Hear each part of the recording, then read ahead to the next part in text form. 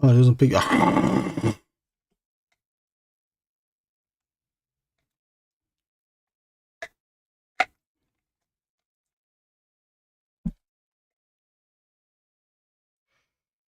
What's up, everybody? What's up, everybody? The bottom line. Well, the bottom line is what?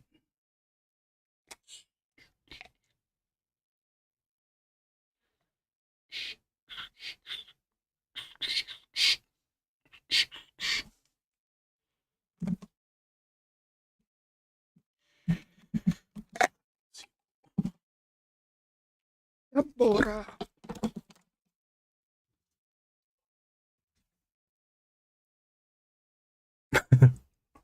What's up, Josh Brown? Getting ready for bed.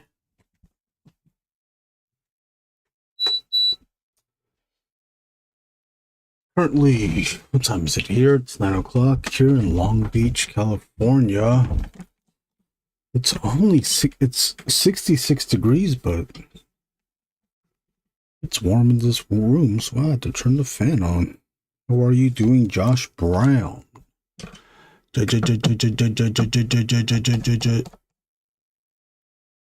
Josh Brown. I might call Josh Brown a friend because of that.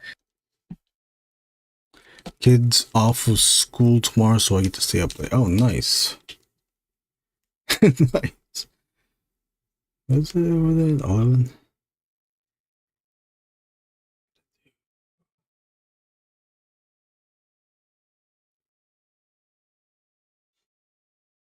This is the cover to the Angriest Warrior.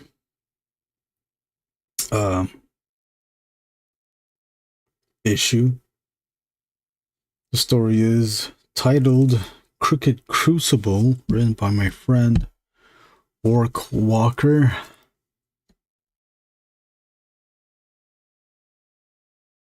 Who he and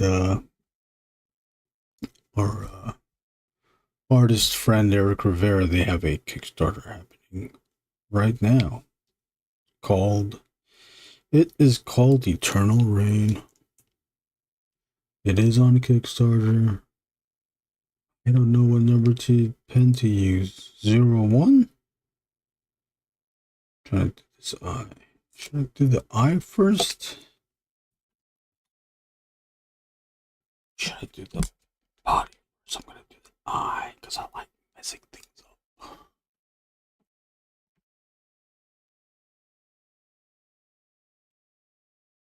Okay.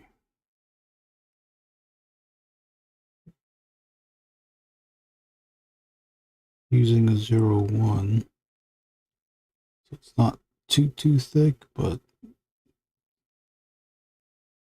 it is pretty thick. Because this face is small.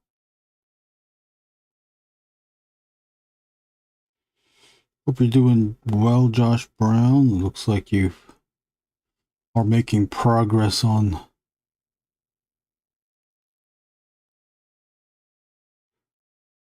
all the stuff you're doing for Legion Con.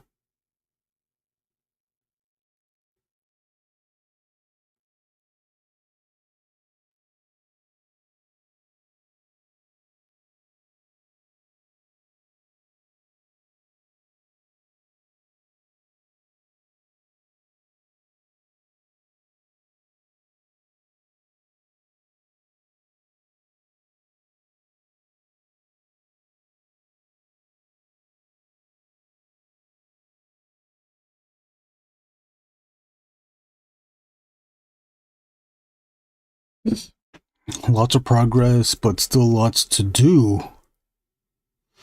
Struggling to get a couple things to print out currently. How often does that happen where there's a misprint? And if there is a misprint, is it easy? Is that easy to fix? What does that mean? Does that mean you have to... I don't know what that print out thing is called. Or you gotta do the stems again? rearrange the stem part, the stems part.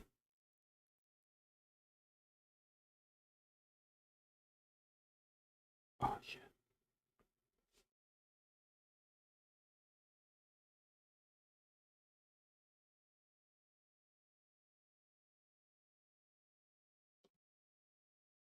What's up, Ilya? The Late Show. It's the Late Show with Erwin.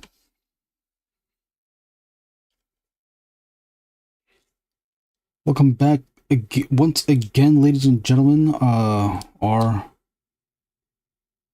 guest tonight is Ilya. Whereas on the East Coast, yeah, I think you and Josh Brown are both on the East Coast. I'm doing well. Josh Brown, I'm lagging on the Kickstarter orders. I need to still get those out.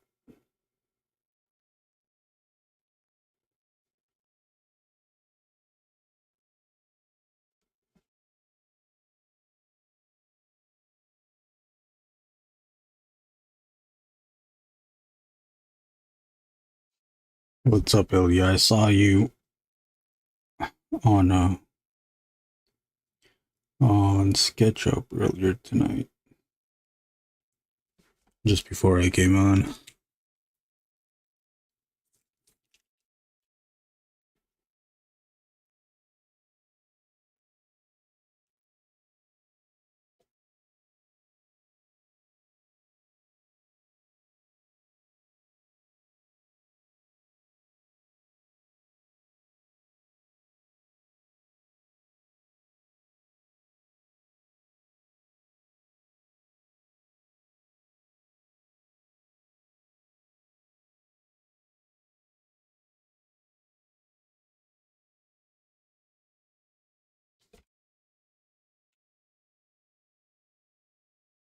We're blood at 005.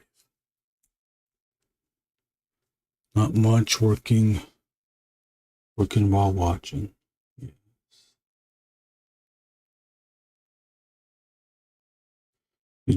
Did you bid on anything on the SketchUp show, Ilya? Oh, and Josh Brown, I caught you on someone's show today or yesterday. I forgot. You know what? I forgot what show it was.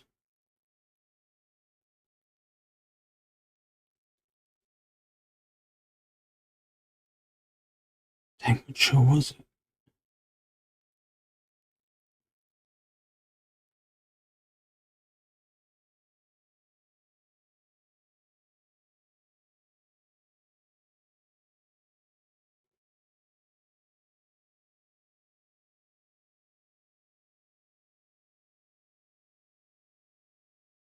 Damn, I can't remember.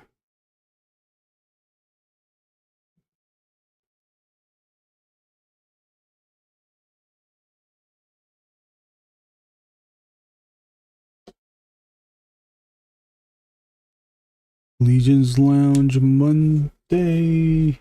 Was that the last? Could have sworn it was yesterday.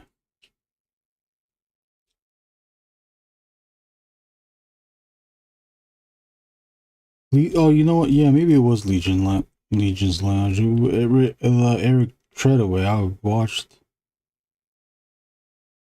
watched that. I thought I watched one when it was live, because I did not watch the Legion's one live.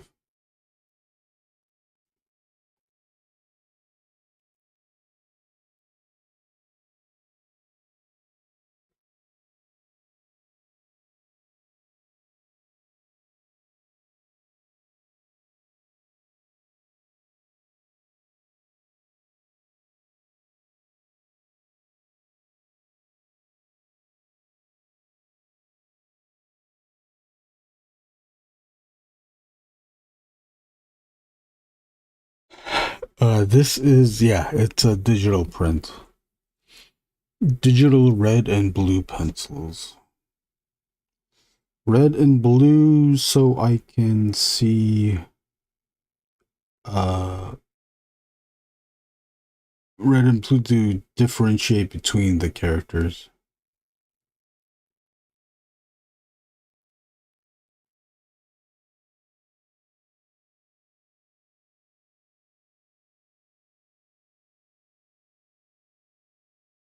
Really, pull up the camera back so you can see the whole thing.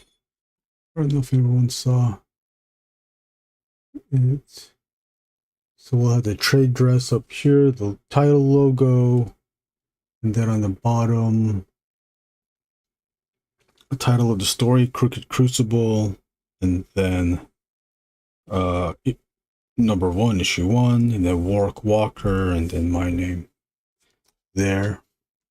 The reason why I do digital or red and blue is so that I can differentiate between the characters, especially since the characters are piled on, or the objects are piled on top of each other. So the smaller human characters are in red, the big head is in blue, and then we have the van on the top left, that's also in red. The difficult thing is deciding what's red and what's blue, even though it sounds easy because there's only 2 colors.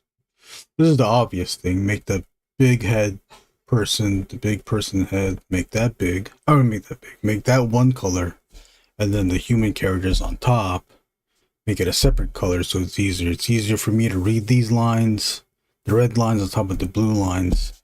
Now the red on the van does conflict with the red on this character, but the van is more what do you call it? Geometric lines. And those geometric lines still contrast with the human, the muscles, the round lines of the muscles. So I can still read that as separate things. But, you know, looking at something like this, if this was blue against this blue, it might have been tough to read. And that also might sound stupid because this is my own drawing, so why wouldn't I be able to read my own drawing? I'm not that smart.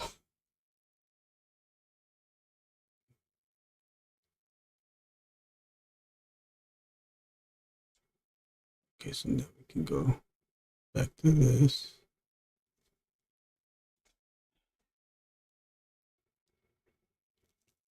Oh, thanks, yeah. Thank you. Ever find a need to bring in a third color? No.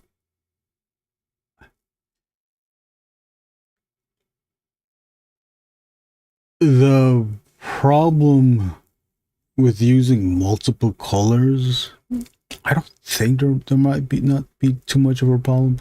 I would stick with the basic colors.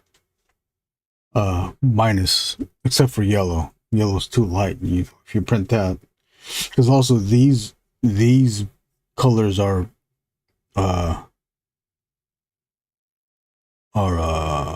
lightened up. They're less opaque than what they normally are. They would be a stronger red color, and this would be a stronger blue color. I bring the opacity down so that they're light. Obviously, yellow, that wouldn't make sense, but everything else you could probably use. If I were to use a third color here, it would be green. Like, I guess that this could have been green. The only thing that I would be concerned with is when I edit this to only have the line art. Removing the blue and the red is simple, is easy. Having a different color, I don't know if any of those other colors would like stay in the image after I edited out the color, which I don't think there would be. I haven't tried it. Maybe I will try it, but I try not to overcomplicate things. You need some 3D glasses. I got some 3D glasses right here. The Jack Kirby ones from the Jack Kirby exhibit from 2 years ago now.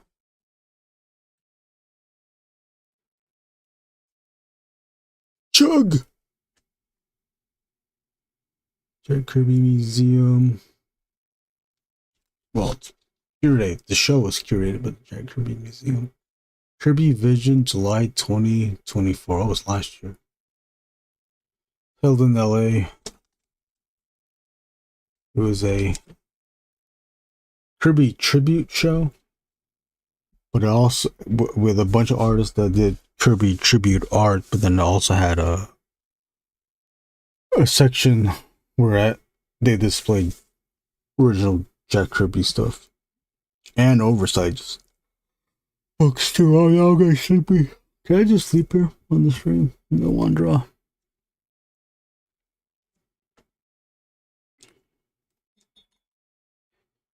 I want to draw, but I just must. Alright. Okay, I just realized that.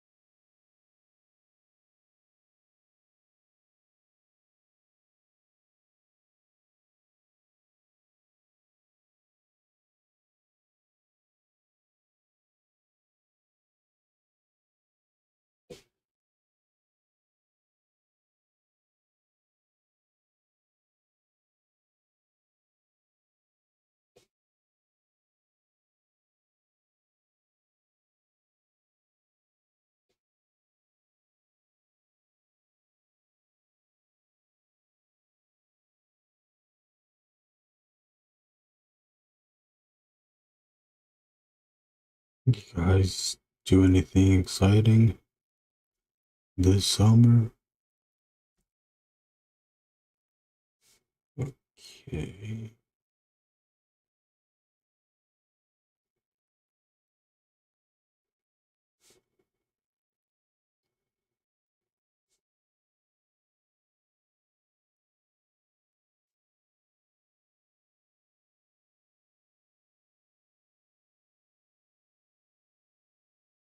I've taken 6 semesters of life drawing, and I still feel it's still difficult to draw hands. I just need to practice drawing hands. I think that's what I need to do.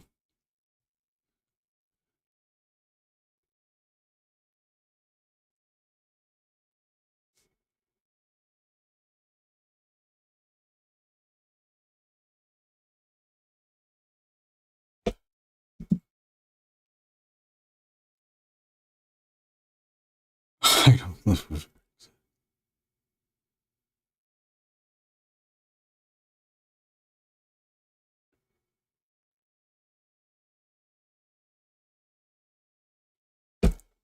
Well, you get to go to Legion's Con. You got kids.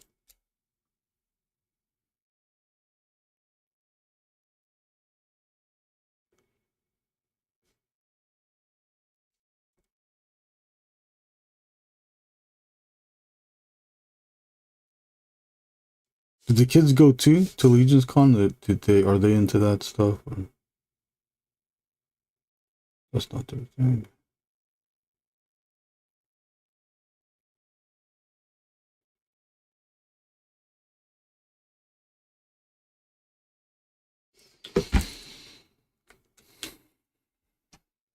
What's up, JG? JG Art World. JG Art World said no one's asking how does she fit in a car of any size. JG Art World. I am drunk.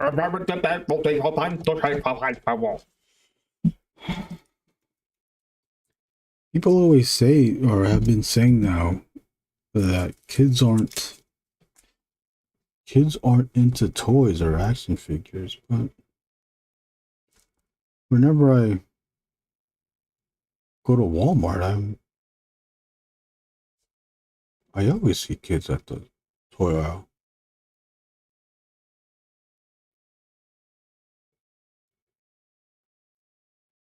Kids at the toy aisle. Conventions, I see kids there too.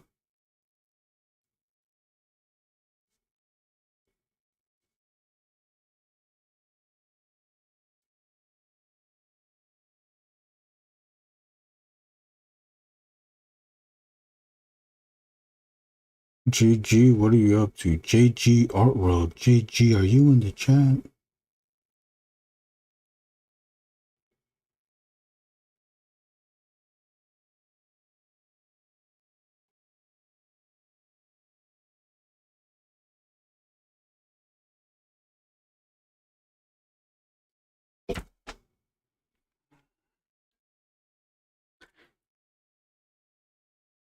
Oh, you take your son. I can't make my 20-year-old daughter go. Oh yeah, I guess that kind of makes sense. The 20-year-olds. If you're not into it, if you're not still into it in your teens, you're not gonna want it. You're not gonna be into it anymore. He's not real into the toys, but he likes the environment and hanging out, I think. Oh, okay. So he just likes the experience of it. You know what? Yeah, maybe I get some kids at the conventions there. They just want to be there. Because at the same time, too, because they're so young, they're also probably trying to figure out.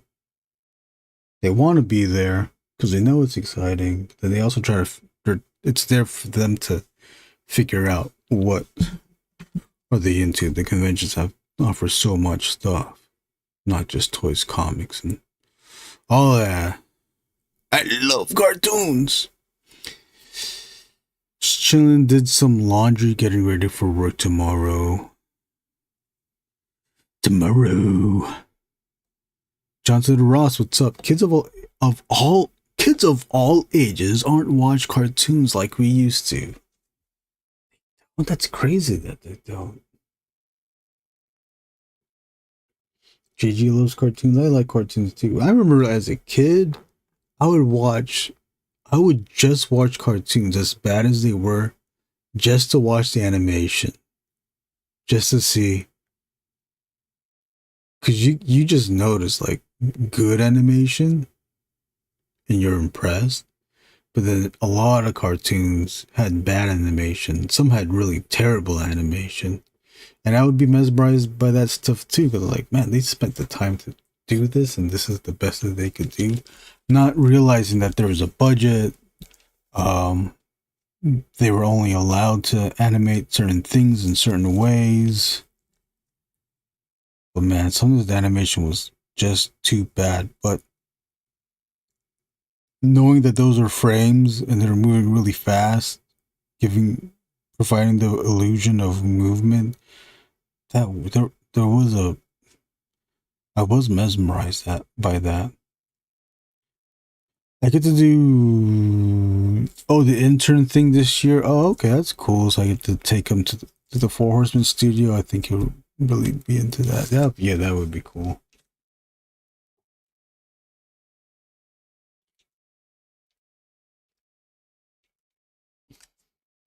The intern thing, do they make you do stuff? Do you actually get to work? When you do the intern thing, do you have to call Cornboy Sergeant? Yes, Sergeant!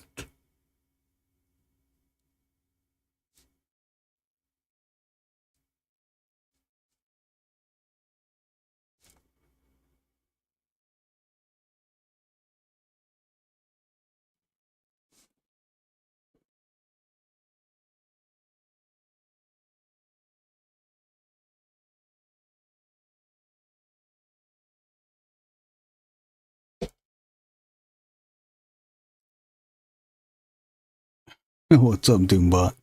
I get to do the intern thing. No, it's a terrible name. You have to.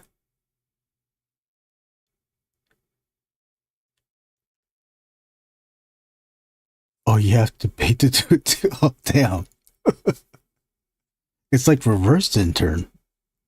Well, no, interns usually don't get paid. What the hell is it called then? It's reverse work. It's crow. Krow. Opposite of work. Oh shit, I gotta go to Crow. I gotta go to Crow tomorrow. I'm rewatching Batman, the animated series, in order for the first time, man. So good. I'm noticing scenes with no dialogue, which serves a purpose. Oh, I gotta go watch the. I do want to watch the Batman stuff again. I watched the video and they mentioned that some of the people are like the offshoot studio that Miyazaki or Studio Ghibli used also animated Batman. I was like, oh, that's why some of those episodes were good. There was one episode that was very, very anime-like. In one scene, and I forgot what episode it was, but Batman was about to get hit by a car, and the headlights shine on him, and then he moves in a certain fashion where he's trying to block the light and, I don't know, I guess block himself from getting hit from the car, and the way that was moving, it was like anime. And then the later seasons had some anime elements in there as well. That one episode where Clayface had a daughter, a kid, but she lived so much without Clayface that she forgot that she was Clayface. And Robin had a crush on her. It was a season 3 one. What's up, Marcus? What's up, Marcus? What's up, Dallas? Pirates of Dark Water was always a favorite. Yeah, you know, I grew to like that one. I grew to like that one, and then I also I don't know if I grew to like it, but I would also watch the Peter Pan show too. Cartoon on Fox. But maybe I just watched that because I was waiting for Batman.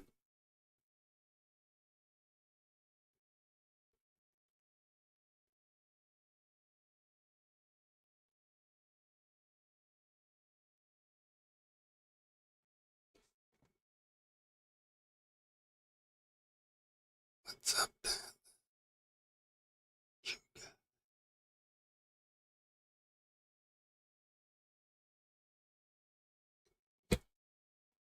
Chunga. Robin does the Akira Kaneda motorcycle. I remember that. I remember that. That's when he was hunting down Zuko.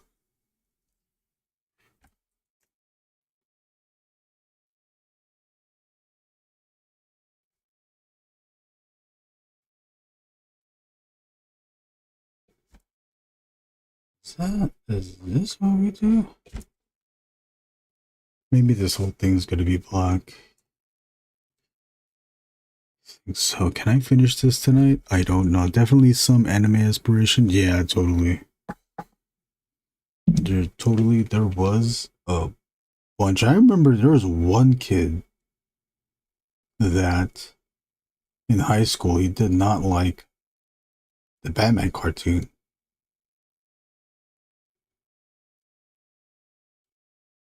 We asked him why. And he said, "Oh, they're trying too much to be like anime." Like, yeah, I think that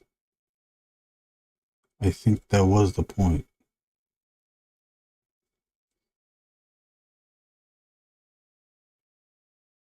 Maybe he didn't like it because it was trying to be anime, but it wasn't anime.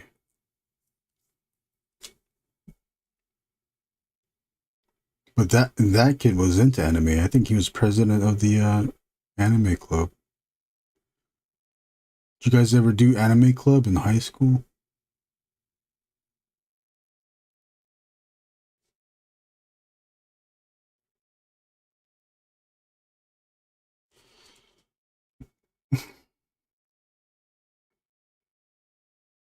Our anime club only watched Evangelion.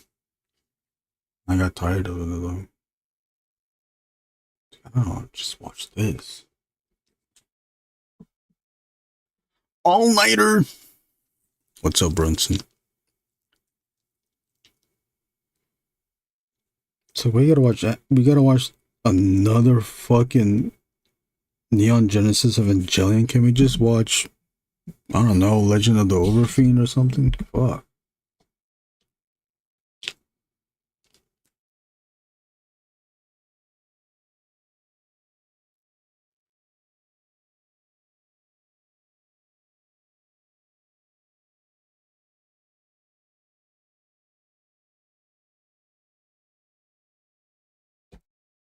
Yes, he's a better block like that. Awesome. Yeah, Silverhawks and G-Force were my favorite introductions to anime. Oh yeah, that's a good question. What was everyone's introduction to anime? Similar thought with Gargoyles. Yeah, so anime influence, John. Yeah, the one that sticks out from Gargoyles was the VR video game, the VR World episode. I forgot who looked anime. There's like an anime motion thing. It's the one where they stretch or they exaggerate the perspective. So it was like it was more fisheye perspective. So like things were like getting really close to the camera. And I think it was Goliath. It was Goliath. He was fighting a Xanatos in the robot gargoyle armor. That had a very anime fire. That was a good show too. I like that show. I tried watching it again, but I just couldn't I didn't stay up with it. I really just wanted to watch it just to watch the ending again, but then to have context, I needed to watch the whole thing because I pretty much forgot. Because I was just waiting for the puck reveal, and then that one, I think is the last season where they were going to different worlds to visit the the other gargoyles. Speed Racer, damn, Speed Racer was your first anime?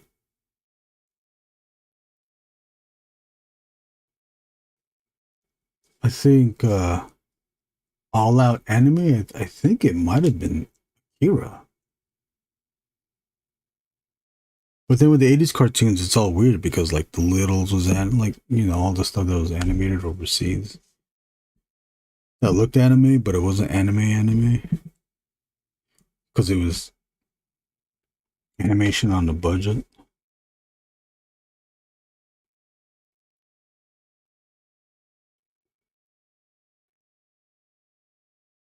So like the show like the Littles, I thought that was a dumbass show.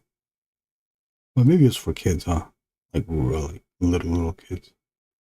But I would watch that too. I like the art style of it. But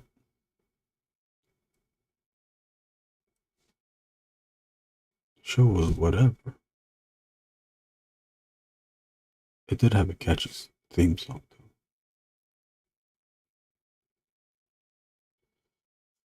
What are you up to, Brunson? Brunson, you ever see The Littles? Oh, Voltron? Yeah.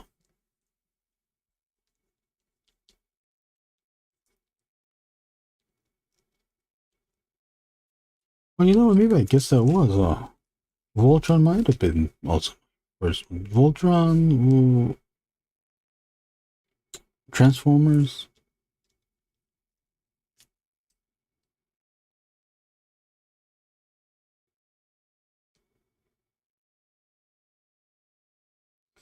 I guess you know there is different versions of anime. You would not compare Akira to Transformers.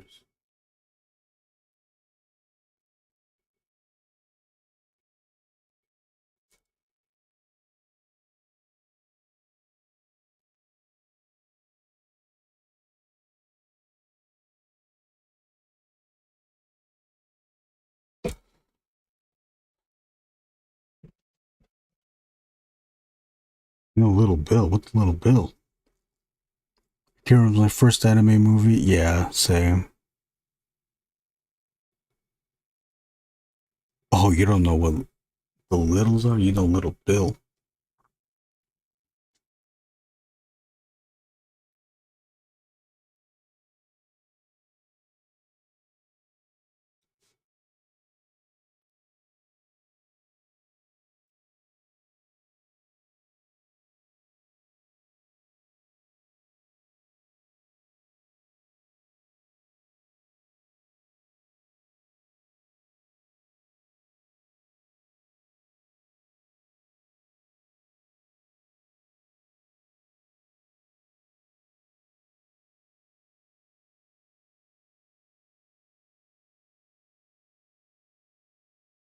I remember watching the 80s intros to the cartoons and how that animation was so much better than the cartoon.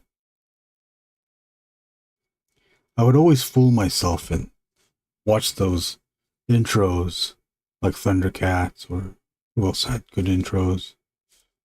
Thundercats. Yeah, who else? Oh, the Littles had a good intro too.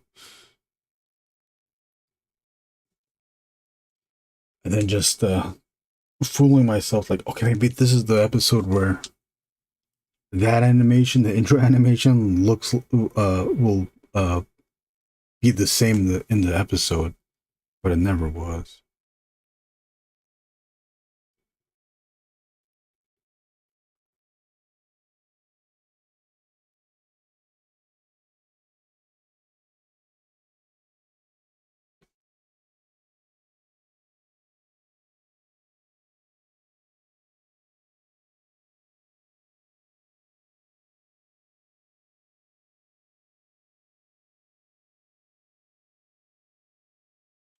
Little Bill was a cartoon made by Bill Cosby. Oh, fuck, I kind of remember that. I kind of remember that. Was that on NBC? I think that was on NBC.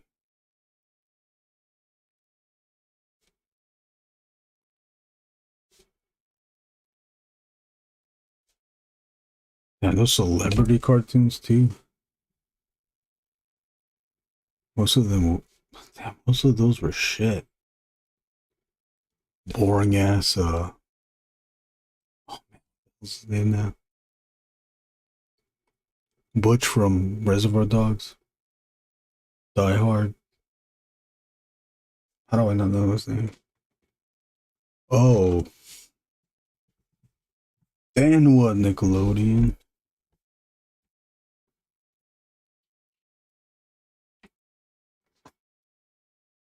The only, the only good celebrity cartoon I can remember was the Jackie Chan one.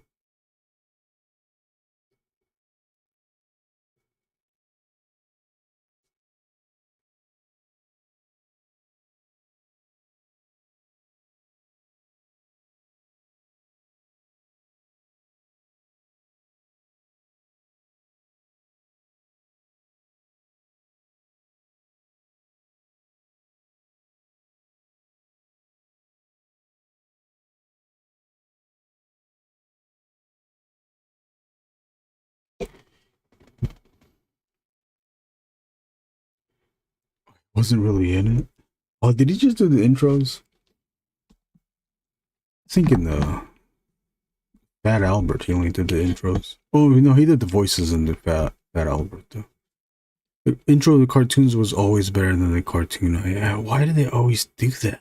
I mean, we know why now, but man, that always sucked. I always thought that sucked. Reminds me of comic covers done by different artists from the interior. Yeah. Yeah. Once in a while, that still fools me.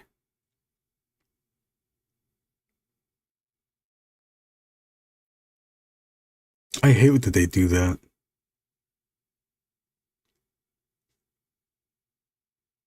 I hate that they do that, but then now it's almost normal because there's variant covers, but they let you know it's a variant cover. If you know, then you know. But then if you don't know and you're new to comics, then man, what a surprise.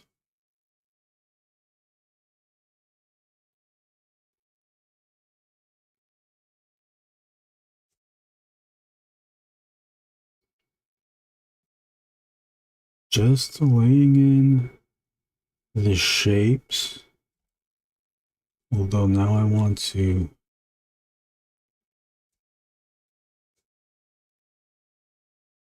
also trying to think of Simon Bisley when I'm making this.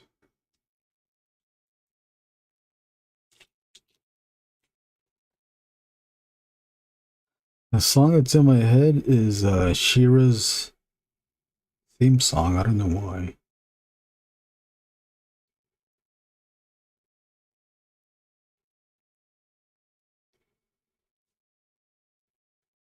Man, He-Man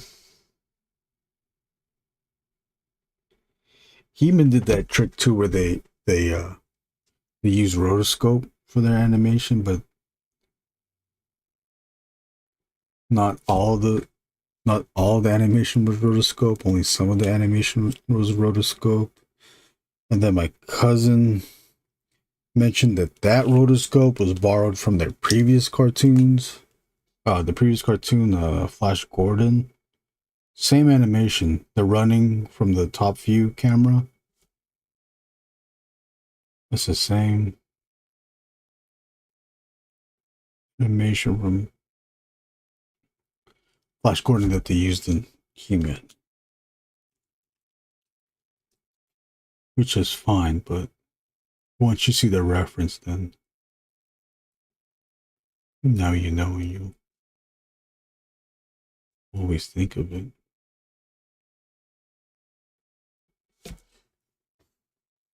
All right, Josh Brown, take it easy. Thanks for stopping in for that bit.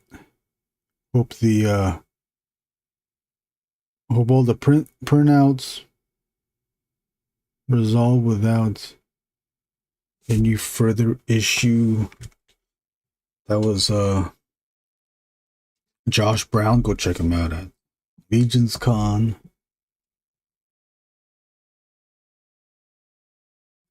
He'll be there selling his wares.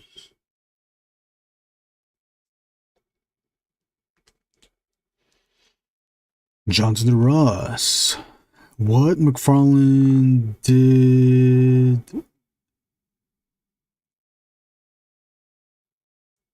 a Marvel Age X-Men book. Open it up, you get home the comic book store and instantly disappointed. Oh, who did the inside? Camp Candy was good. Oh, I vaguely remember that. I don't really remember that. Oh, Bobby's World. That was good. Hey, Bobo! Yes, Bobby's World. It's Bobby's World. I'm Bobby Mom. Brunson, I pre-ordered Daredevil. Oh, nice. Marvel Legends Daredevil? Anybody pre-order any of the Marvel Legends stuff that went up for pre-order this week? Fans channel. Anybody do fan channel pre-orders on your fans channels? Fucking call it fan channel.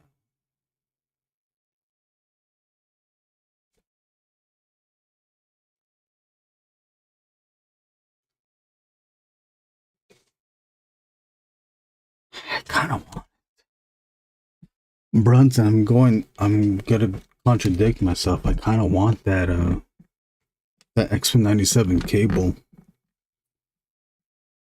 I saw someone's review, and I saw some pictures on Instagram. I was like, hey, you know, it doesn't look too bad. It kind of looks good. The figure looks really good. It does look good. It does look good. I wonder what else they're gonna use that sweatsuit body for.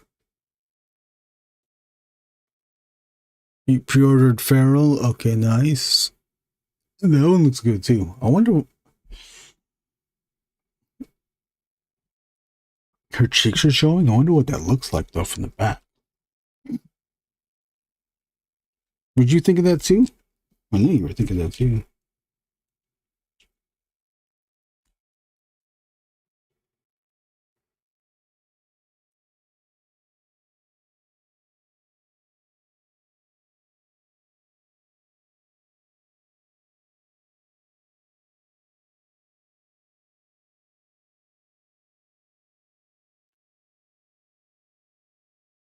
Punisher 2-pack was my favorite reveal of the Hasbro stream. Doombot, did you get any? Did you pre-order anything? The Punisher 2-pack does look good too.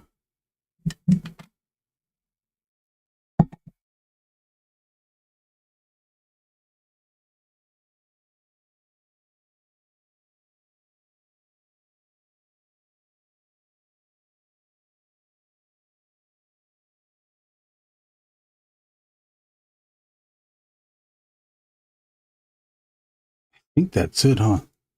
Those are the only cool stuff from that stream or whatever was up for pre-order.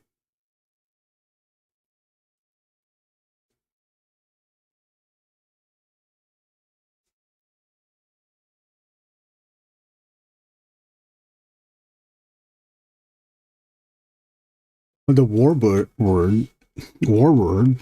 the Warbird looks nice, but I'm not gonna get it.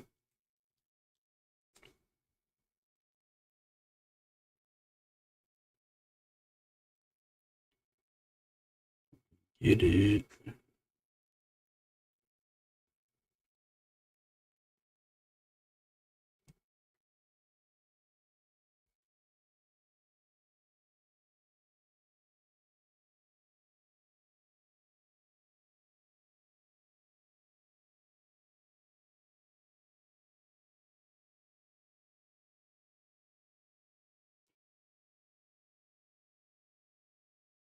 Yeah, that's the GRJR Daredevil, yeah.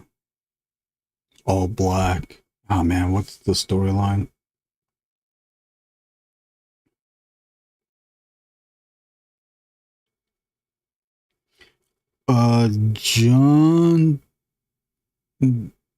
John, you were the one that last time we did the live stream, you were the one that mentioned the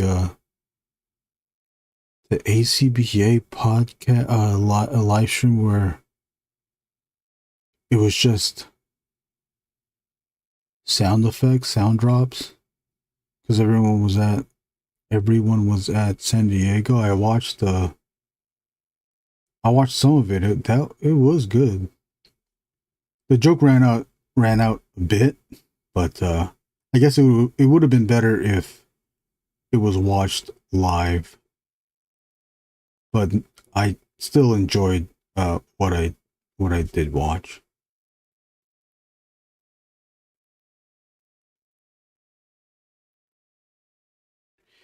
Just to reiterate, I was saying how much I love the sound drops, and John here said to check out the ACBA live stream where everyone was gone because they were at San Diego, save for one person, one of the hosts. He stayed behind, and for that live stream, I guess it was him that was controlling it, but he was playing the sound bites of everybody else to simulate a conversation with everyone.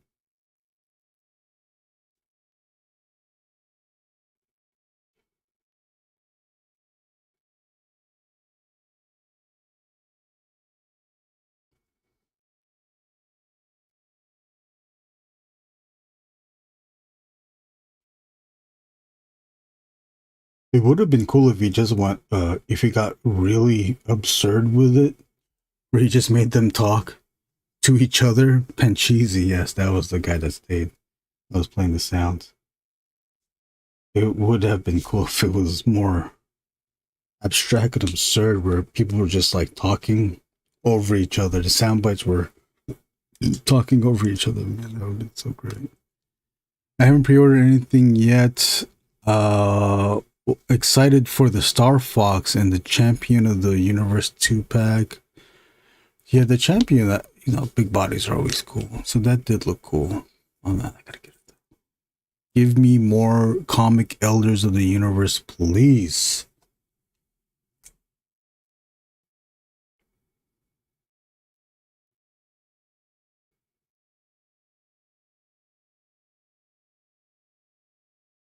It would be cool to see more of that. Yes, more characters that we haven't gotten yet. Then updates on characters that need to be updated.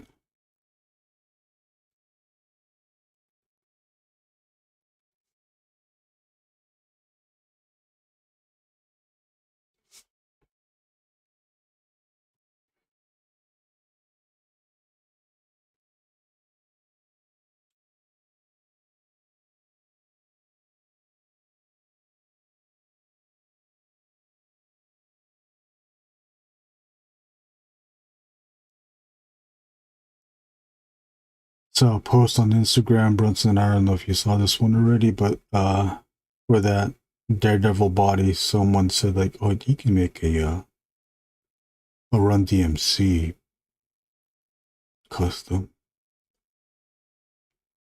Suppose you could.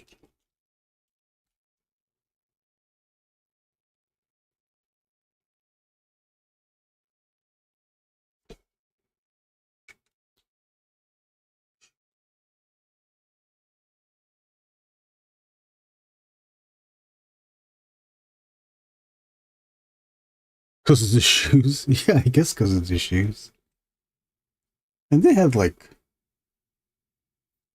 did they have like tracksuits too? All you gotta do is just add the, well, for the shoes, you just gotta add the extra, that the third stripe in the middle. And then you need to add stripes on the sweatsuit thing.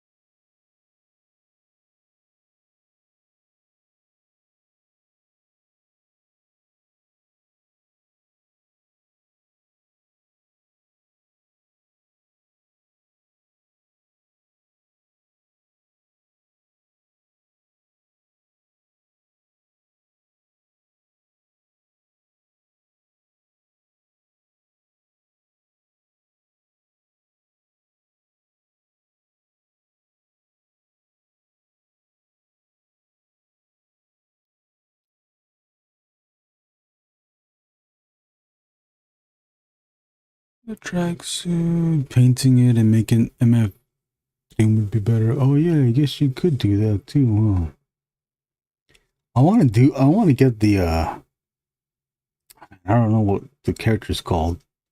The Scooby-Doo, just a Scooby-Doo Jada Toys villain that has a green suit. And it's like, oh, you could do the all caps version of MF Doom.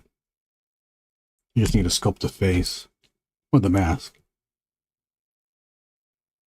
Or I guess just buy a 3D print of the mask. Someone must have made that mask already. That's one of the things with the 3D prints. I don't know, like, who's the best one to buy stuff from.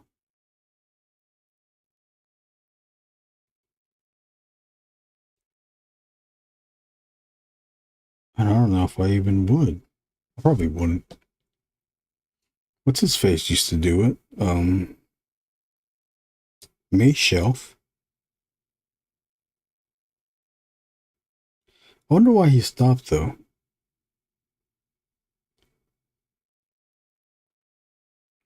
He used to do it, and he would bring it to DesignerCon.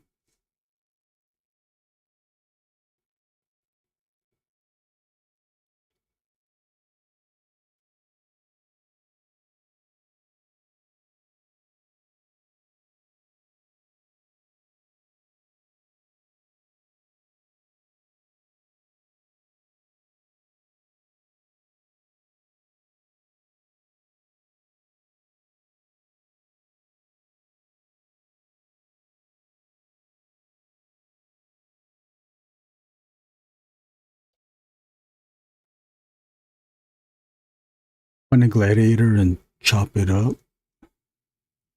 Find a gladiator and chop it up.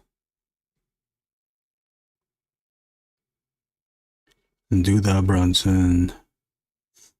From the Scooby-Doo intro. Yeah, that thing. Jada made it. Is Mayshelf doing work for big toy companies? He was doing he was sculpting for Marvel Legends. He sculpted the Better Faces. He sculpted the Hercules. What else did he do? I forgot what other figures he worked on, but he worked on a bunch of Marvel Legends. But now I think he's at Mondo. He's been doing Mondo stuff, which wouldn't necessarily make him not be available to do Marvel Legends stuff. But I know he's working on the He-Man stuff for Mondo. Someone mentioned it, that he was doing it, like, oh, that's why they look good. Oh, you know, the Gladiator mask. I was thinking the Marvel Comics Gladiator. Oh yeah. Yeah, my friend bought the Gladiator mask 9 years ago, decades ago. Decade ago, probably. Wait, 2025, 2015. Oh, probably like 15 years ago he bought that mask. Just because the mask doesn't mean that. He bought the straight up just Gladiator mask. And then he had to, because I think it was riveted. The Doom mask was riveted to the helmet part. So he had to, I don't know how he did it, but he punched it out where he took the rivets out. And then so he pulled the helmet out. Just to have the mask.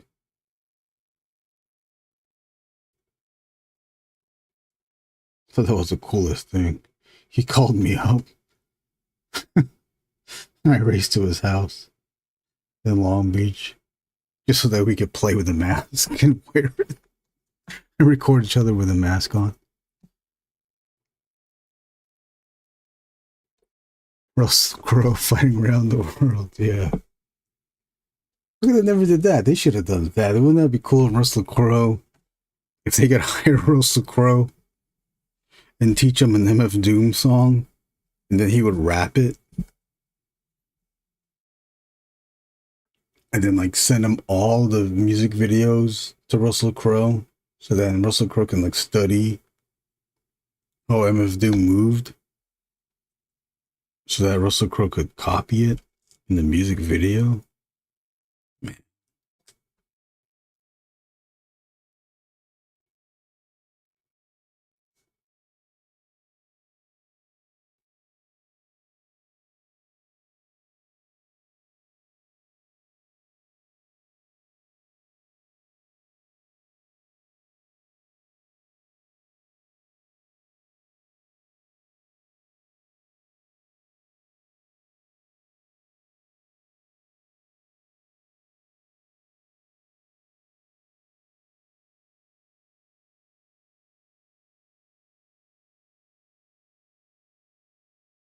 Is anybody going to Legion's Con? Besides Josh Brown?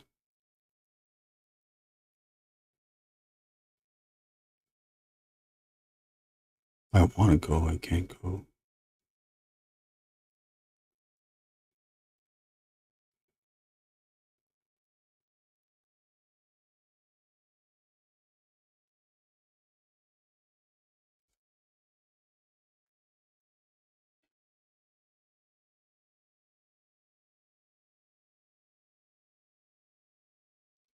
Yeah, it's connected. I had a friend who had a gladiator mask. Every time I saw it, I thought of Doom. Yeah, that's so cool. By the time I got to his house, he already punched out the rivets.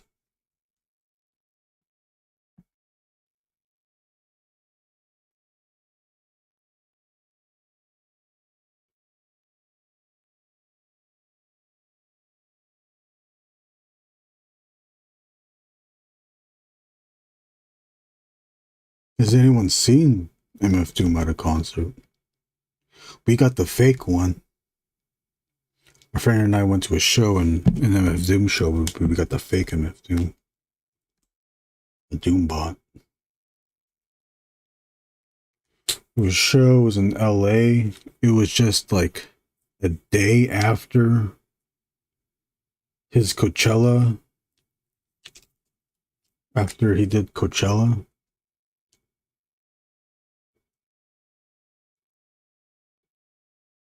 And the crowd was even like booing that MF Doom because I guess they could tell that it wasn't him. Yeah, but I think it was a fake one.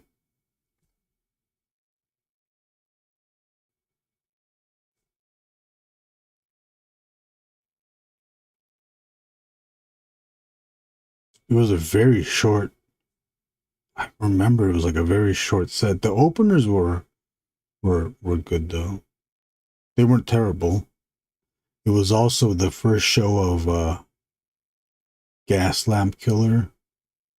Anybody knows him? That was his first show. He was one of the good ones too. I bought his CD outside afterwards.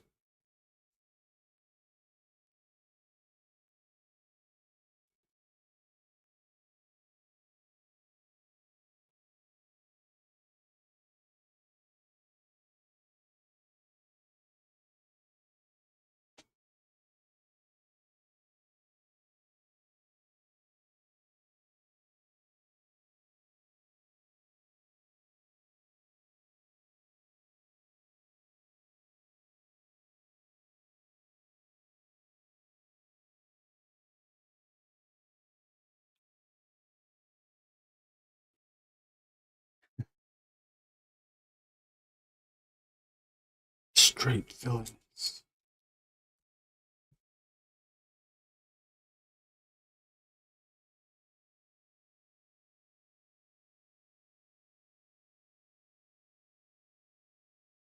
Like if he did have imposter people performing for him, I was like, it is kind of weird. Like, why did he do that?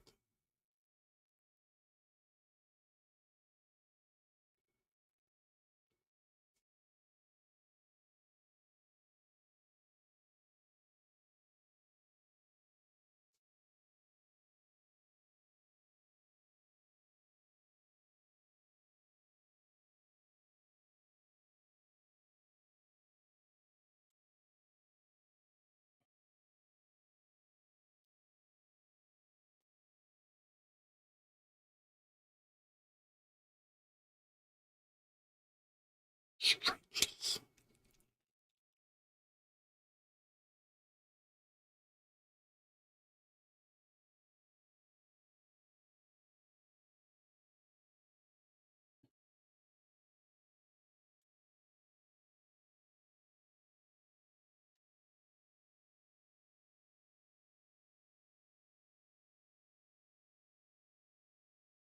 Don't know how to do this.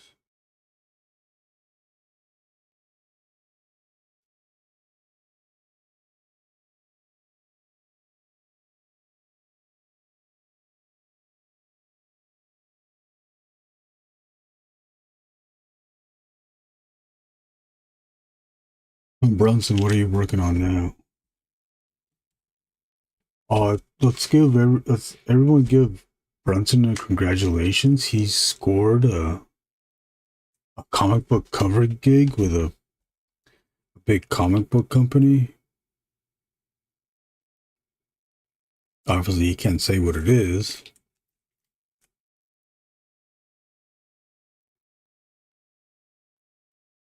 But it's big things for Brunson.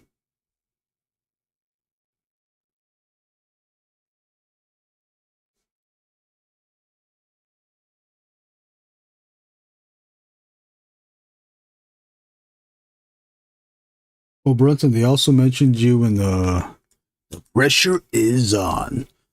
Brunson.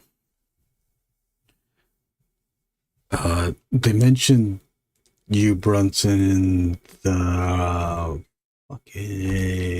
the fucking Comics Wellspring live stream. Comics Wellspring is a comic book printer.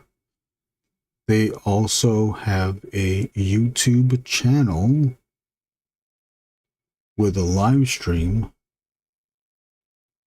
And oh man, I forgot. It was their live stream is kind of like this, but they have a panel of artists that are drawing live, not just one lonely. But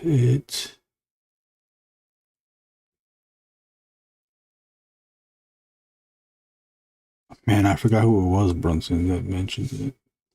But they mentioned your name because they were talking about heroes. They were talking about conventions, and someone brought up heroes. Heroes this year was Brunson's first ever convention. Someone said it was like some. They mentioned that you don't do a lot of shows, and then it's like, oh, so I commented that Heroes was your first show of all time. I forgot who it was. It was from earlier tonight, so I don't know if you want to check the channel and see who was on.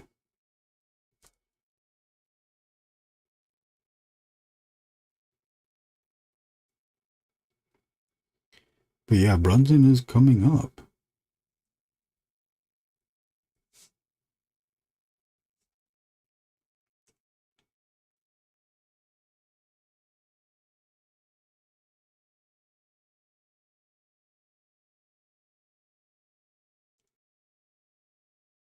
And then Brunson's also working on comic book story for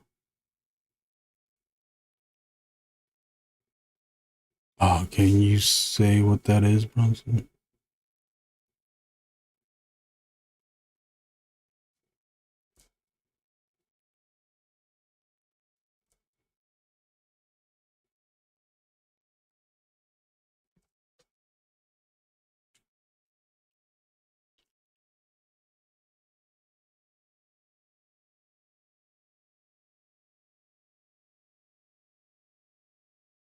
Oh yeah. Yes, with Mike Waynes. How's Mike Waynes related to the other Waynes?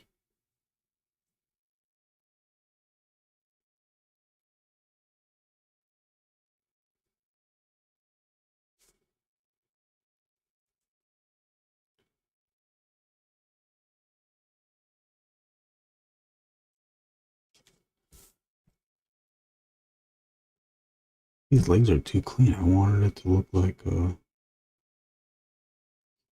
want these to look like something baseless. Oh, he's the son of Damon. Bet you're paying like Damon Wayne. Does he sound like Damon Wayans?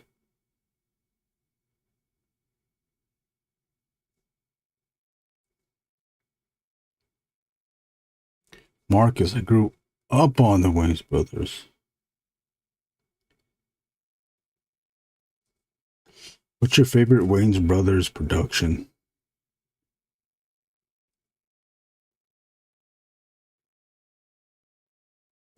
The only ones I know is In Living Color and I'm Gonna Get You Sucker. That one was good. The lady taking off all her body parts, remember that? Scary.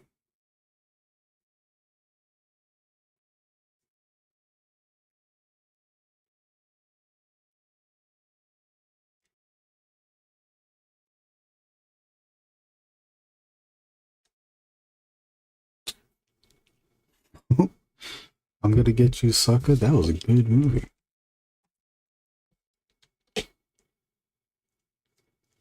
Wayne's Brothers Show. Oh, Wayne's Brothers Show, of course. Yeah, how could I forget that? Give me a high five. Don't Be a Menace, of course. How could I forget that too? You know, I did not watch Don't Be a Menace Society while drinking your juice in the hood. Come to my crib, I show you my hood. My name is Jackie Chan. I'm Bobby Mom.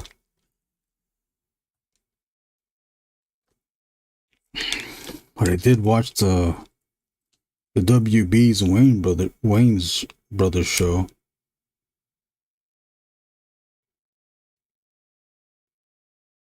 With their dad from Friday.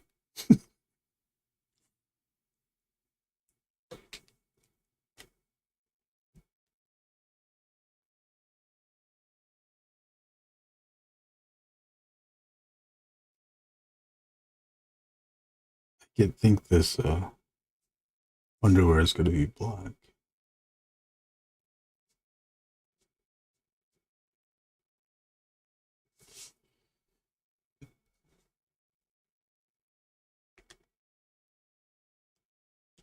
Oh, yes. My Wife and Kids. Yes, he was. Yeah, that was his show, too.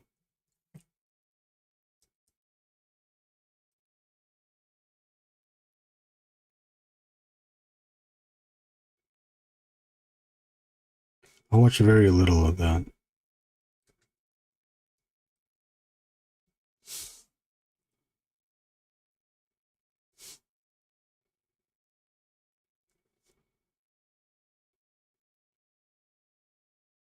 Also, congratulations to Marcus Georgiou here. He just funded. He and his friend, please remind me of his name, Ross. They just funded their Kickstarter collaboration.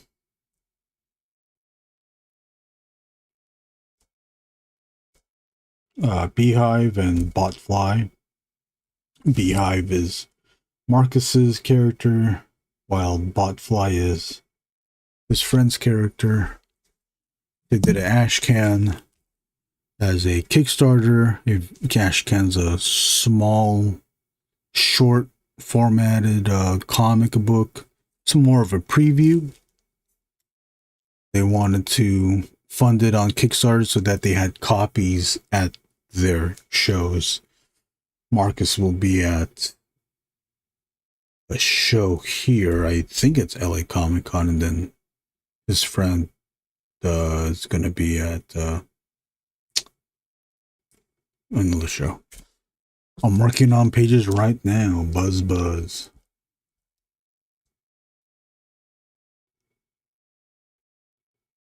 Oh man, I was going to say something, but I forgot now.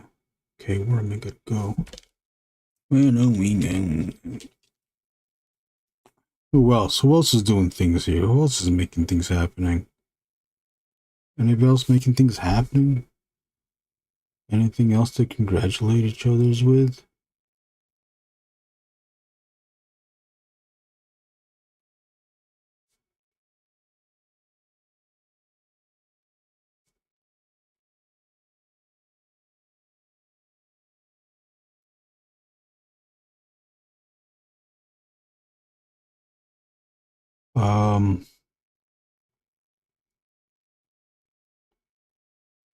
Josh Brown was here earlier. He had kids. John here has kids too. John, do you are you doing the bribery thing with your kids for the good grades? What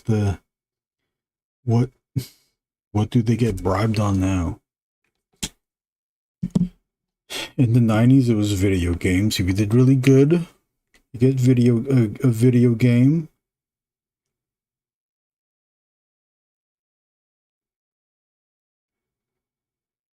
If you're rich parents, or you grew up like that.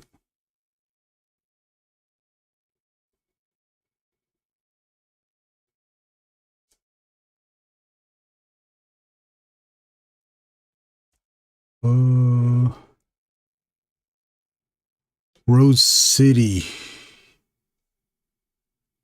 Comic Con in Portland. Marcus, who's your friend? Is it Ross? Is it Ross?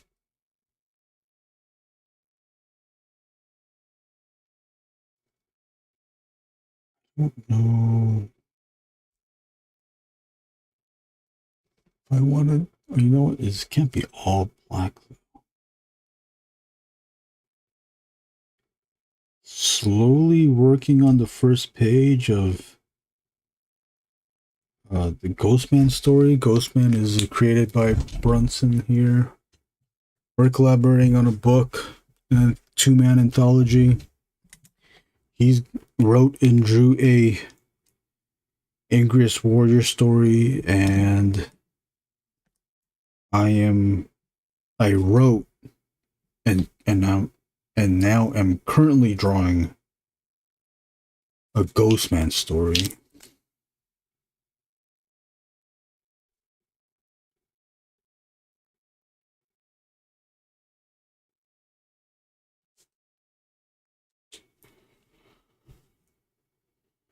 I got to put some of this. I always forget that I could use this for line lining too, but I should use the zebra. Tom bows, use it for fills, alright. So we fill this up, fill these, do these spot blacks.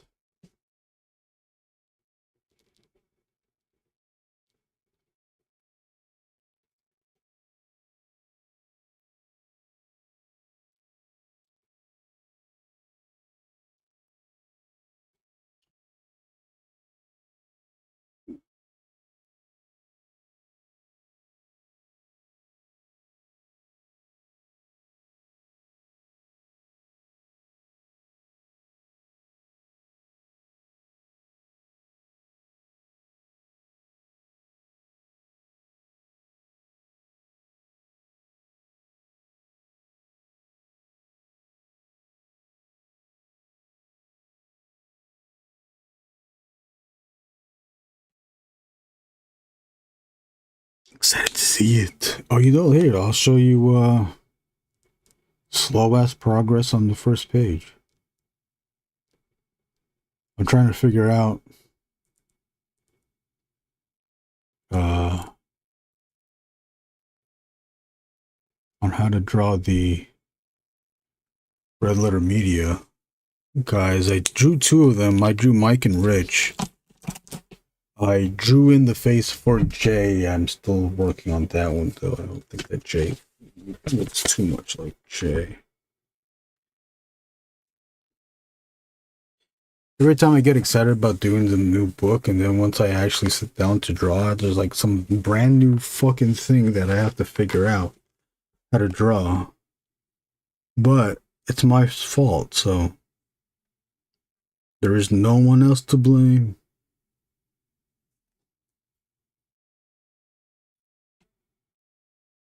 The first page. First page digital pencils on top of the gray is the thumbnail that I blew up to the final size, but the blacks are the mostly final pencils are nearing final pencils. Here's the bottom panel. All three guys are running away, and then the bottom here is gonna be J getting scared, so I gotta draw another fucking J. You would think these faces are easier. I guess, you know what? The mic and the mic is kind of the easiest one. I mean, although I don't know how close it is to mic. And I thought Rich would be easy too, but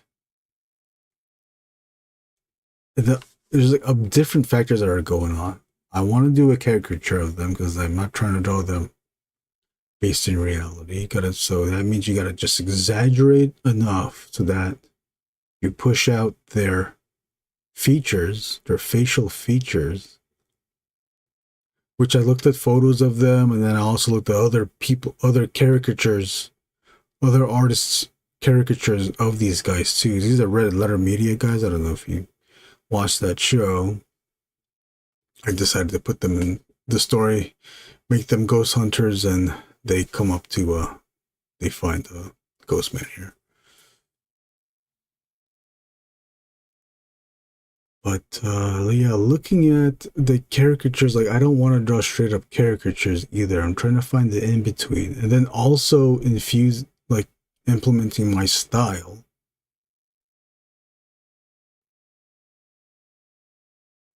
As well. So it's kind of a portrait, kind of exaggerated cartoon style of them. I think I'm just being paranoid and thinking too much. Here's the first panel. You can see where all the gray areas are going to get blocked out, minus the section between the opening of the fence. That's not gonna, that gray area is not going to be there anymore. So that's going to be contained panel. So you're not going to see the top of the moon. You're not going to see the extensions of the fence line here. This panel will be extended out all the way to the edge, full bleed. And then these ones, I figured it out last night. I'm not going to, these are going to be mostly framed.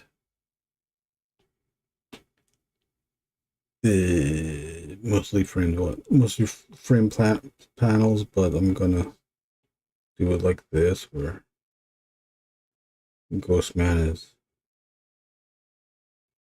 will get framed in, so he gets pushed out, and then same here too.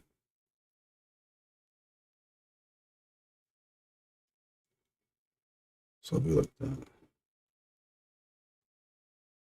And that way, he looks more white. Ghostman will be more white than white.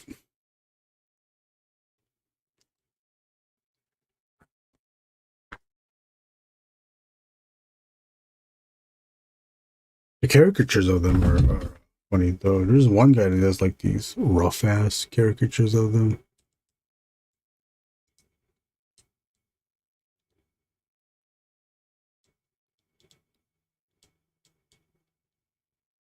Okay, on the screen it doesn't look that okay with it.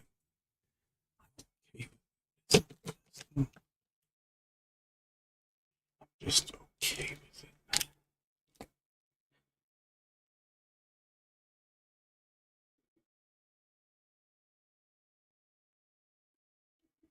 See these areas that I'm filling in? I lined it with the fine liner first to draw the shape of it. That needs to get filled in, the spot blacks.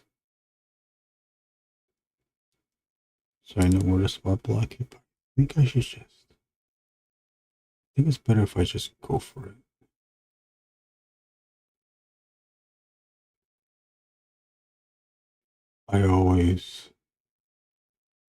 I tend to overthink things, second guess myself, second guess the decisions.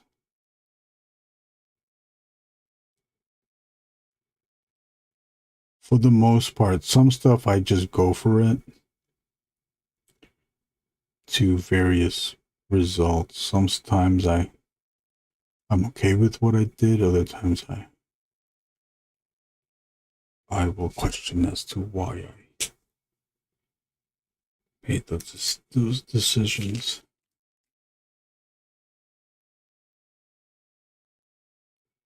I don't think I should dwell on that stuff. Just keep moving on. That's what it is. Just keep fucking moving on, Jake.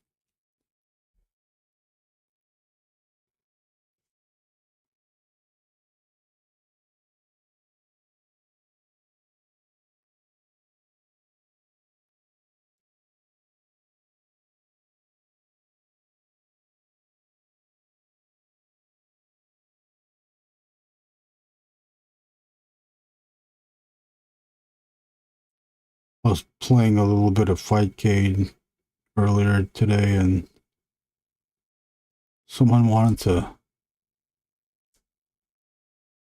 strike up a conversation in the chat section while we were fighting.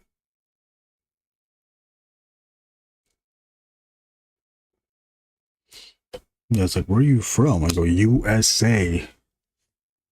They said they were from Buenos Aires, I think they said. I don't think I know. I just don't know how to pronounce it. And then said, I'm from Buenos Aires. Or they said, I'm from Buenos Aires. Oh, okay, cool.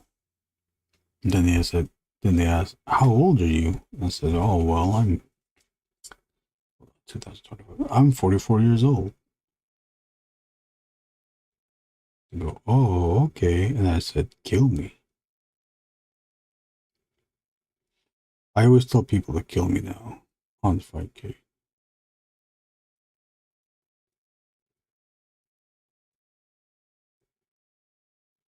They say GG's, and then I say KM, and they go KM. I go, yeah, kill me.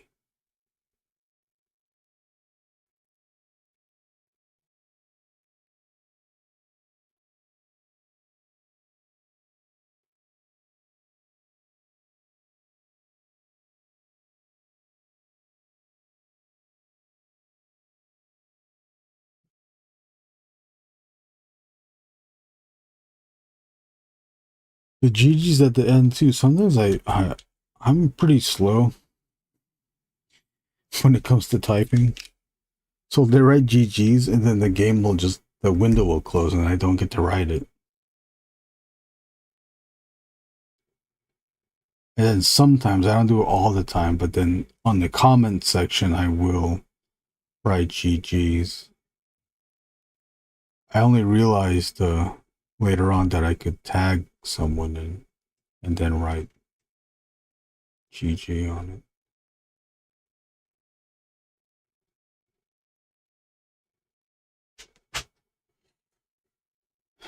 And GG's.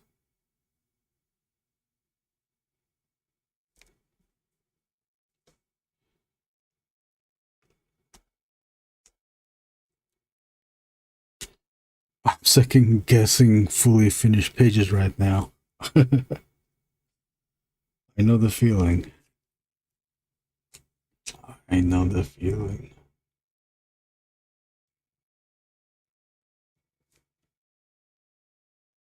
How many times do you actually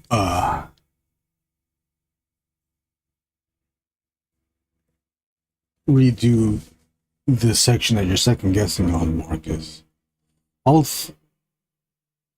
It's happened, but I don't think it's happened as much as I think it would happen, where I'll second guess something. Most of the time, I let it go. Although sometimes there's section of the page where I have to just redraw it because it's bothering me. Because if it bothers me the next day until the next day, or like towards the end of the next day, then I'm gonna have to make the change, because at that point you just know that it needs to be corrected.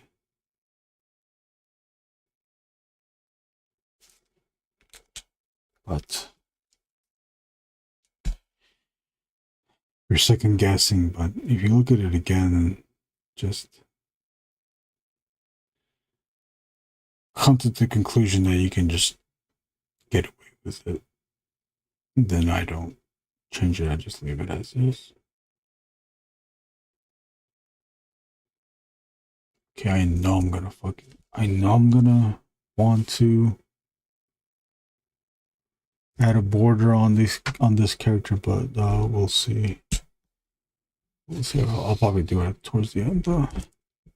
There's a page in the ash can that shows multiple beehives. That's the second version of the page I had completely redrew it. Damn.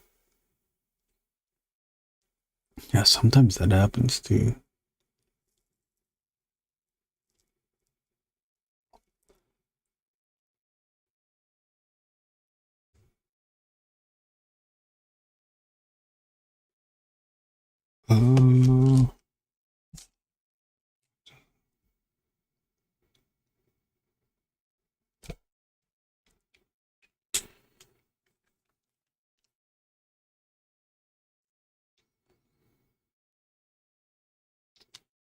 Zero.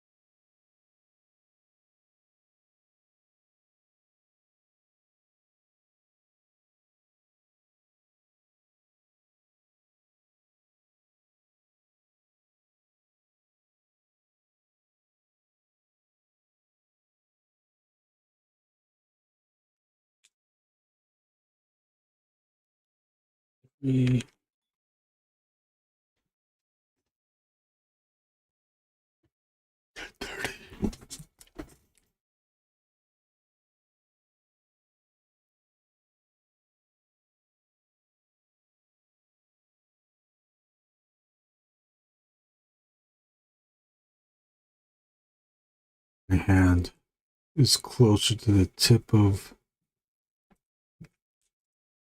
the pen now because I'm trying to control the lines.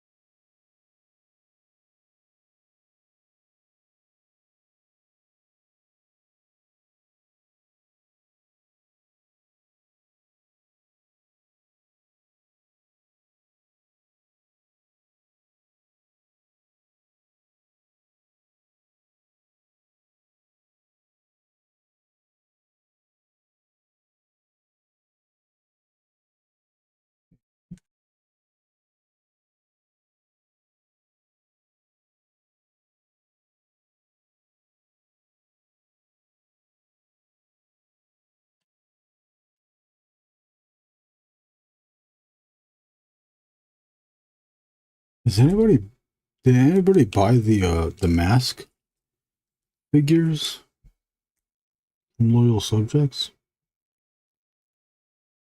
I did not do that.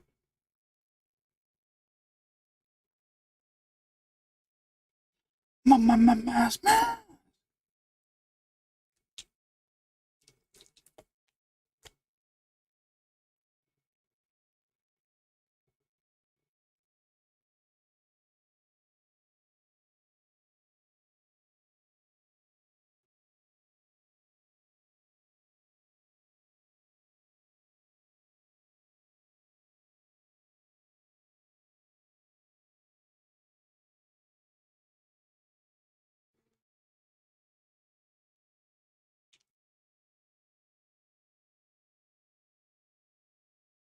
Medium 05 now. Oh, right. Okay, this is 05.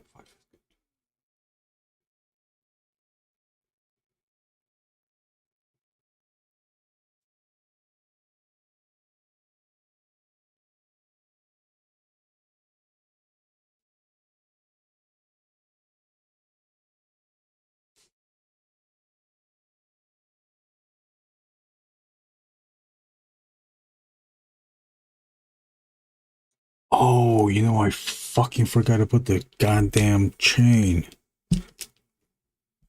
Shit.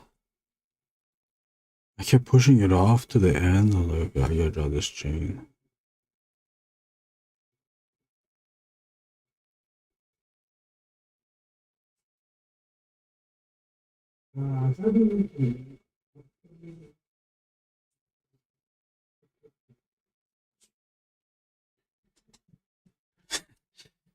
He's drawing himself the chain. Mask man. What do I use? Black or what?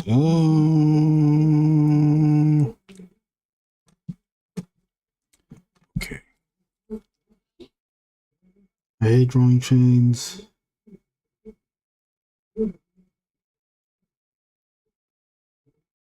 I think chains are stupid. Can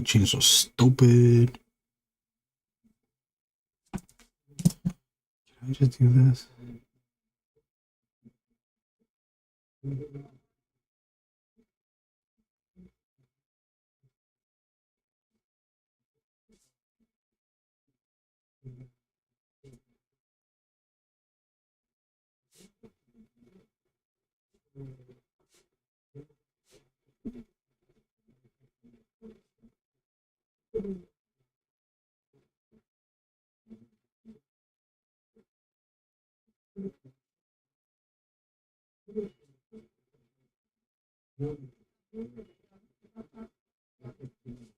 Okay. Now. Then what? Nickelodeon?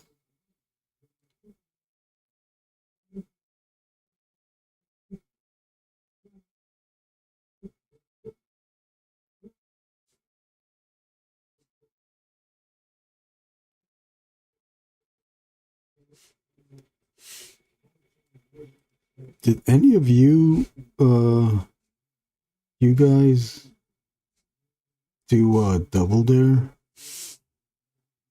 The Double Dare show on Nickelodeon?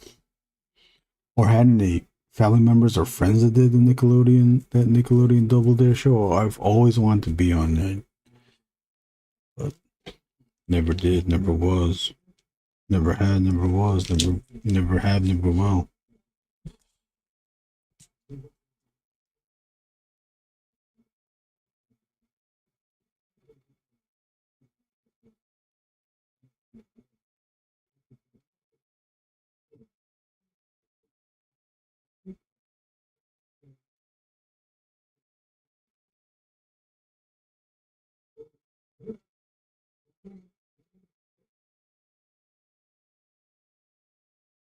See, I knew that I was gonna fucking straight through to this.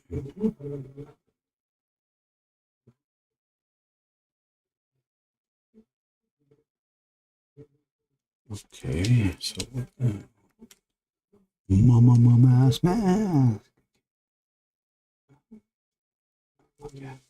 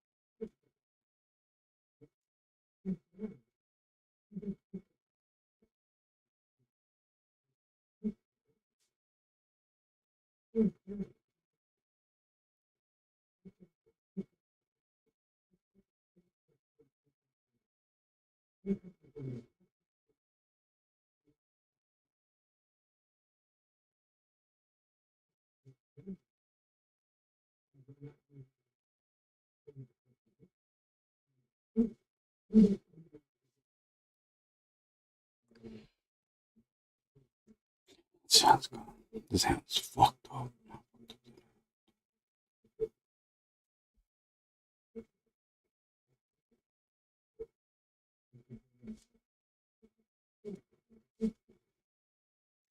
Can't even fix that hand. But it's supposed to be in shadow.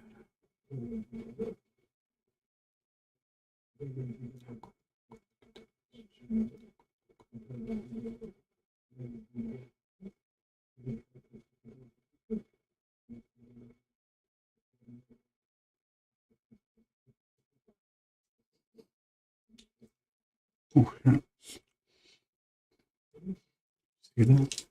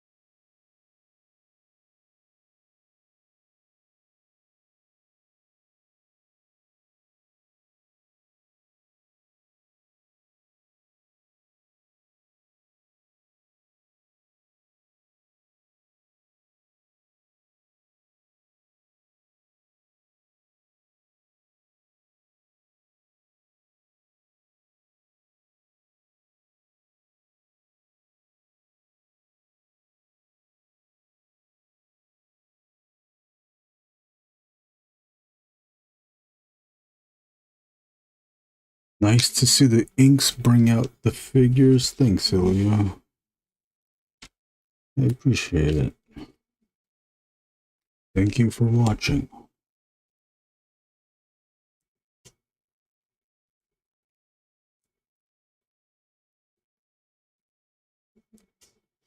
Is June done with your commission? June Alvarado.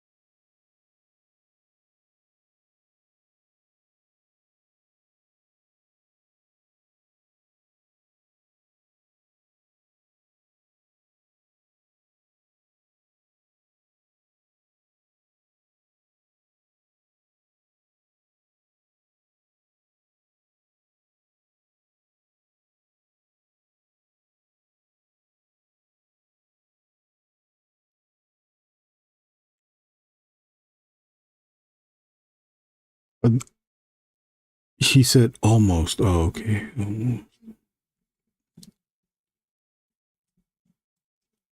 Yeah, my June has a brand new kid. So it's his first time being a father, so I can only imagine that he's trying to balance both the kid and drawing. JG, this will be, the cover will be in color.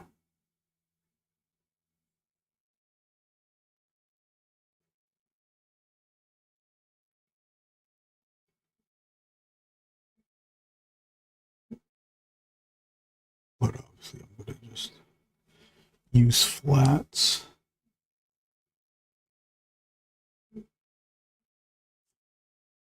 There might be a gradient, but I don't think I'll use a gradient. Maybe on the big head.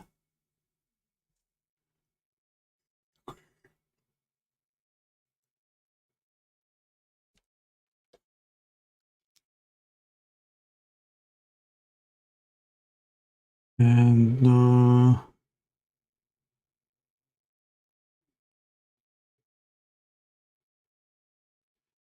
let's make it last forever. Let's do the pig head side and then draw the vehicle. Okay. Draw the big head side. We will use for the big head side the bigger zebra.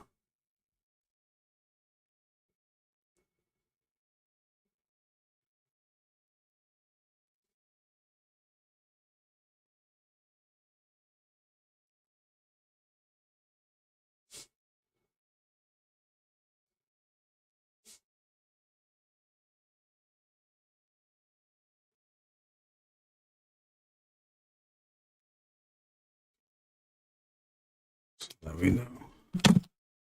That big. Hopefully you're free in October for commissions. Will I be free? I possibly may be free. Just hit me up, Ilya. My pricing is on Instagram.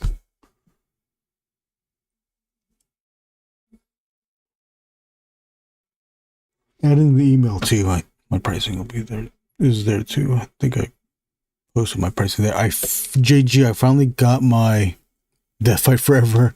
I'm excited to check it out. Might bring it to work this weekend. Nice, JG. Thanks for getting the book. Appreciate it. Hope you like it. I did see the other people's artwork and it is very good, I would say. JG Art World said no one's asking how does she fit in a car of any size. JG Art World.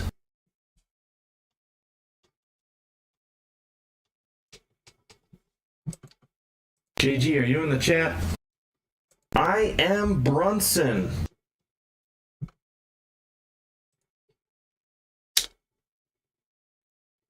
Yeah, my pricing. Okay, cool. Very good. Right. Moving to the vehicle. We're going to use a 08 for that ass. We are currently at 65 degrees here in Long Beach, California. It is 11:01 Pacific. The West Coast.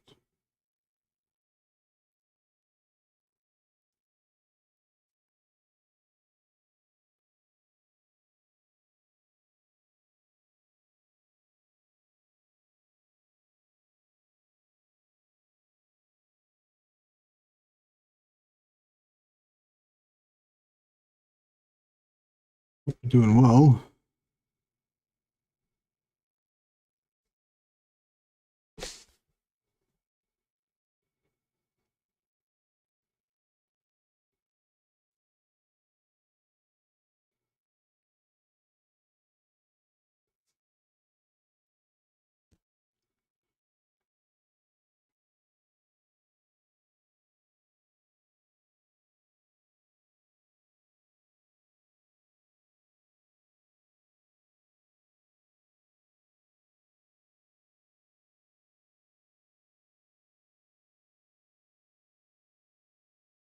I watched the recent World Record podcast. It was good.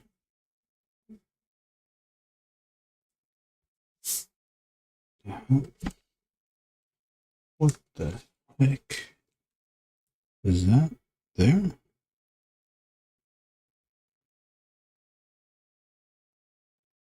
Is that that?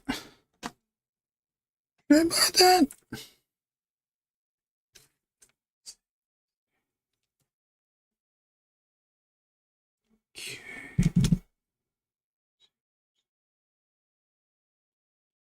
That's not.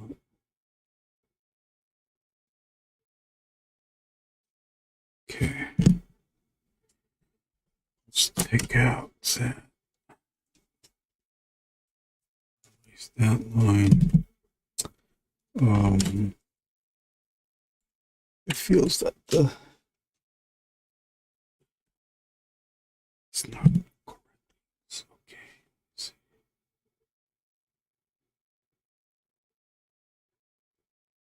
See if I can do it.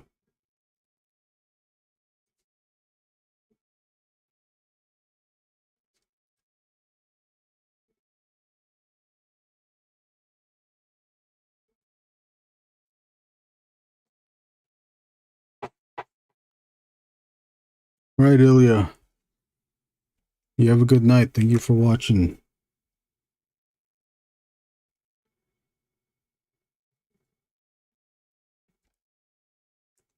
Take it easy.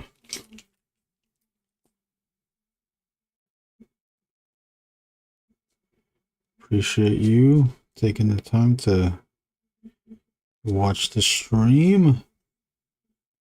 Catch you next time.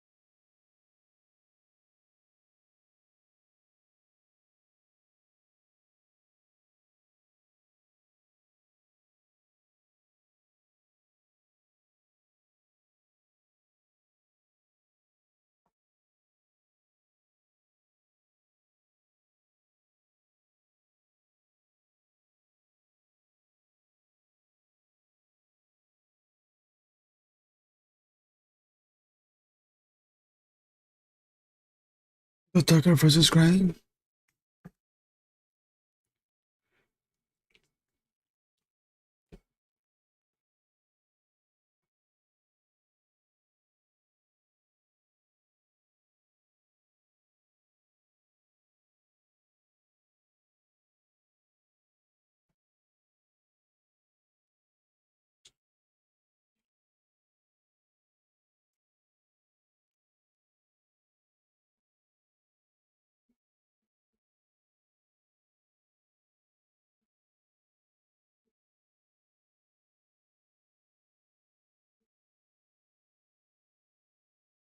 Time to get a new one of these.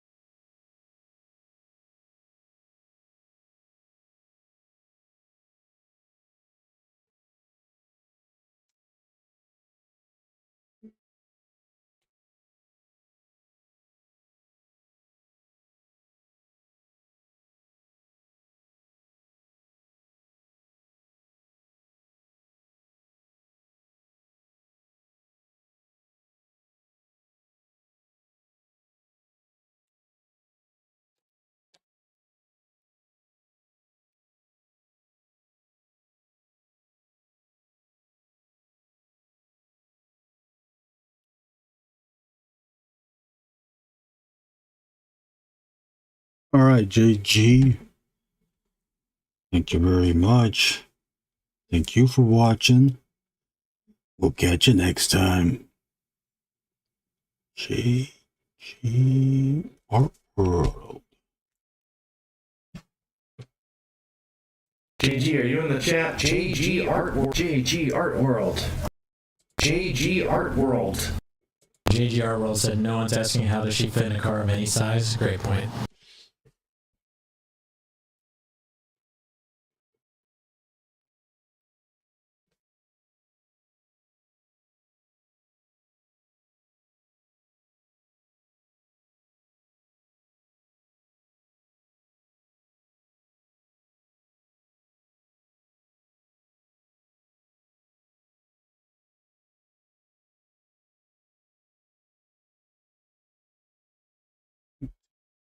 Three.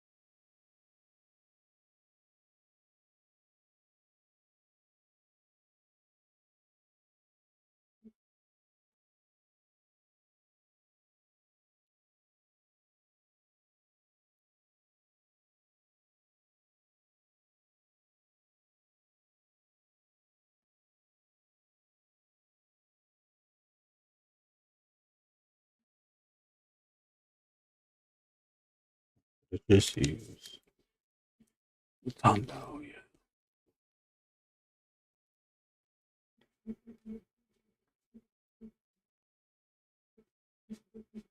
Oh, not that many people tonight.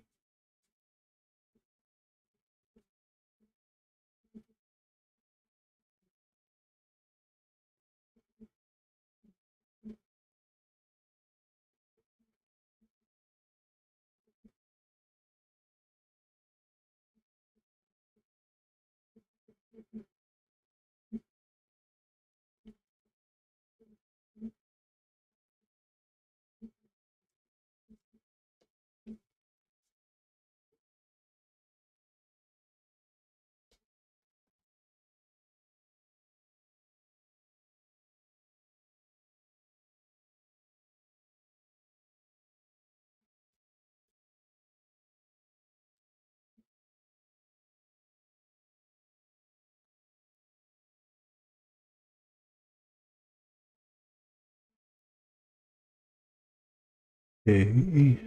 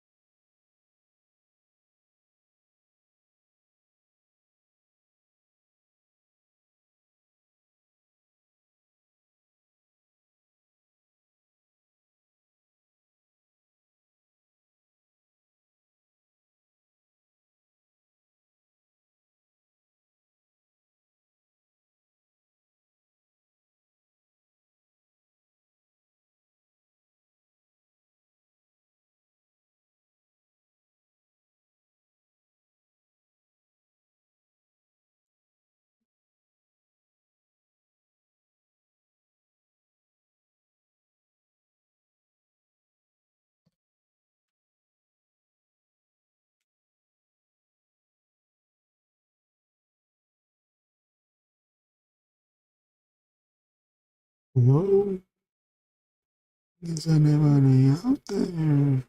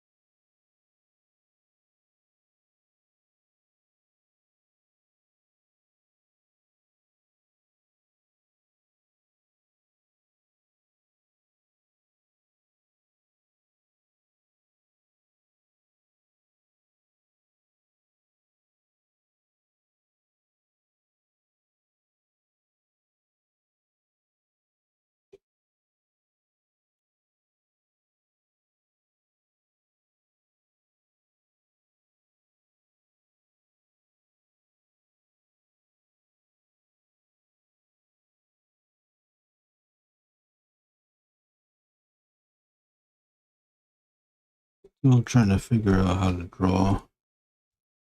to draw vehicles or render the surface of these things.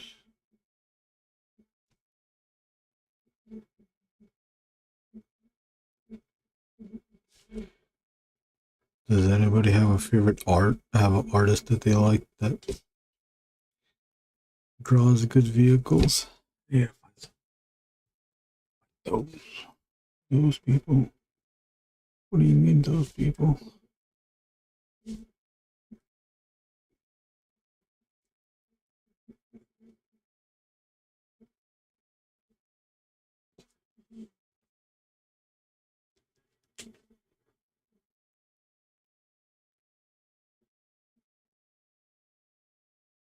What else do we need to do? The light.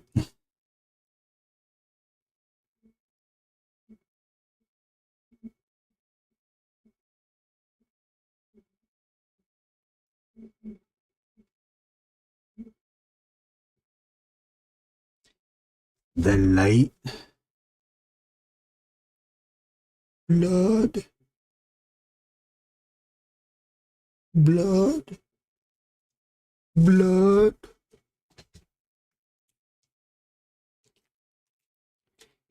Is anyone in here? Hello? Fly.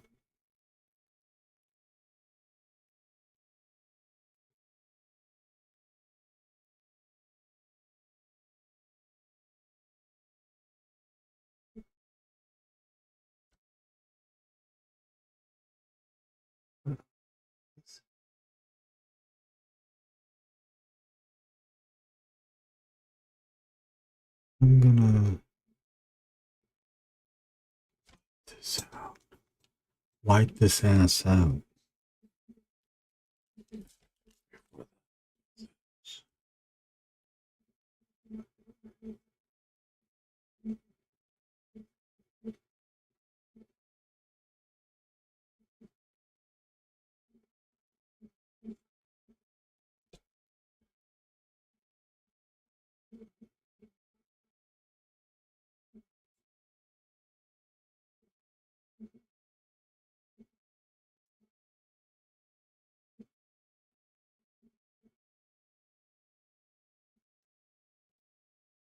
Mm-hmm.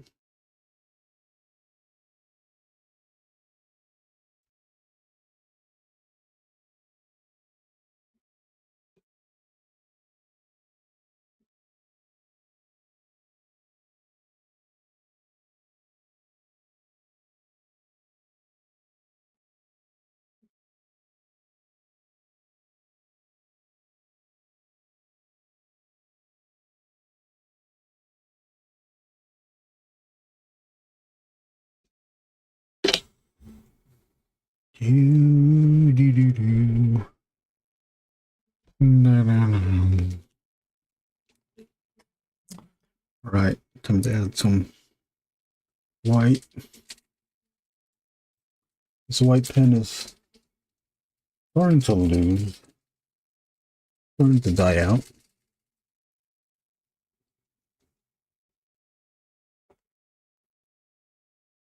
Every time I try it out, I feel like it's still good.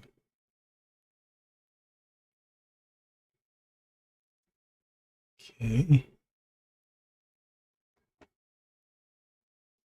Then what?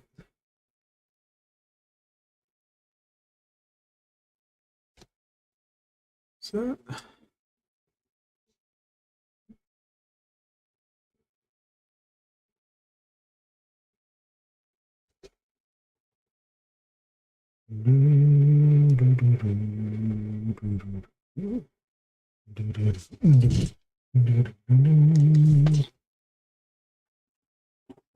check the reference. Also get the vehicle here. We're looking at the highlight. Check it out, the highlights. So where you can add where the highlights need to be. You need to put the highlights. Okay. Look like that. Look like to put a highlights there and there.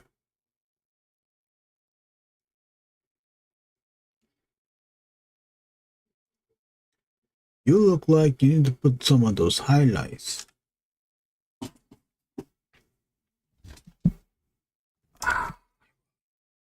Zero, zero, 5.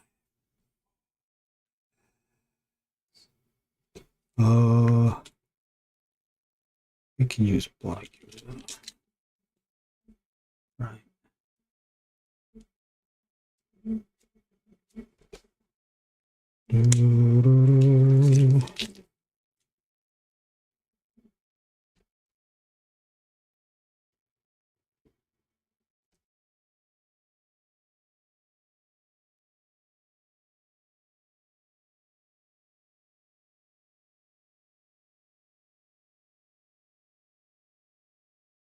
Regularly, or I would like to use green tone here, but I cannot afford it. So just use that.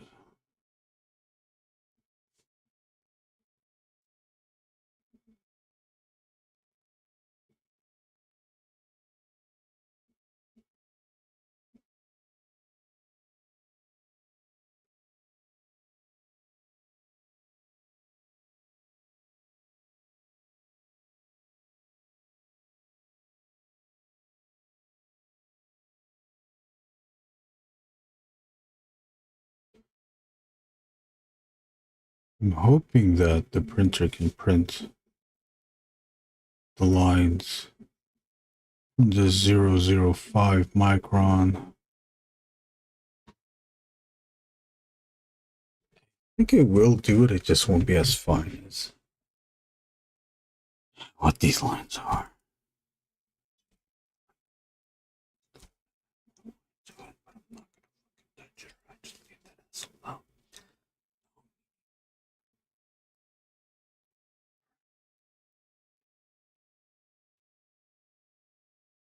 Hey, can you hear my note?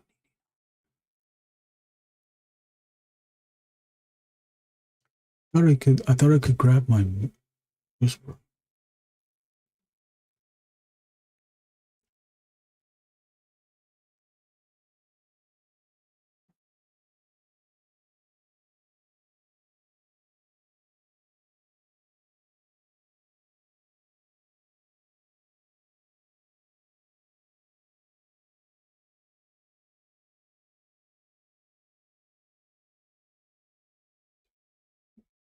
Marcus, I like James Heron's cars. They remind me of Toriyama. They're all squished. Oh, yeah. Toriyama does have good cars. I need to see how he does it.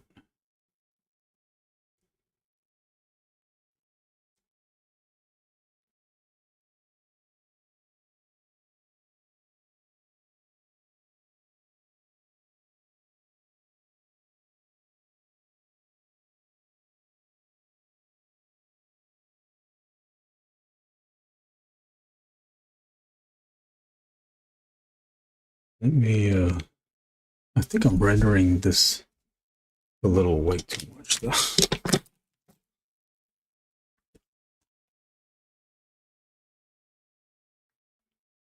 Let's look up. Akira. Akira. Come on. Keep pressing. Toriyama. Let me just put cars. Cars, nooning. I don't think he has that much rendering, though. Just use the... Of course, when I click on something, it doesn't want to fucking bring it up. Why is it so fucking slow? Oh, now it's doing something else. Yeah!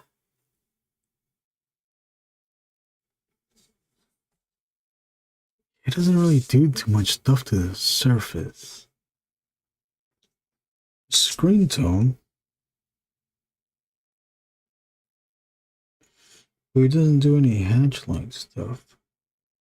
You know what? Maybe I didn't need to do this then.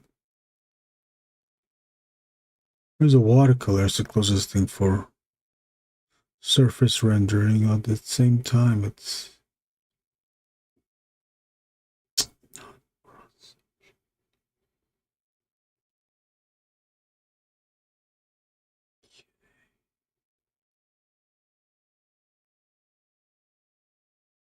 I wonder if there's a way to... How do you make something watercolor but with lines? I think that's impossible. Oh, there you go. There is here. This is how he does it. There are cross-hatching here. There are cross-hatching here.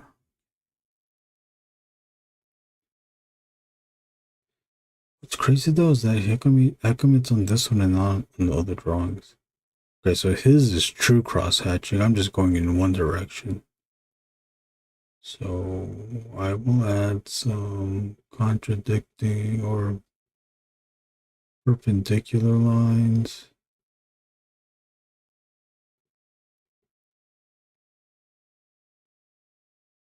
Yeah, because even with this cross-hatching stuff, it feels more rendered than it really needs to be, but I'm already on the deep end of this, so might as well just keep going with it. But thanks for the recommendation. Kiss. It's nice to see. The curatorial. So yeah, I was already doing this year. It's actually.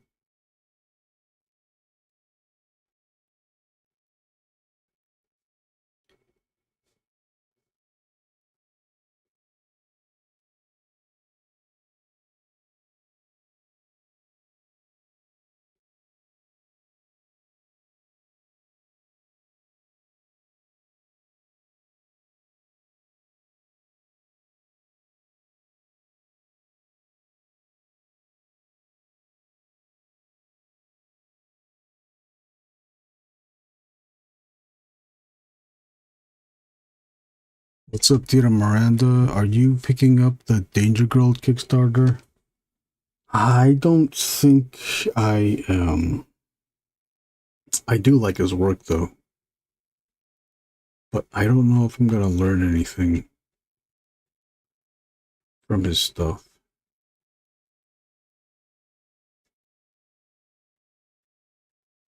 Are you gonna pick it up, Tito?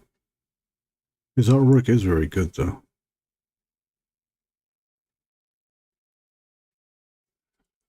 I did back a Kickstarter though. I'll bring it up. I backed Juan Jimenez's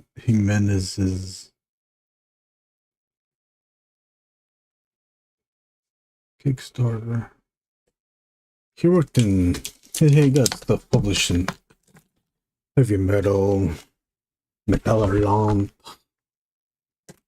12 by 17. Yeah, that's big. The thing with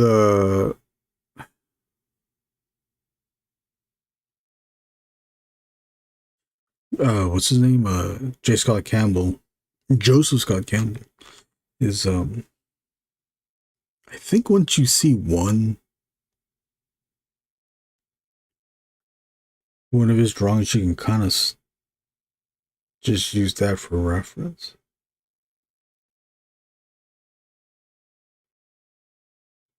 But I do not mean to offend. His stuff is very good. His work is very good, though. His ladies, yeah, it's so good. All his drawing, the guys are good, too. I had to log in. I was already logged in, you fucking bitch.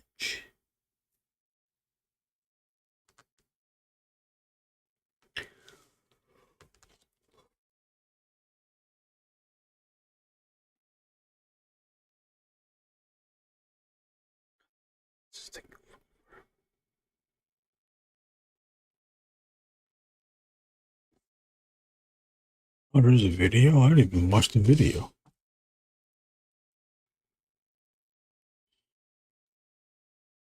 We'll watch the video. You're not gonna load.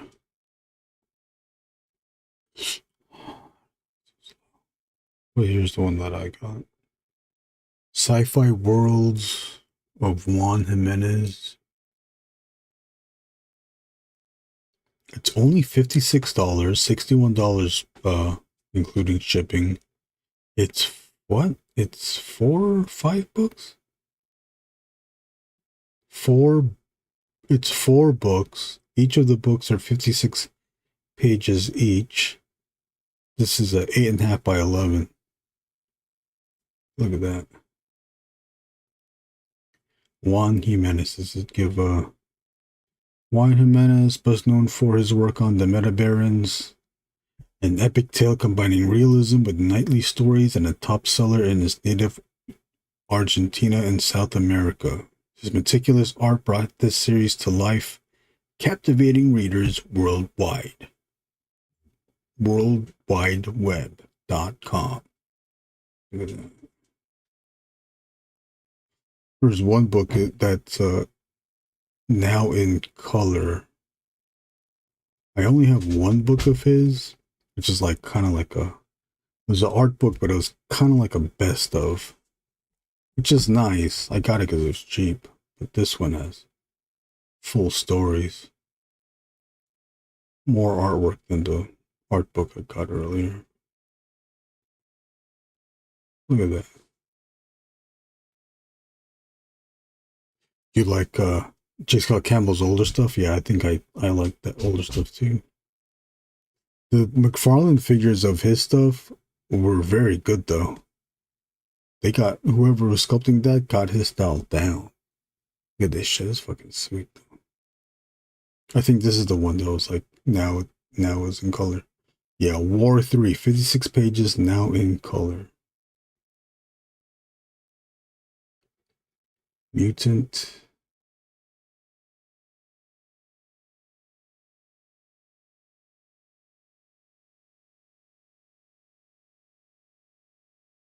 More artwork.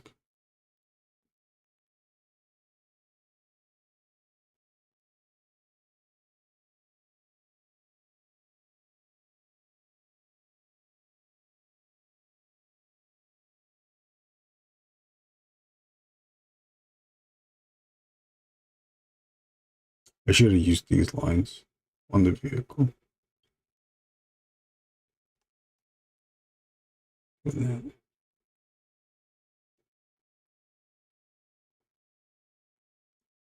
good too. Look at that.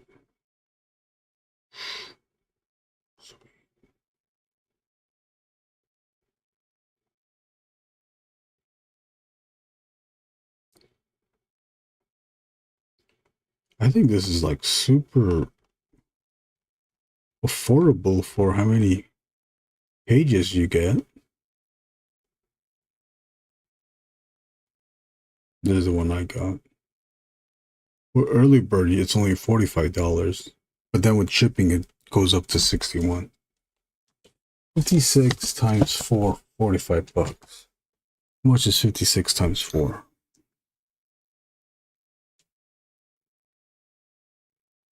$224 pages for $45 for $61.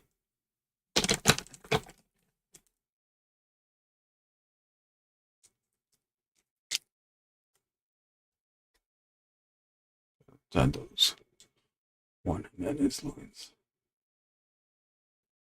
It's like erratic lines. I usually do these lines too. I don't know why I didn't think of doing this.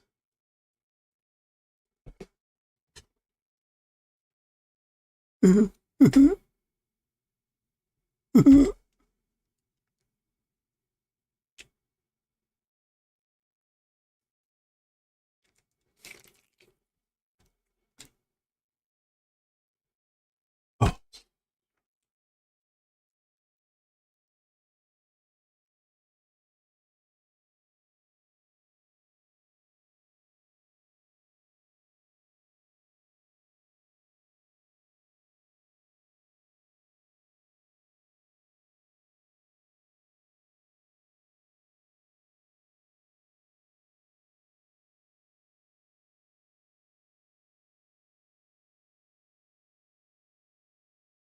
Peter Miranda, what's your next shows?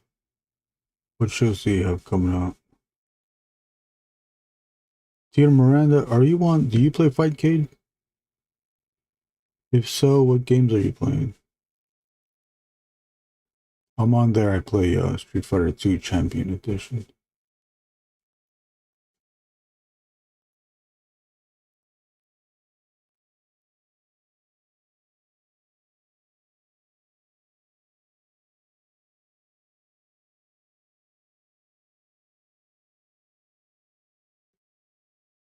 Champion gear, you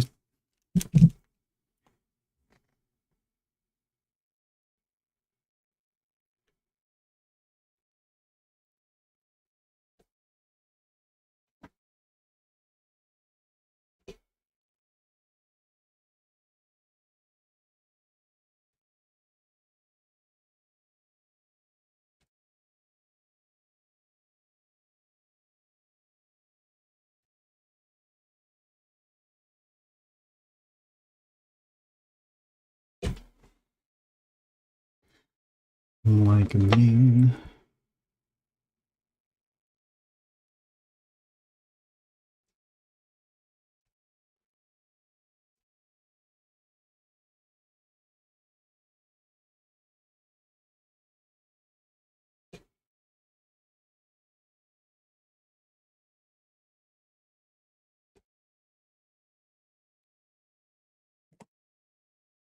Yeah, but it's been a minute, but I have, oh, you have a show in October, Halloween Expo, then you're done.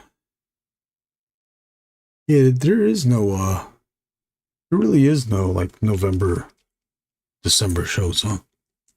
I wouldn't do it. I'd be too scared that I wouldn't make any money.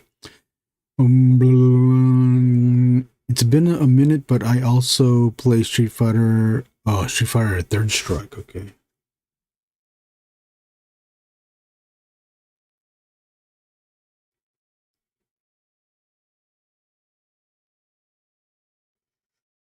Okay, where do I go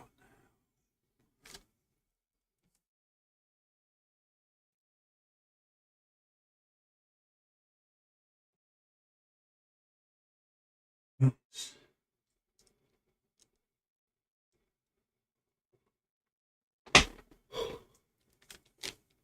Damn, it's already 3 hours. Shit, that was fast.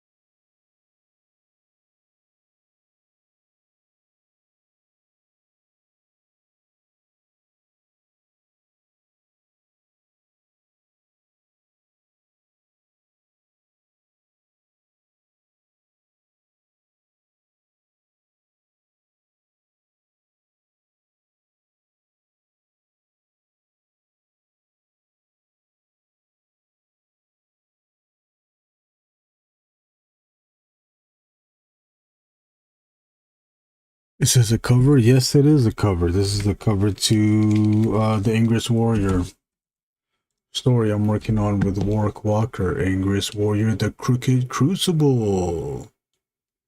Issue number 1. This is the issue 1 cover.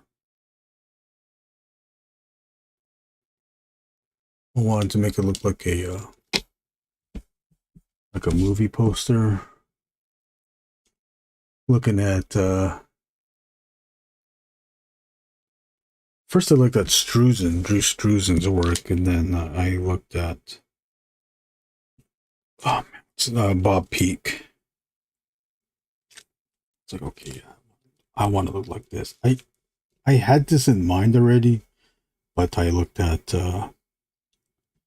Bob Peak stuff just to see if I could include anything else. To see if I was missing any other key elements that I didn't think of.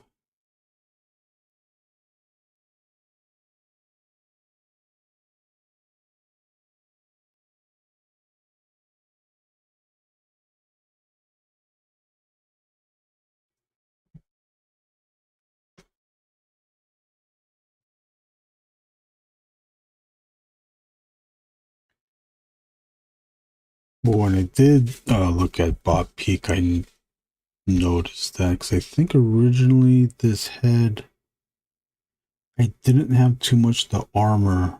Like, this bottom part of the armor wasn't all there. Bob Peak, when he does the pylon stuff, he just like some abstraction to the shapes, some of the shapes.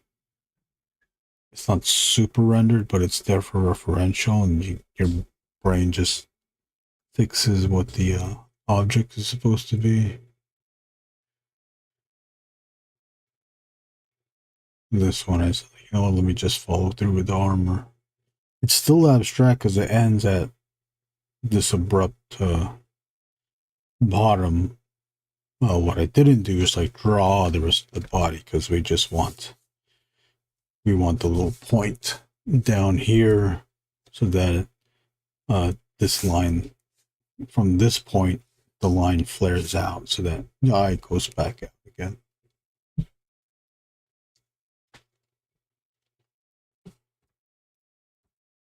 It should have been, the top should have been more of a triangle if I'm looking at this again, but I'm gonna make, what's up Slipknot? I'm gonna make an excuse saying that if this vehicle wasn't there, this might have been a stronger piece. This vehicle wasn't on there. See how it makes a triangle from the top down here. But with the vehicle added, it does fill in this space. It squares it off a bit, but from the head to the feet to the bottom of these characters, there's still a triangle. This juts out so that you do notice it, but since the vehicle's behind everything else, you don't dwell on this too much. Plus, these lines of the light, the highlight of the reflection of the window point to the top to help define the top and make that triangle still. And all the vehicle lines start here and move this way, so it moves to the head, and the head becomes a triangle. The eye is looking down. The eye should be looking down at the Angriest Warrior, really.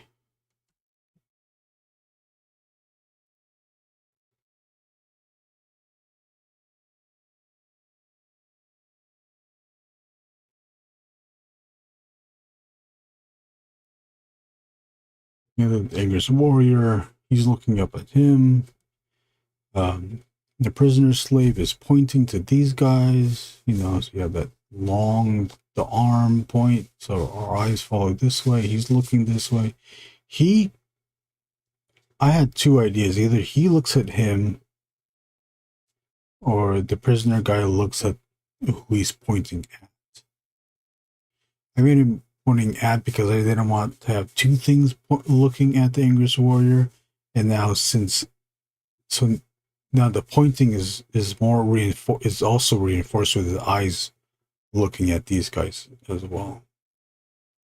And then these guys go back and look to the left. So now the viewer eyes also then can stay towards back in this section. I tend to not have any characters look off of the page, unless it's for a page turn. If we're turning the page, the character down here can look towards the right to signify to the reader, go turn the page, because there's more story. But with this cover, we want to keep the viewer's gaze inside of the drawing rather than having them shoot out and go all over the place. At least that's what I was intending to do with this. Is it based on a specific car model? Yeah, this is the Ford Econoline. I have the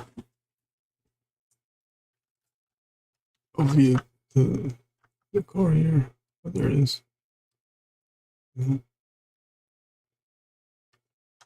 Let's see.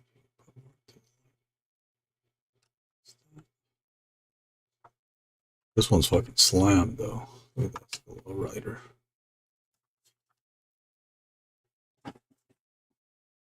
My beats are slammed. My beats are slammed up.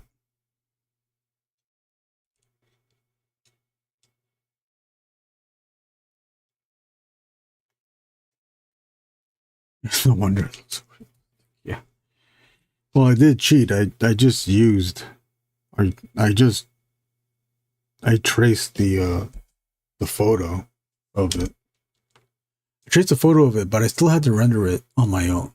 I did use the reference for rendering, but the photo doesn't have the cross-hatching lines. I had to figure out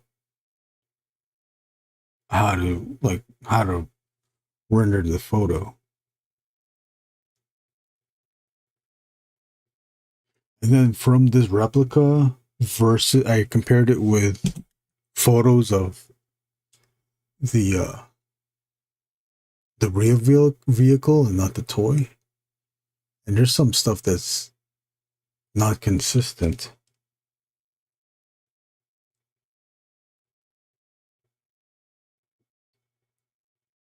The toy grill doesn't have, it's not truly grilled out.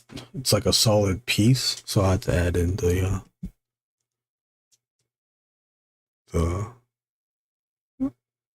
empty areas. Okay, anyways, I gotta fucking what am I doing?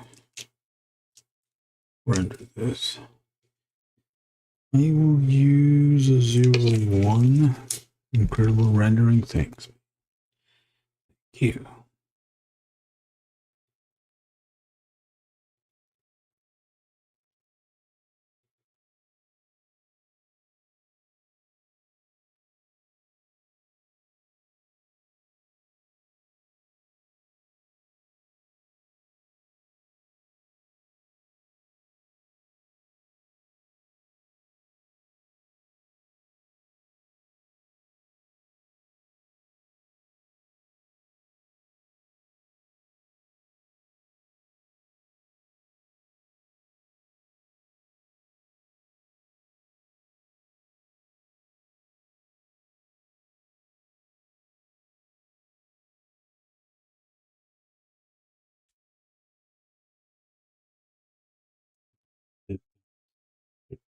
No, I like dip pens. I don't use them a lot. I have 2? Oh, I have 3. This one I don't even. Oh, I did use it, but this one, I don't even know what number this is. This is a Hunt School. What the hell? That was a Hunt School. I have that. I have the Zebra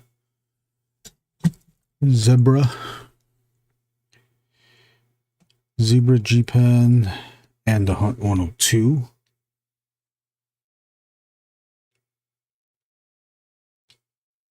I used it for one issue of a comic. I would like to go back into it again. You know, maybe I'll practice with it. Oh, should I do it on this? It's gonna make for a different effect though if I did it on here. Maybe I'll do it a little bit. What ink do you use? I use Speedball Super Black.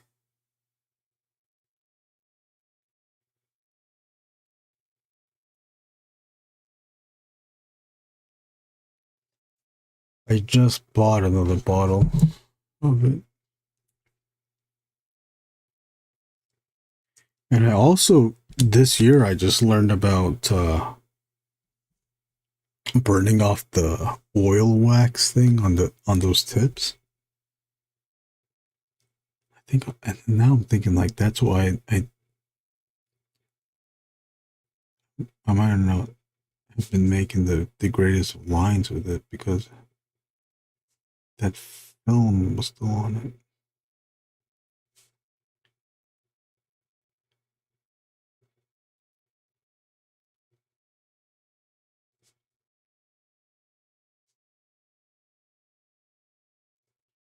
Let's try it though. Fucking let's just do it.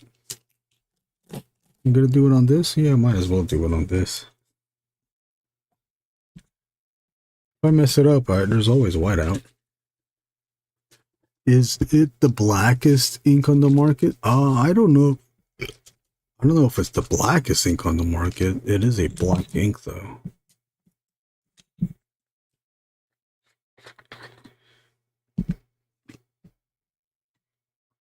I use this because of a recommendation from an artist friend. It's what they use, so that's why I use it. I am waiting for someone to make. They probably do make this already, but it's probably super expensive. Someone to make a blackest black. You know those blackest black. There's an acrylic version of it. The blackest black. But yeah, but it's acrylic. Where it's like doesn't reflect 99.98 of light.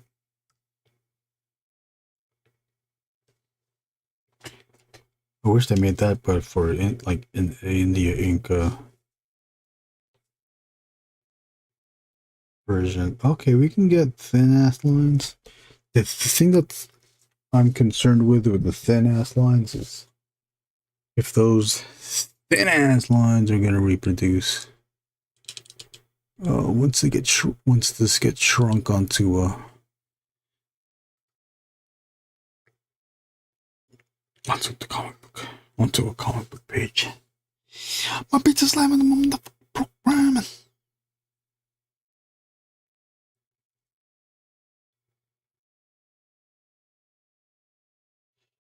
I do remember. Vile is the book that I used this on. And I remember when I was on that book, I was tagging the walls of the background and not liking how the words turned out. I should have used microns for that.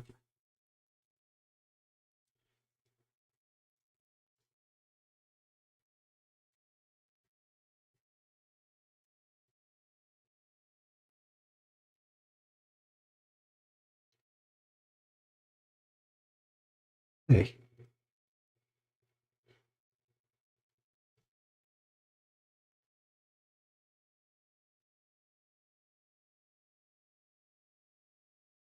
Yes, yeah, I'm in love again. Thanks for bringing it up. Who brought it up? Slipknot? Looking good already. I heard mixing black magic in India ink makes the darkest black. Really? I don't know. Black magic. Have I heard it? I want to say I've heard of it. I've never used it. That.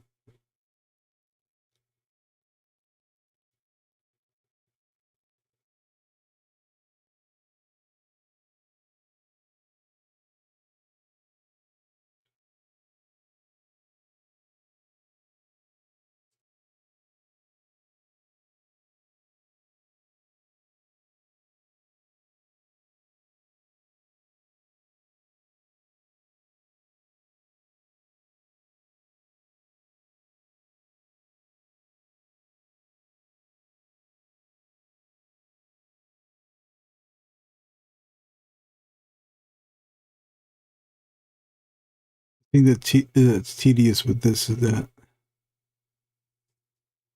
you gotta keep going back to the ink well.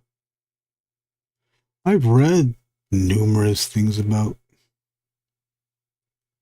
how to use such a thing, and they say don't go past that hole. Don't dip your pen past that hole.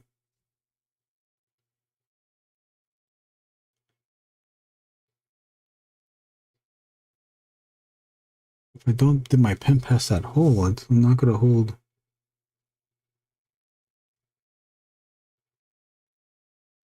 Okay, see, this is where I fucked it up. It's not gonna hold a lot of ink. But I think that's the reason, because if you fill it up all the way, you're prone to have the ink leak out of the nib more than than desired.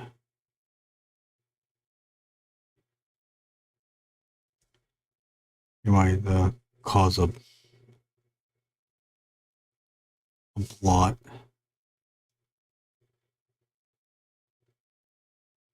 And I'm not trying to make a blot. Are you guys trying to make a blot? Yeah, the ink well takes up a little time here.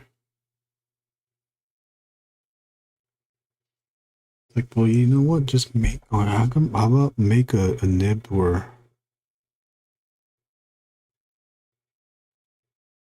the user can, or where the nib can hold a lot of ink. There must be something like that that exists, right?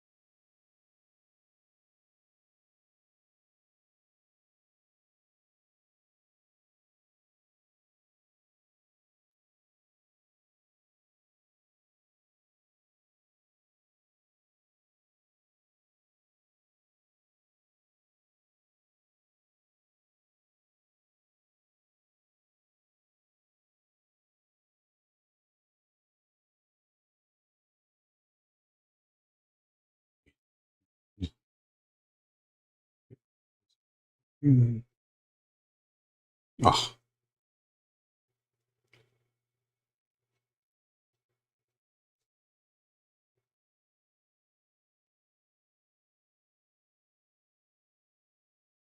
do you use inkwell ink nib to Slipknot? Oh shit.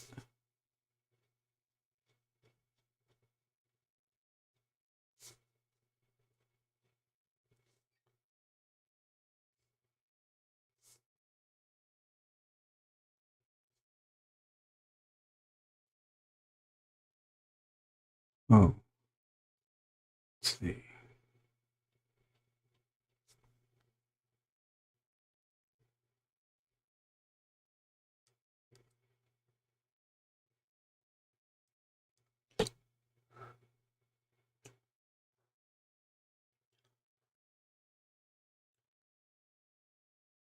Like the hole was clogged. Oh,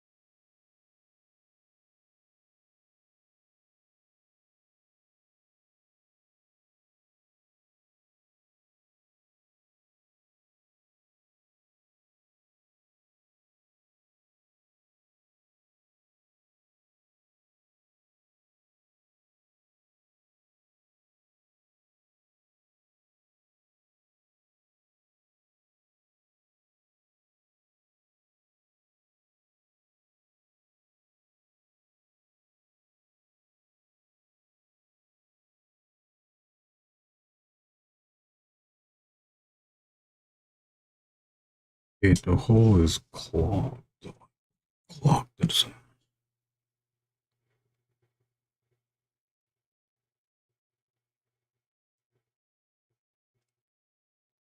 But like, what does that mean?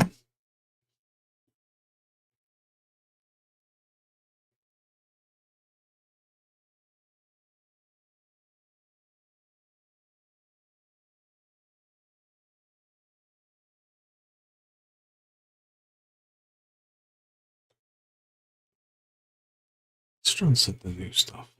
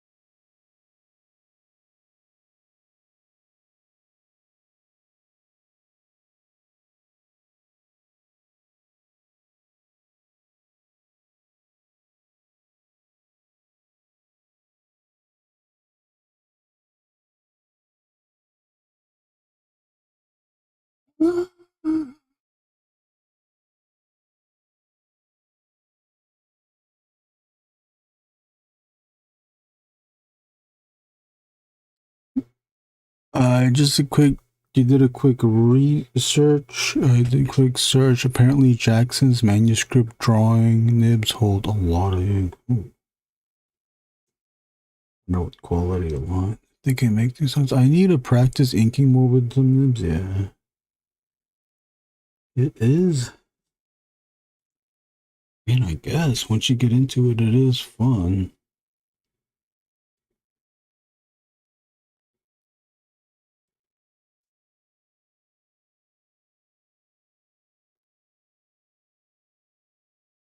We had a lot of experience with the nib.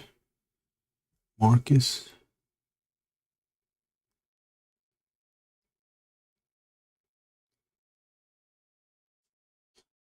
Most of this character will be inked by nib, but spot black is still going to be with the brush pens and the felt tip pen. It's kind of useless to ink this with a nib. I mean, you could do it, it's just time consuming.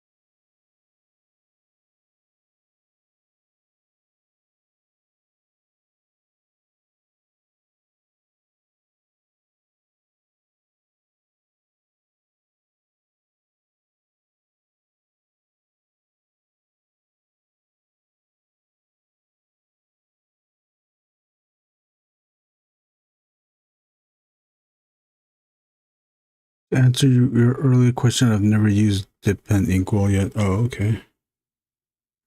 I haven't drawn anything in years. I'm more into calligraphy now, so I may get a dip pen for some calligraphy. Oh yeah. I think that's like the first time I used. Was that the first time I used a dip pen? No.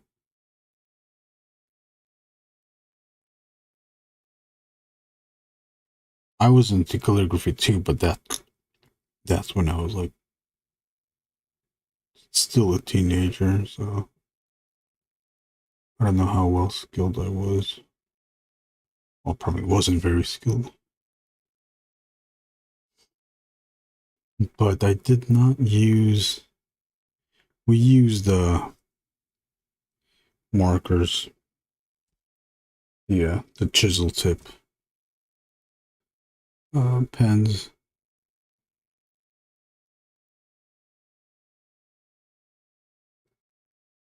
Those are probably the first expensive pens that we had. I can't even remember the first time I bought microns. It must have been 20s again.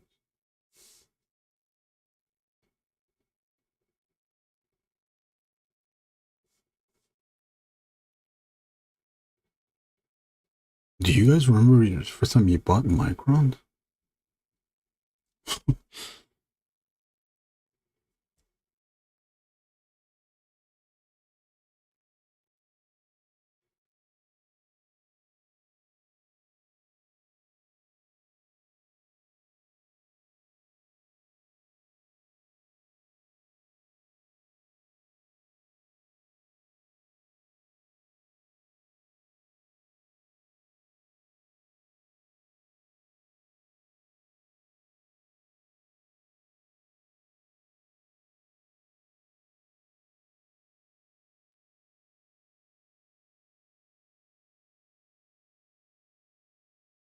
I'm trying to incorporate some 90s influence in my book, so maybe inking with the 102 will help. Yeah, probably.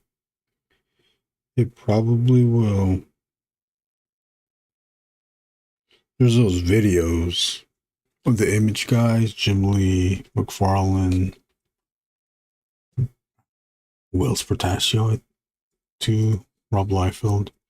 You find it on YouTube. You watch them draw. Jim Lee has a live stream. I don't know. I think it's on Twitch. Yeah, it's on Twitch. Yeah. I haven't watched it in a long ass time. I don't know what his schedule is, but he's been making his own stuff, commission stuff.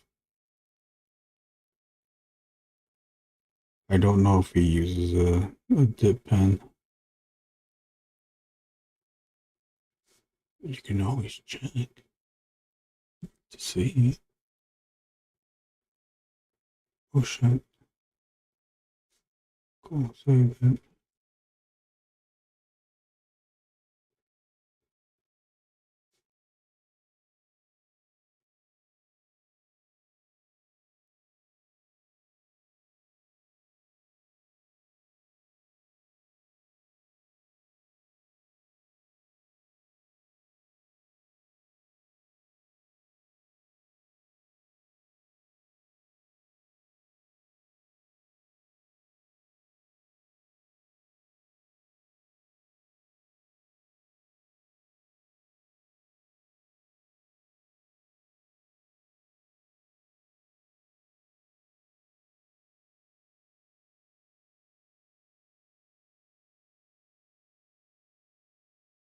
Marcus, are you doing the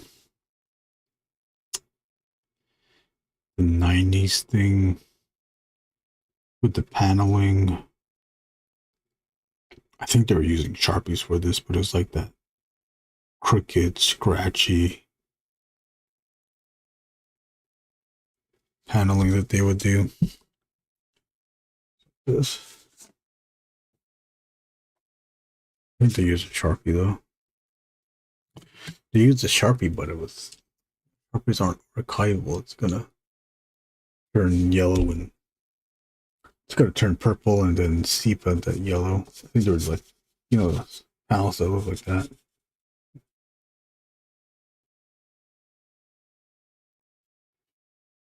Oh shit. That look like that, yeah. A lot of the image books did that thing.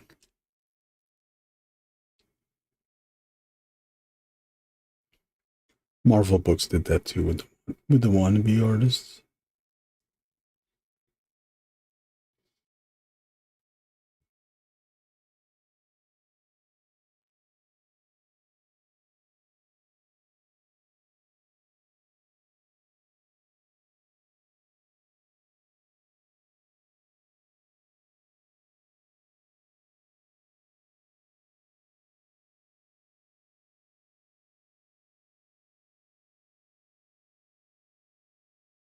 I've thought about it, but I'm not sure if I will yet. Oh, okay.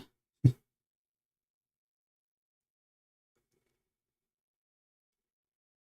remember, I think I tried it in the Angriest Warrior, but I'm not sure. Maybe there was one book I tried it in. I think maybe I did it when I was younger. That paneling thing.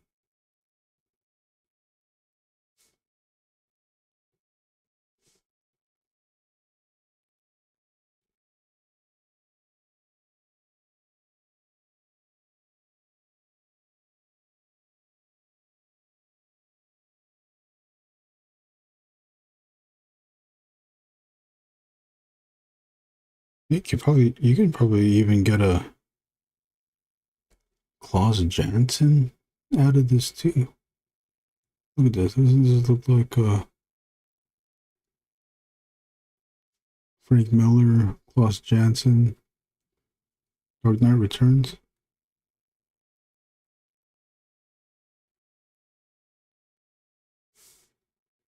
We have not. I didn't mean to compare myself to them, but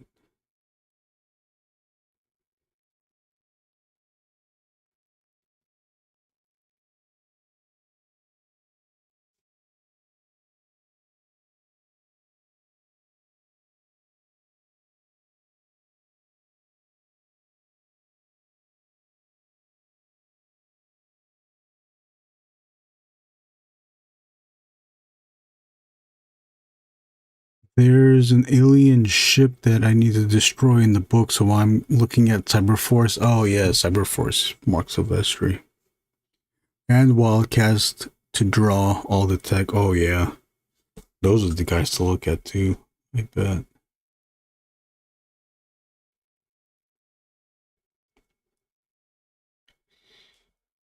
I think I studied more of the Jim Lee stuff.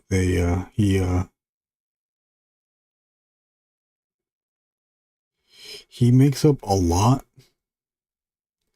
and he makes an effort to look the tech to look convincing.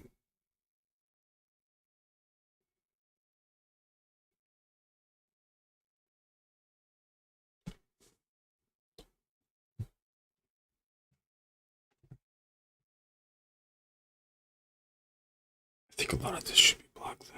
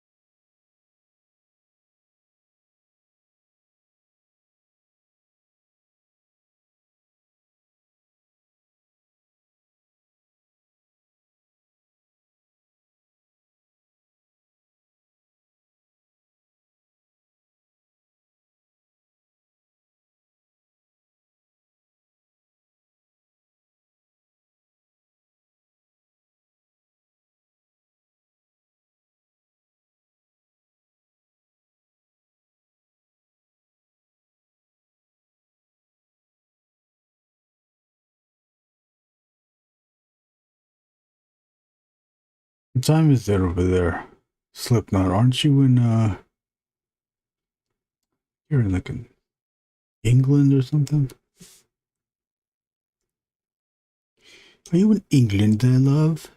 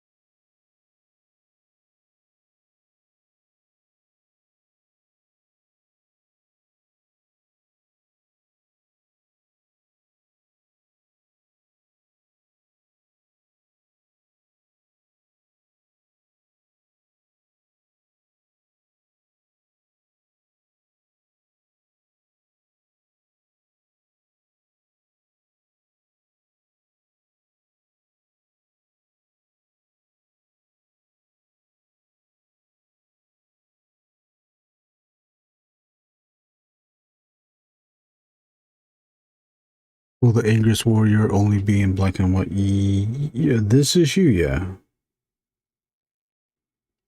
I do want to work on a story where, color story. When am I gonna get to it? I don't know when.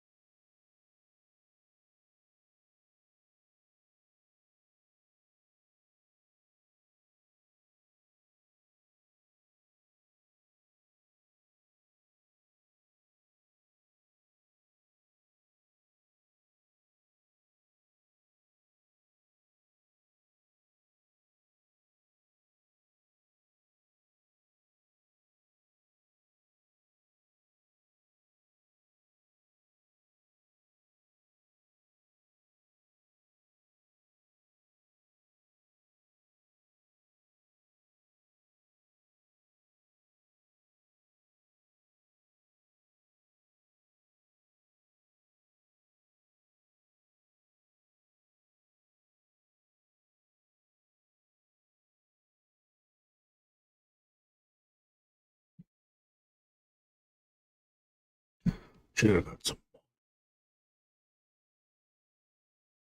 Get some water. Quick, I'll be back.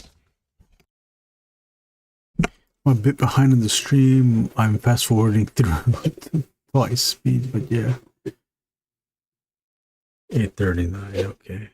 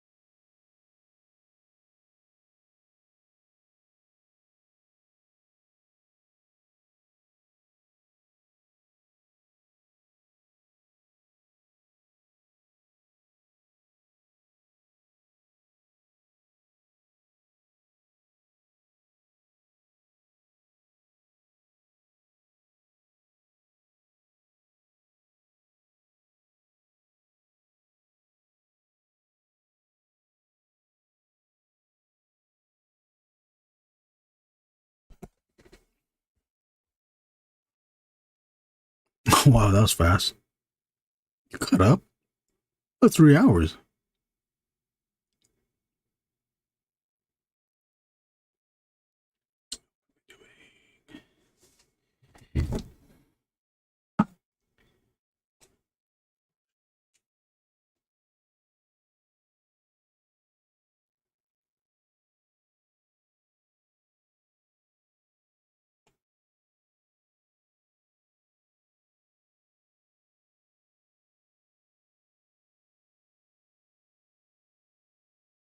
I think last week, Instagram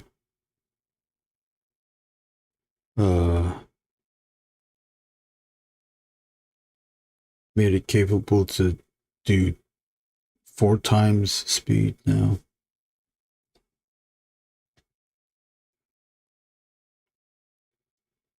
I've only done it a few times. It's too fast. The fastest I do for watching is 3 times. It's like a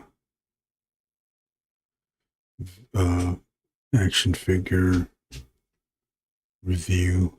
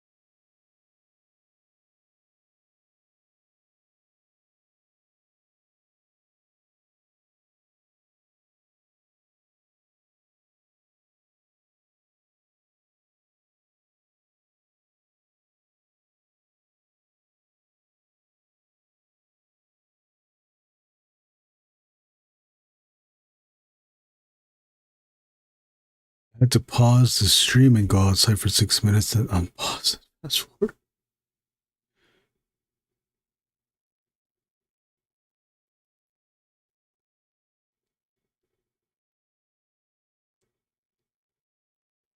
All right.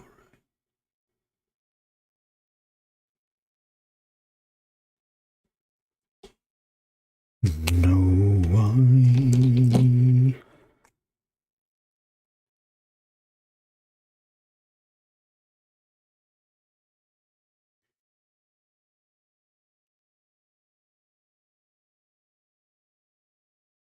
What's up, Nadius?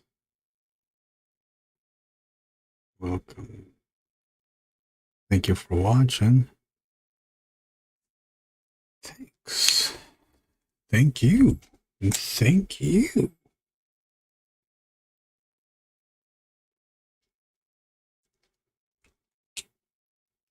Heard a good Mushroom Head song recently called Solitaire Unraveling. Okay. I'll have to check that out. I like pizza, but I love pepperoni.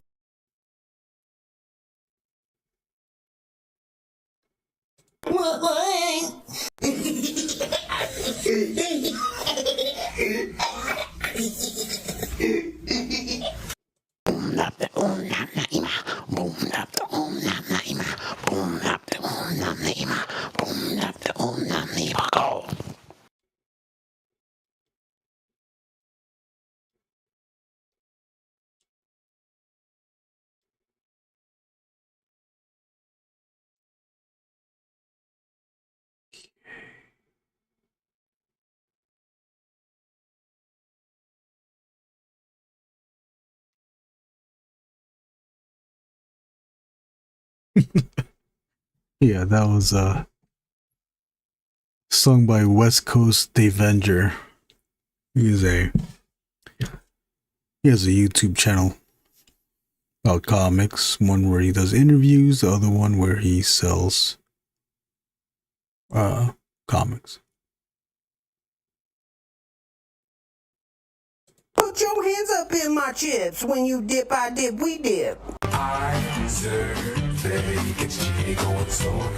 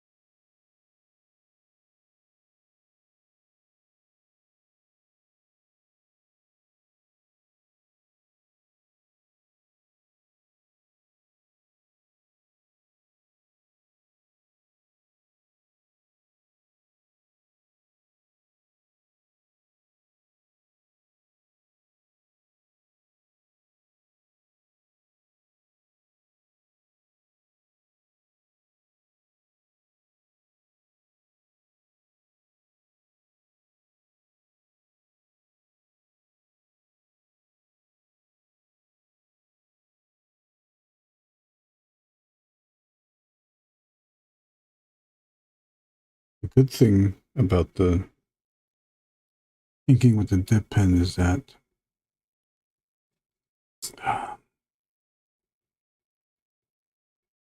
it's better to erase with. Is it usually? I will say there's a higher chance of when erasing with the micron, that erasing it might take away. You might remove some of the micron.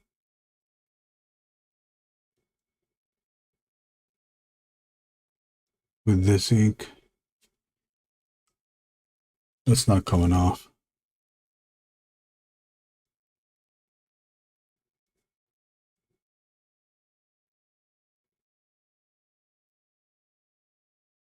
But you do have to wait for it to dry.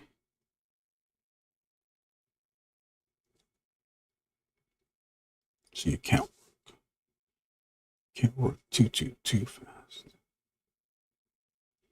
You have to be, if you are moving around the canvas, the sheet, with the dip pen, you have to be aware of the previous mark making. So you don't want to smear it.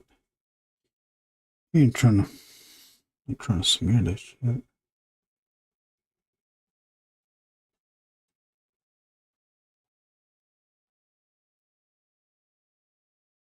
Unless you are.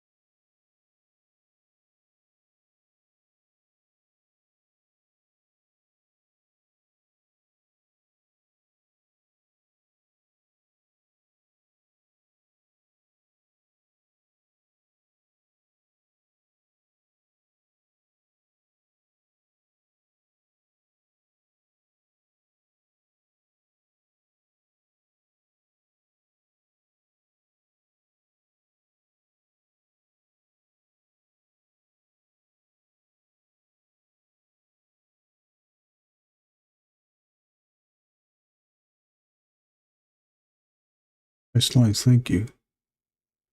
It depends easier to erase, yeah. Was I making it too convoluted?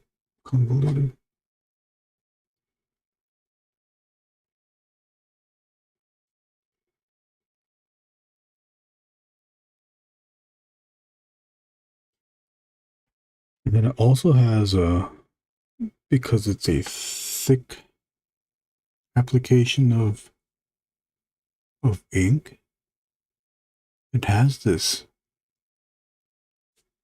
satisfying feel when you run like your finger across the sheet. There's like there's like a rough bevel.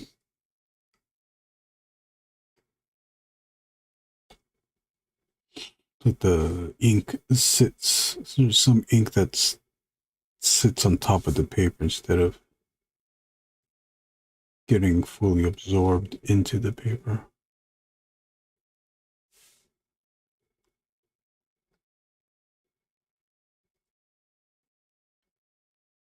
Totally nothing to do with with the drawing quality, but it's a bonus, I would say. So here's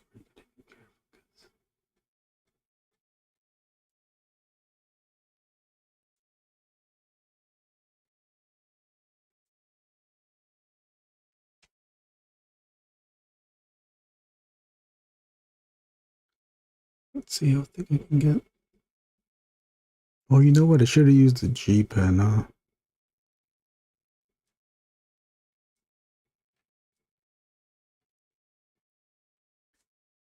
That's as thick as we can go. Let's try that ass G pen. Let's try the G pen. Hold up.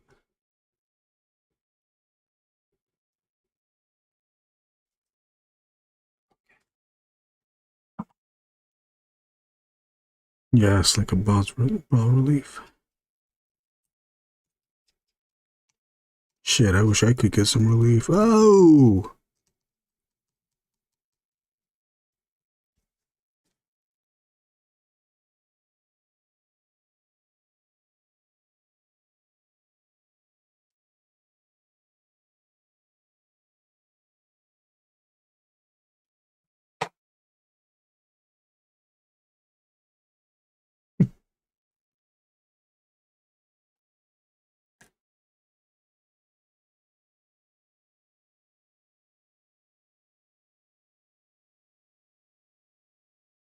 The bad thing about the nib, especially the Hot 102, is that when I set it into the handle thing, it's pretty. I tend to push it in. I tend to push it in too much that it gets stuck, because I don't want to have it loose and have it fall out of the handle. But this G pen, Zebra G pen, that it's easy to insert, to pull out and insert. It's pretty firm in there. The only thing that is concerning is that since it's just too easy to pull out. Uh-oh. I'm scared it's gonna come out, but it hasn't done that though. So, oh, let's see how thick a line we can make with this one. Oh my God, so thick. Oh shit, it's taking up way too much. I don't want to open up. Same time, that's a lot of ink. You can't see it, but that's a lot of ink. Some say the most ink. You can see, like, you can see the highlight, the reflection. That's a lot of ink. That's my Trump.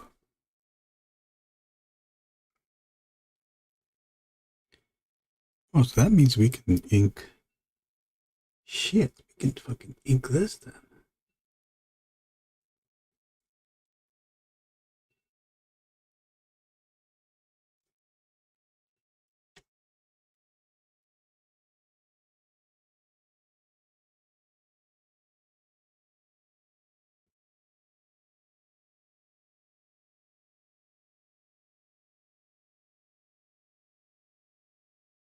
Time is at 1 a.m. Yeah. Well, that's why no one's here. It's 1 a.m. Damn, it's 1 a.m. That was fast. Oh. See, okay, so there's a little bubble. I don't know if you can see that. I opened it up way too much and too much ink came out. Let me see if I can get it from the side. See that? Right there. It's too much. It's too much. Let's absorb it. Oh, you know what? I'll use a Q-tip. Maybe use a Q-tip and not to absorb it. Absorbing it.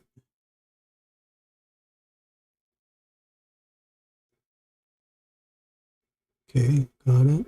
And then there's getting down here too. So we did some blotches there. We just need to use some white to fix that. white ink to fix it. White ink I used Daler Rowney.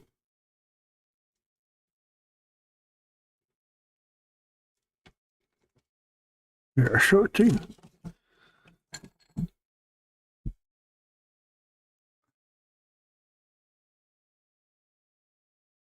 Daler Rowney.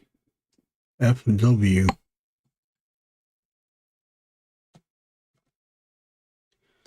I'll let you guess what the FW stands for. Because I don't know. FW stands for fucking white. Very white.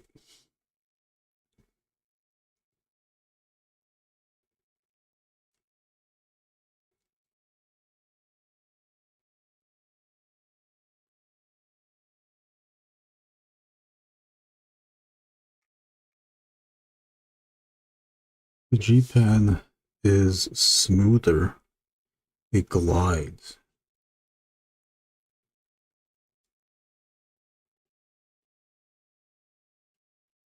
And it is a bigger it is a bigger nib, so maybe this does hold more. Maybe this is holding more than the 102 that was used earlier.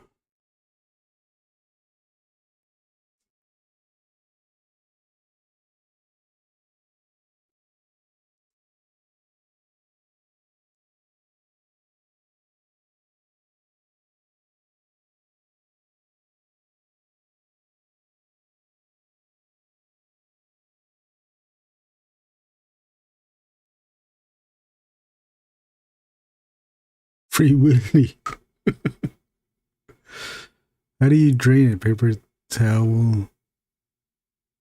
Oh, you do see the bubble. I do need an ink vacuum. I should just use a straw, huh?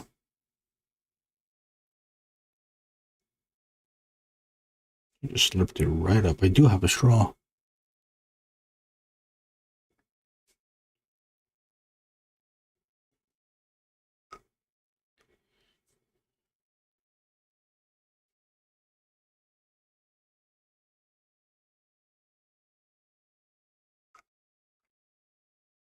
I used to use the straw with the ink. Oh well, with the ink bottle, so that I can siphon out ink from the bottle and put it into a little canister like this to hold some ink.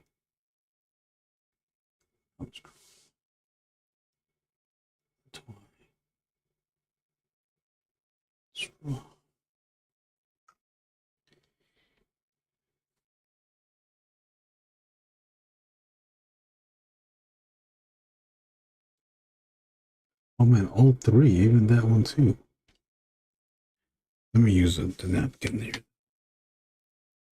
See, it just blotches out. I thought it was gonna like soak up all of it. Oh no, I just. Oops. I wiped it out.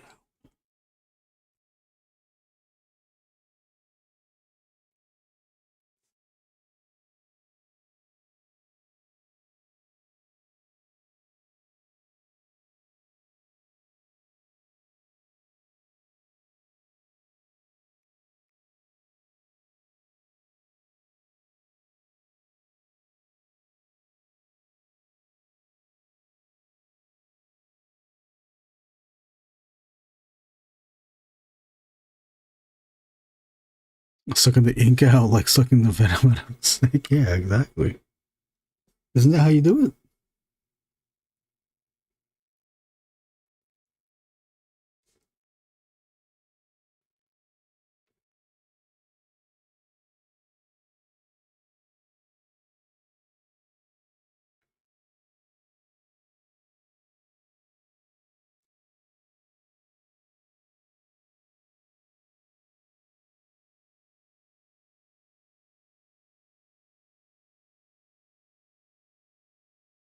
wonder what Simon Bisley uses to ink though. I should know this.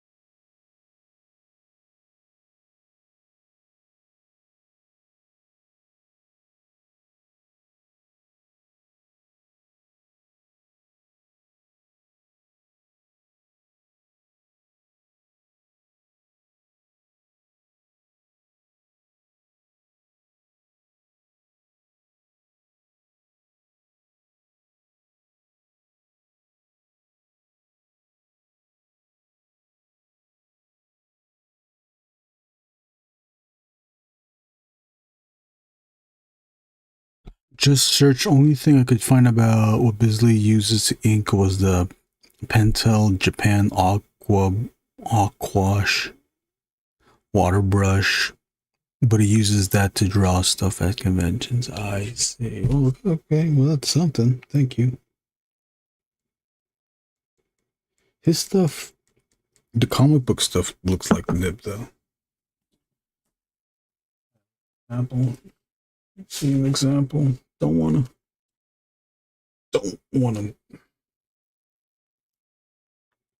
That doesn't that look like a nib?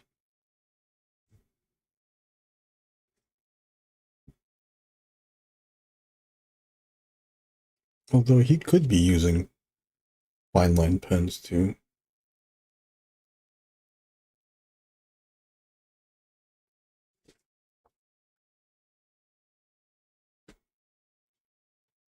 I'll have to see. I'll have to go look for videos of him drawing not at a convention. There was that like 2 hour, 3 hour video semi interview that 2000 AD YouTube channel did some months ago. It was good. Yeah, I like to think that he is using a dip pen. There's some wiggly lines in his line work that look too much like a dip pen.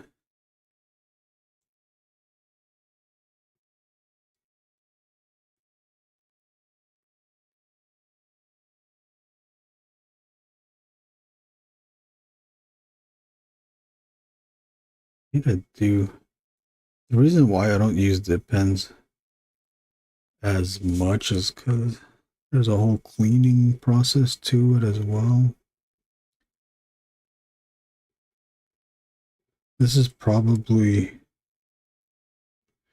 I mean, the vial book that I used a dip pen on, I didn't even do the dip pen. I did the dip pen for at least half of the book.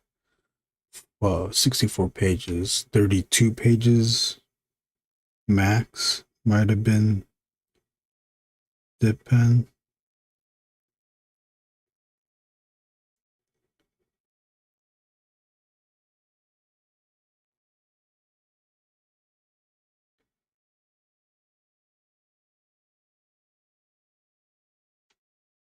Oh, you know what? Maybe that's the thing. Let me see how thin I can get this down. Yeah, I think I was getting thinner lines with the 102. No, I can get thin lines here. Okay, so this is what I'm gonna do. I'll use the dip pen again. Kind of excited to use a dip pen on for a commission.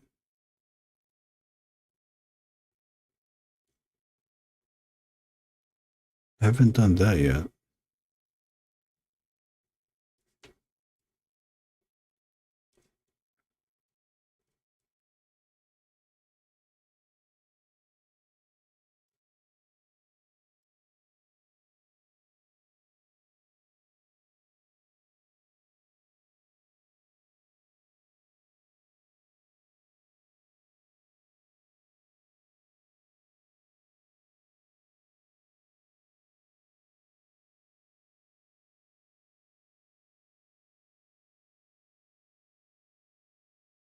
Just thinking that I can't use this dip pen on in the sketchbook. So if I want to draw this leisurely or practice with it, I would probably have to get a sketchbook that was multimedia.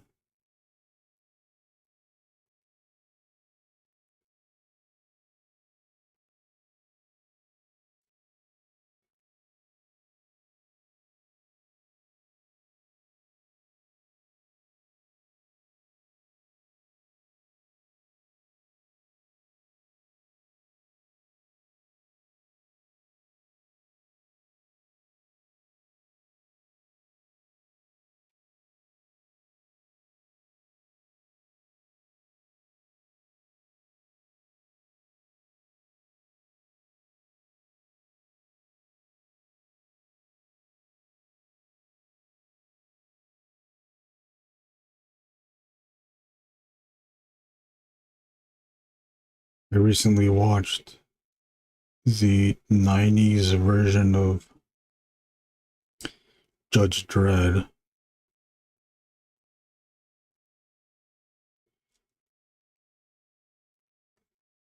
God, man, it got some stuff to look good, then the movie was bad. And Dredd didn't have his helmet on.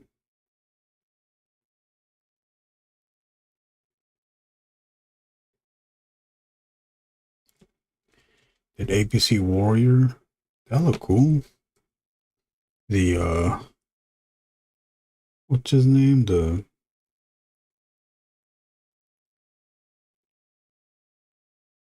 Machine Man guy?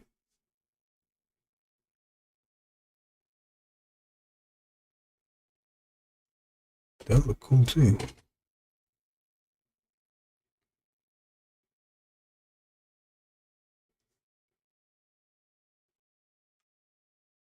Rob Schneider was so fucking annoying.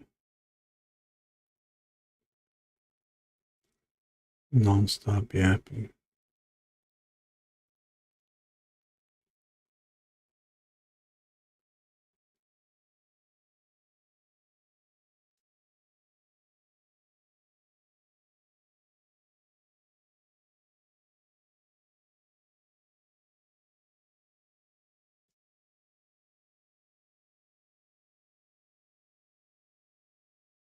Maybe AI could add the helmet back on. Oh yeah, that's like one of the few reasons to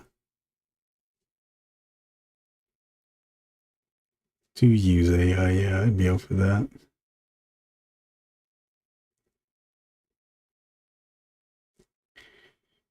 Or someone who knows how to do special effects, visual effects. They don't call it special effects, it's visual effects. To do visual effects and just add the helmet. It should be easy now. Because they can just, I think there's like AI stuff for like tracking. Track the head movement. The human would still have to, or at least I would prefer the human to create the helmet. Sculpted CG helmet. And then AI can just track Stallone's head. What would be cool and funny, a funny scene would be when Stallone takes off the helmet, but then he still has underneath that he has a helmet.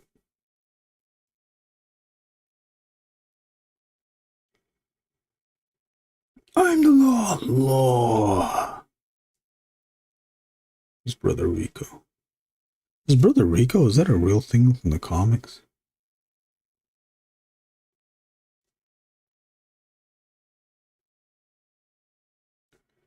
Diane Lane, she was so pretty. She was so pretty in that movie. She's fucking out.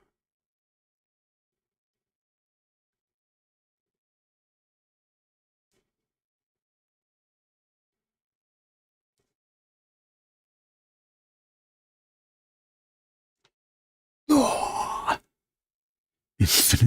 Infinity helmet, yeah. This is my Infinity helmet. My name is Joshua. This is my Infinity helmet. I am the door.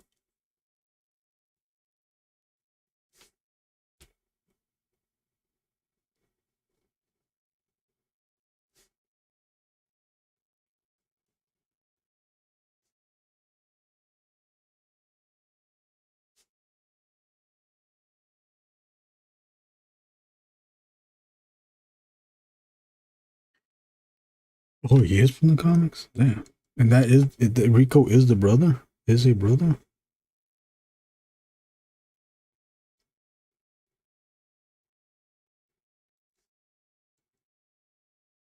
I am curious to see what a Judge of Death would look like in that world. Oh man, okay, so if they did Judge Death, then I would want to see him take off his helmet.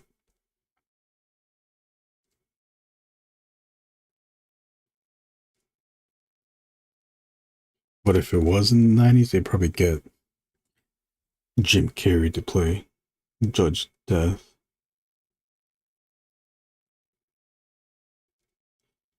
He'd be all smoking. I'm Judge Death. Smoking.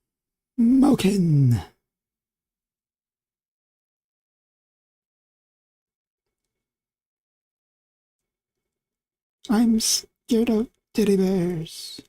Beige.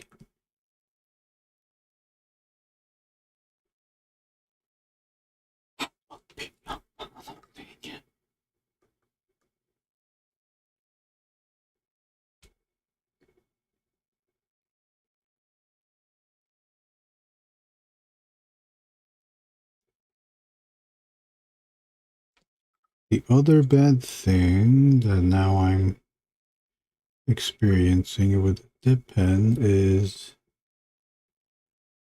once you dig into the paper to get those thick lines, because of the moisture of the ink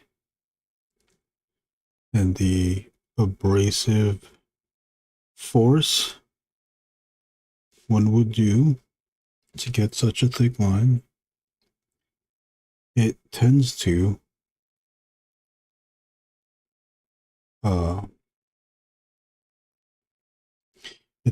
grab the paper.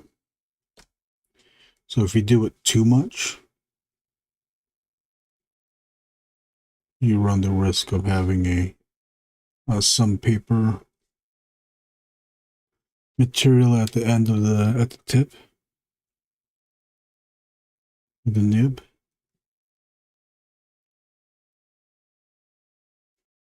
I had to pull it out. Although I felt like I had it, but I guess I did. Where is it?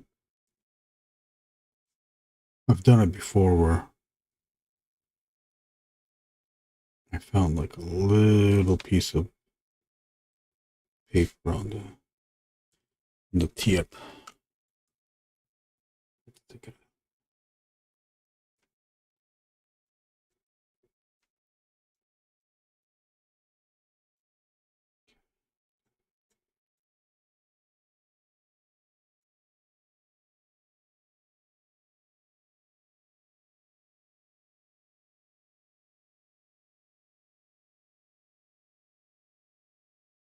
Oh, he's a clone of Dread. He looks like a cyborg, and oh, he looks like a Sing. That's the part. That's what they should. I gotta look that up now too. You're a big dead Dread. Are you a Dreadhead, Slipknot? I'm ashamed to say I don't have too many comics of Dread. I got. Does have a. I got a Boland. A Boland-esque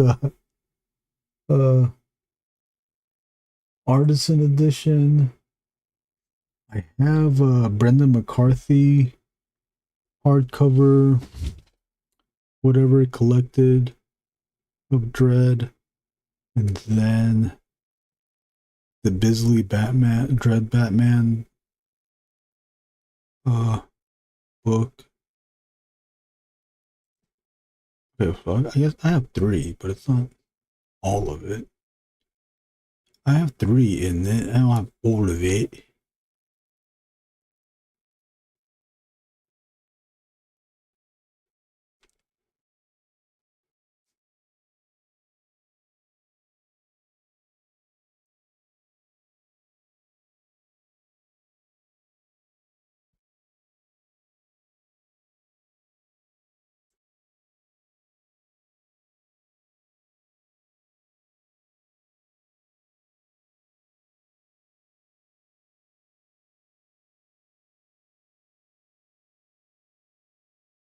I got 3 in it, bruv. I'm sorry that I did that. Bruv. So sorry, bruv.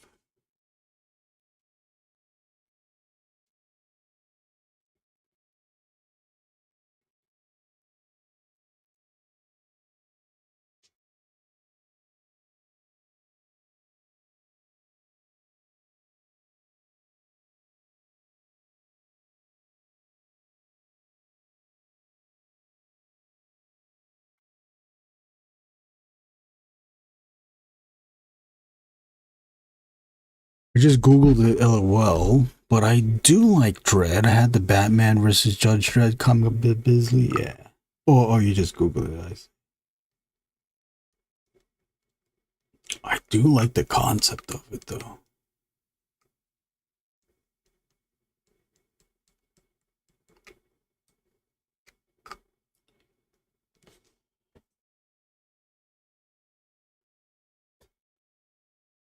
It's like you're rooting for a guy who you shouldn't root for, really. Because it's a character that's taking the law into their own hands because they think they are the law. They have, story-wise, the powers to send to not only arrest but sentence people that they deem are criminals.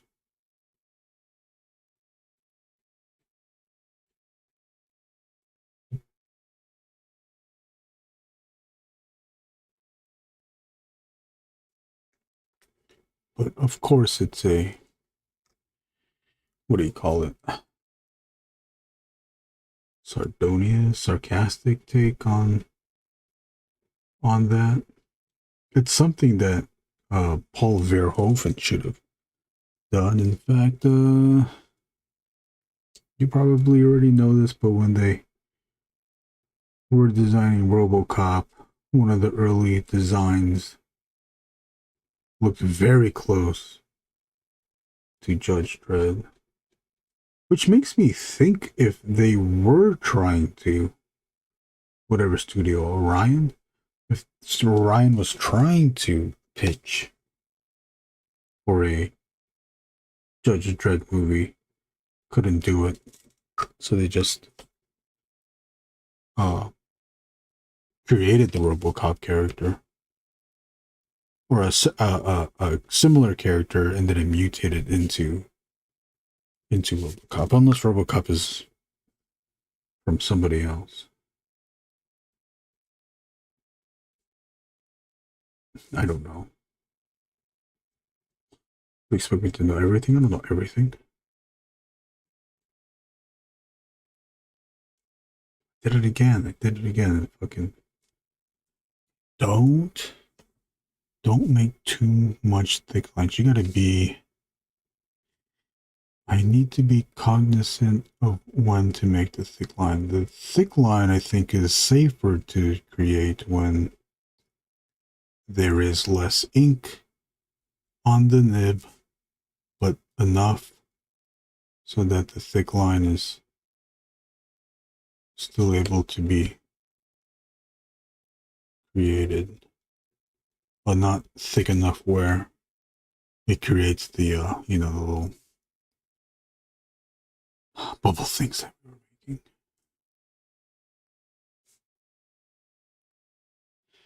When I say we making bubbles, I'm also blaming you, because I don't want to just blame myself, my lonesome. I did it again. Shit, that's way too much. Okay.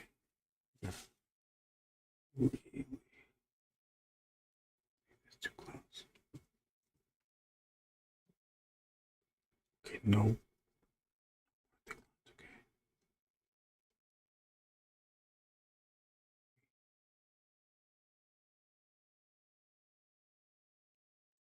Oh shit, you couldn't hear me a second. No more thick lines, okay? No more not too thick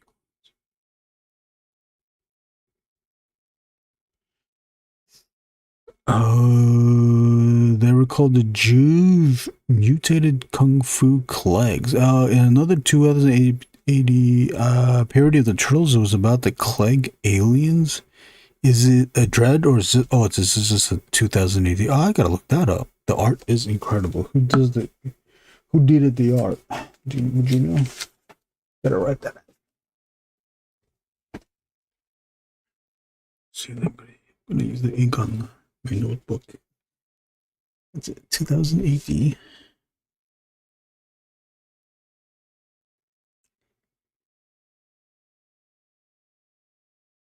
It was the Clegg aliens. They were called the Juve.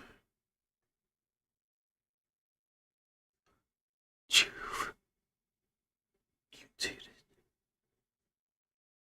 Oh, Juve is in juvenile.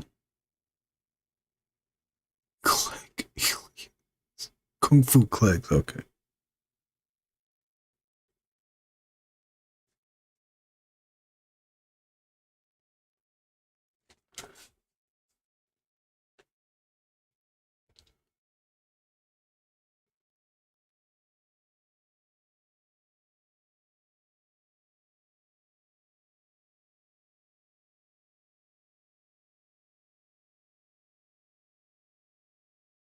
I always like a good parody.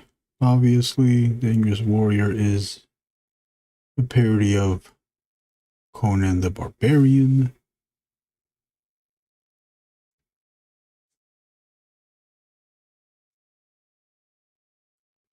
If you, the viewer, didn't already know that, I'm not talking to you specifically, Slipknot. There might be other people watching this afterwards. VOD, when they watch it on demand.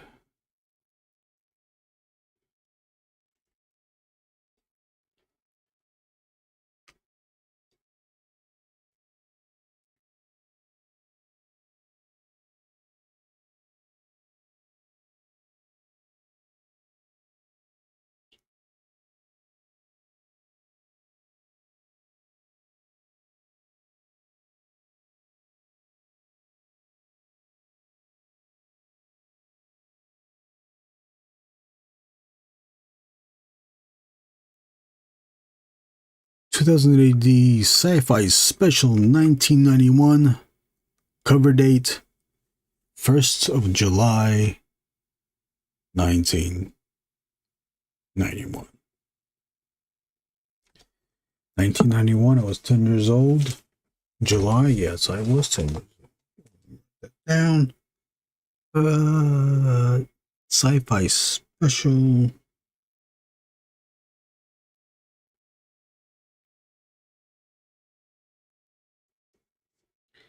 First July 1991's 1991's once and only.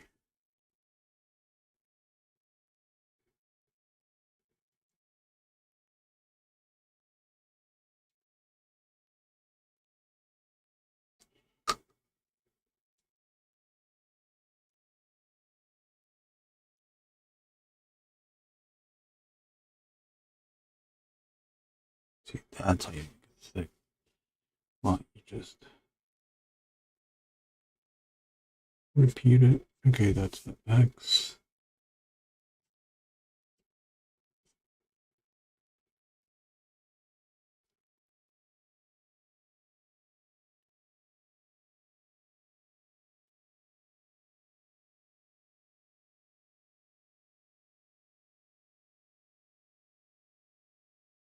The Juve. Oh, it just straight up just Juve. Juve Mutated Kung Fu Clegs, 2008. 8 pages, script. Andy Landing. I know that name. He's popular. He's like one of the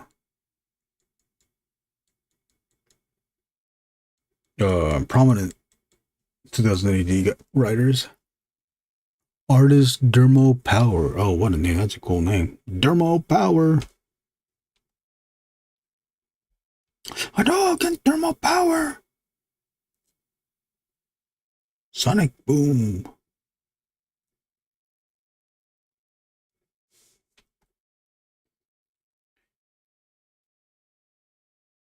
Shorty can thermal power.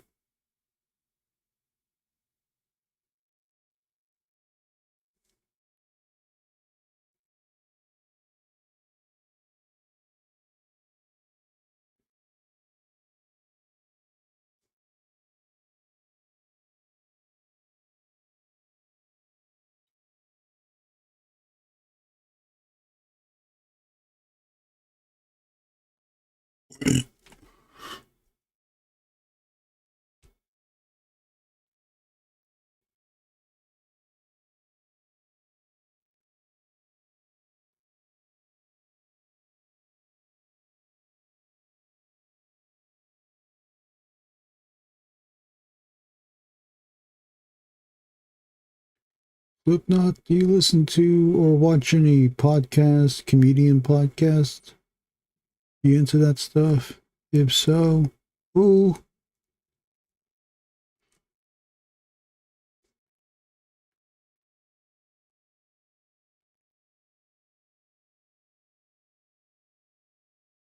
I like World Record Podcast, Brendan Walsh, the B-Man. Office Hours, Tim Heidecker's Office Hours podcast. That's a good one. I enjoy that.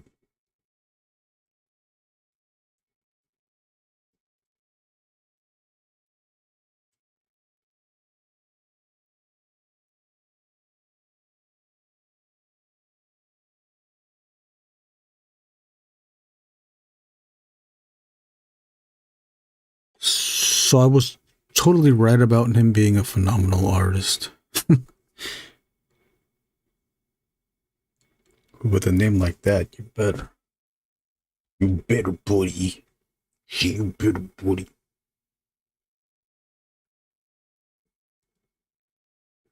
I just noticed a smudge. There's a little smudge right there. Don't know how I did that. But that is one of the things to be careful when you are using a dip pen.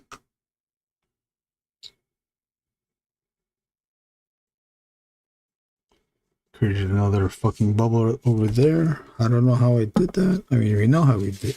You know how I did it. But I was just surprised. I thought I was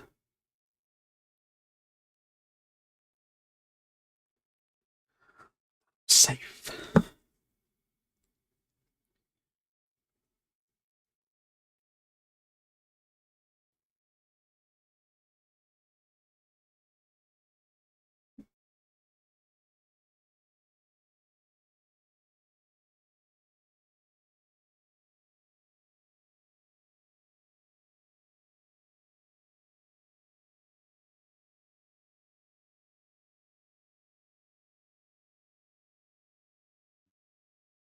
I think that's it. I might.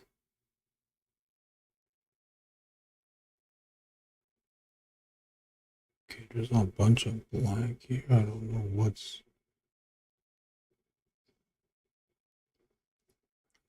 wrong.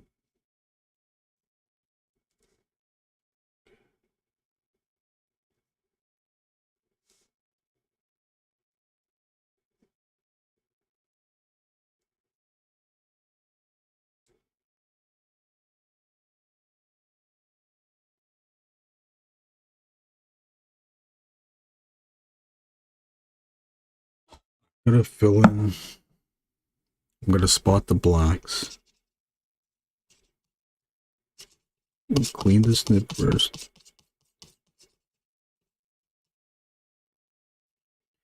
And then we'll spot the blacks.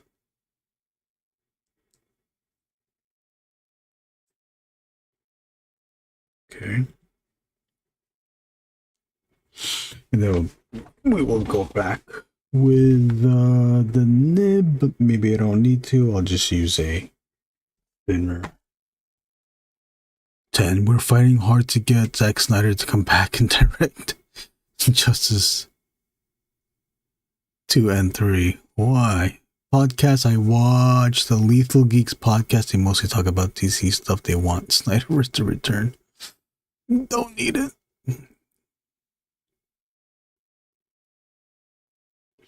You need the Snyders? Snyder, did you not like James Gunn Superman? I liked it. Sorry.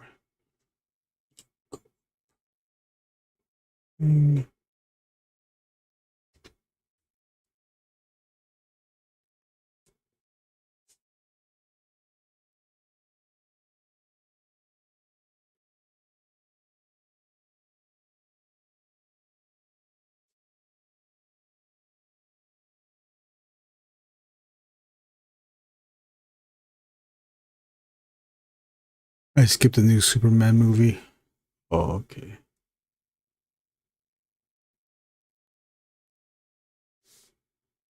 Superman. I enjoyed it.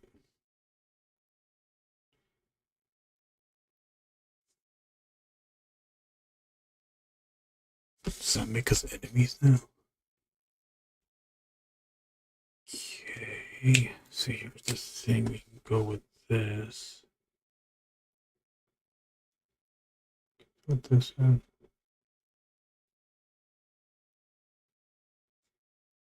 Fill this in. I'll use the brush pen for that.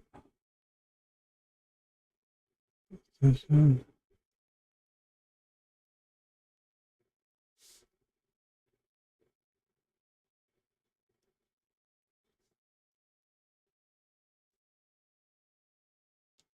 It might be a broken record when I say this, but I only repeat it because I believe it to be true. When you add black, when you add black shapes, big black areas to a drawing, it makes it look complete. It makes it look like you did some work. Well, technically you did do work. Skill-wise, is it work? Skill-wise, is it anything to brag about when you just fill something in black? No. The skill is where you do it and how you execute it.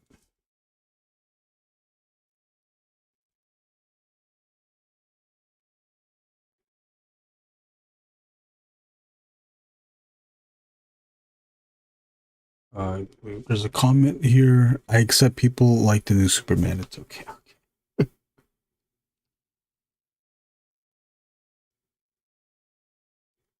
Yeah, it felt like a comic book. It felt like a comic book cartoon movie. Like things just happened.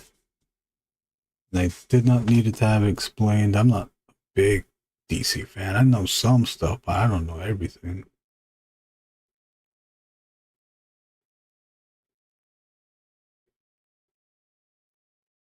The other ones took it way too serious than it needed to be, but it was just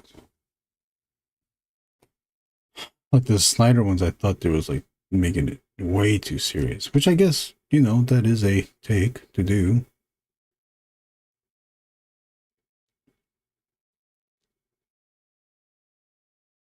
And I think that was stemming off of Christopher Nolan's Batman. They wanted a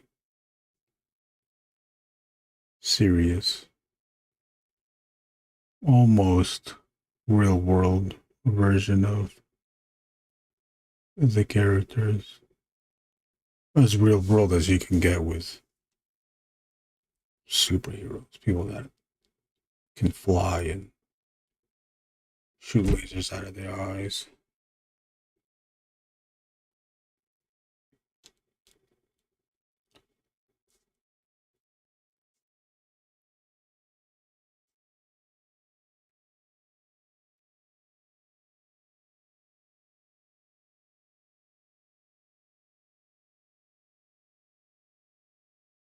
Now I want a Bruce Timm Paul Dini live action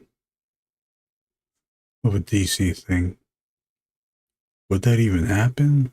And what would they do? And also, you already know it's going to be. It's not going to be great. It's going to be very okay. How did you know that already?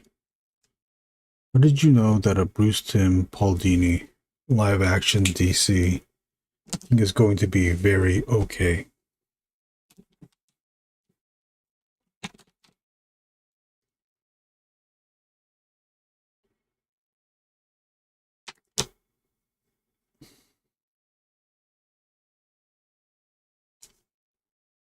Snyder, people still talk about the Snyder movies to this day. Oh, I bet.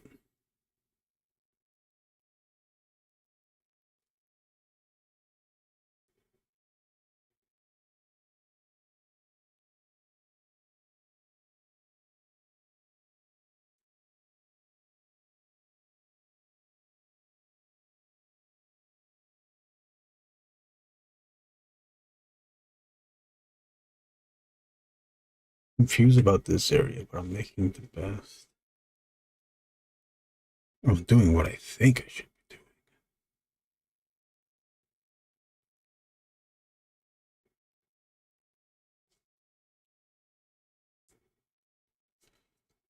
doing. Okay. What else? We can forget if we want to.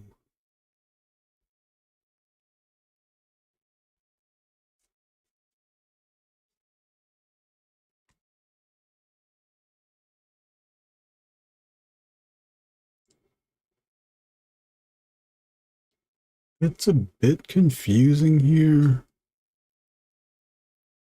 I think I will. If I had screen tone, I would have screen toned the armor part of Magus here, the big head.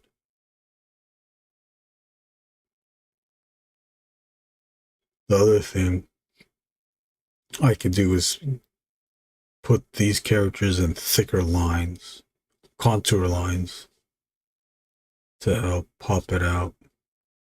Although the bad thing is that I might flatten out these characters, which I don't know, but it's too much of a bad thing. A good comic book movie inspires conversation, like nobody's talking about Green Lantern or Catwoman. Oh, no. No. The only time they'll be talking about those movies is in a YouTube video where they're making fun of that stuff. God, I forgot about that. I forgot about those movies. Shit.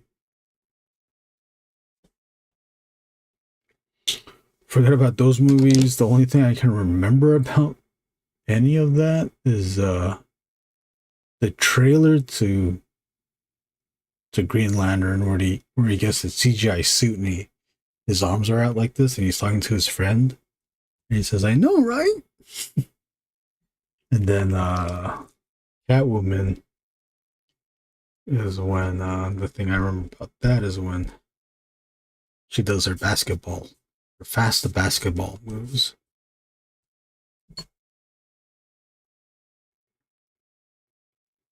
That was an era too of like just terrible DC movies. Because before Catwoman, wasn't there that Shaquille O'Neal Superman Steel movie? What the fuck? It was like just bad from the get-go, and then they kept making it. Like they finished it.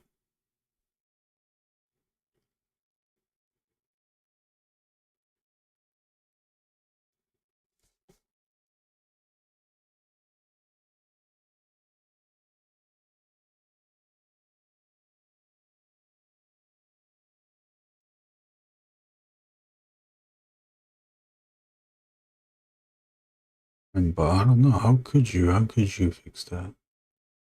How could that be good? They probably had to like really lean into it.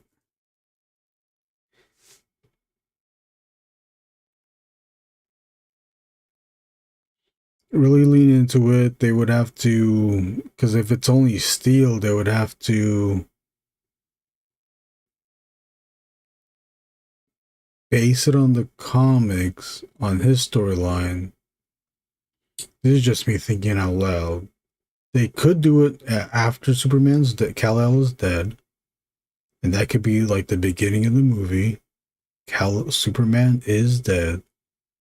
There's never going to be another Superman until there is, and it's going to be with Steel. And they have to like totally take out or not even mention any of the other Superman copycats, Superboy, Eradicator, and Terminator Superman.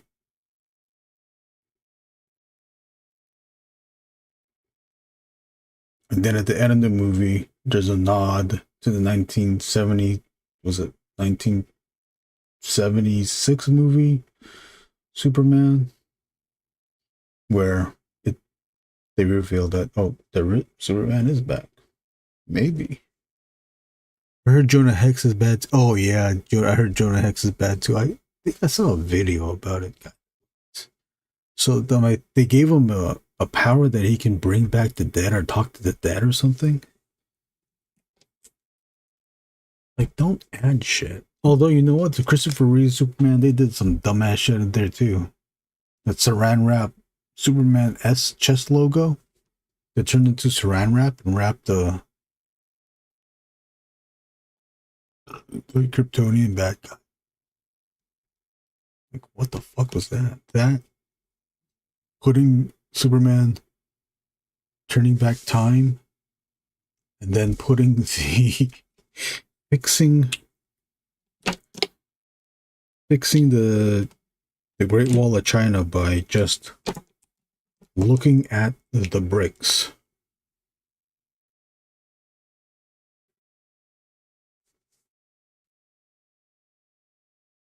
Who thought of that?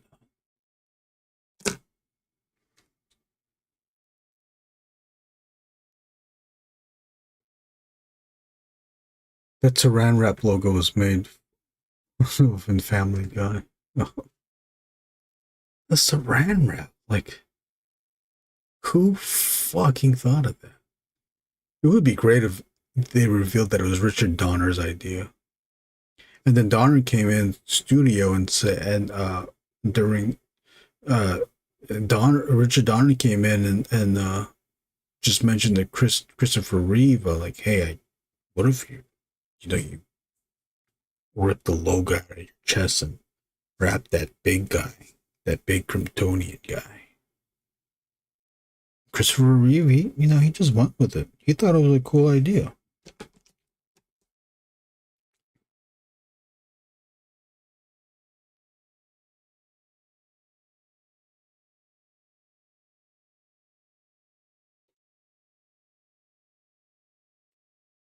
There was a slight concern.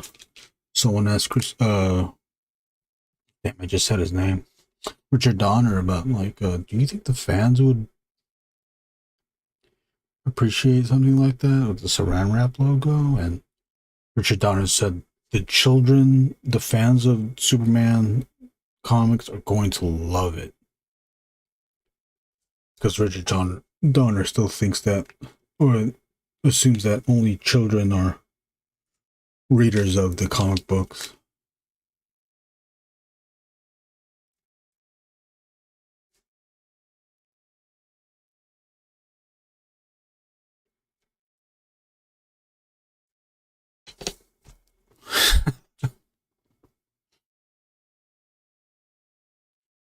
That reminds me when I think Stan Lee was talking about, I think it was the 70s,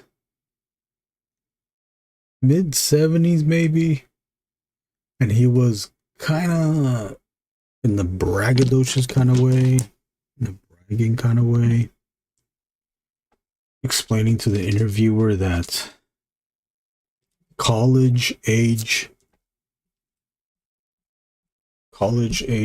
there's a college-aged audience that reads Marvel Comics. And he did so in a bragging way. But you just know, because I guess like someone explained or revealed that Stan wasn't really into the comics. He just used it as a stepping stone, which of course, like who wouldn't? Because he wanted to be a more literary writer. None of it came to be. He just stayed with the comics because the comics made him popular.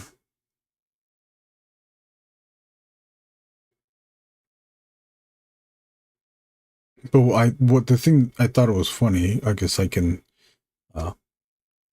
it's a self-deprecating thing as well, is that when he did explain that it was a college-age level audience that was reading the Marvel books, he said college age. He didn't say that all the people of that age went to college. So just think about all the, the true nerds. Naughtiest, thank you. Is it fast? Man, it's been 5 hours already. 5 hours just on this, though. You know what? But I have spent, Naughtiest, I have spent, there's times in a panel I'll spend an hour on one panel. I've done that numerous times. But yes, thank you. I guess it does. It is. Look, I spent. That we did this quickly.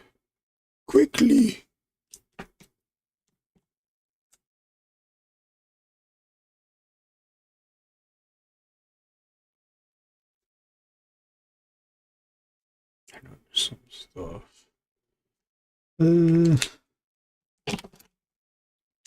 That was a 0-1. Now we're gonna do a 0-3 on this on the teeth.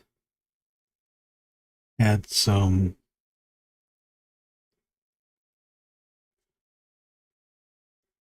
texture.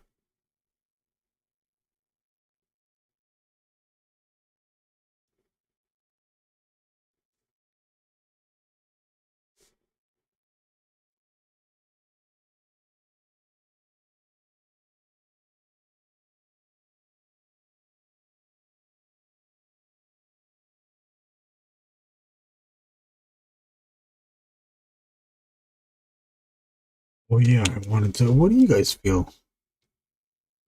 Is this okay, or do I need to stroke out an outline around these characters to bring them forward? I think I need to. I'm just scared that it's gonna make this characters too flat. The other way to do it is just like add a tone to the armor down here, but I don't want to do that. That takes too long. Kind of like how I did it up here, but down here. But I don't want to render like this down here because it's going to take away the defining lines of the armor down here.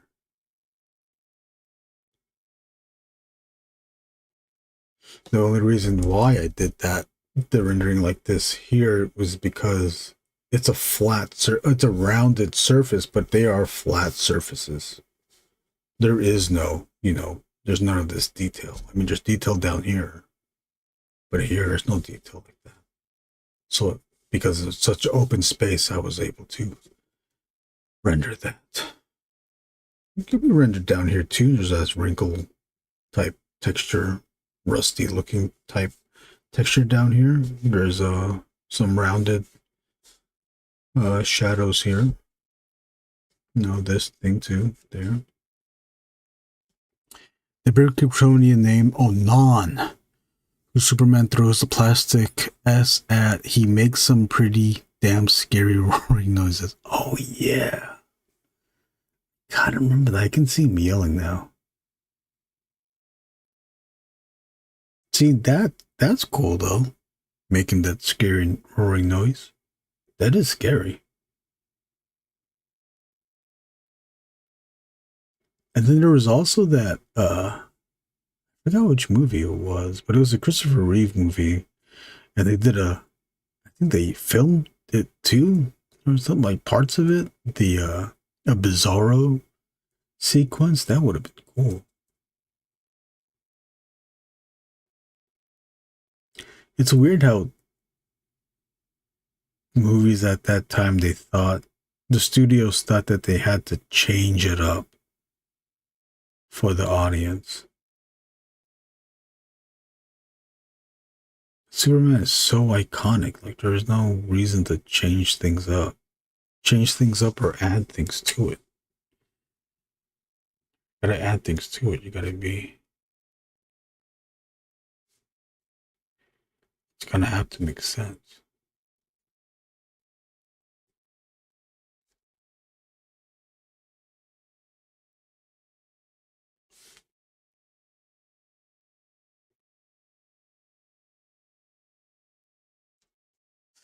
There's so much material that already, yes, there is. Even in the 90s cartoon, Superman Adventures, the Bruce Timm Superman, that was even still surprising. They were still able to do some like cool stuff because it was only in the comics. Lobo showing up, like I never thought we'd ever get a Lobo in a cartoon, let alone a kid's cartoon, a 90 kids cartoon, and Lobo's in it. And they figured out how to do it. You know, it's not super true to the way the characters portrayed in the comics, because obviously you can't do some of that stuff, but it was still Lobo. The New Gods, that was cool too. I'm just staring at this now. I'm trying to figure out like what else to do. Because if I do add that line, the stroke line around the characters, I gotta have to do it here too. And I kind of don't want to do it here.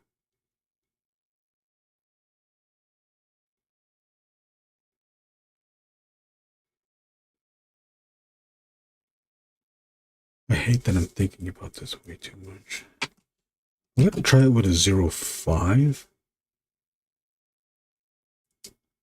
I know there was another bubble up here, but I think this was it. Wasn't there another one that I had to wipe? Oh, there's a streak there. This thing too. But I know there was one up here. I think it was this, which lessened out. So okay. And then I have. Let's just add.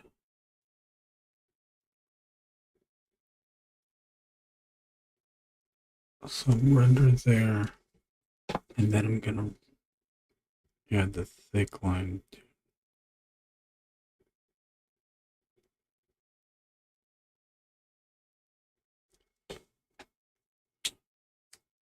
Well, that was a 0.5. I'm gonna move up to a 0.8.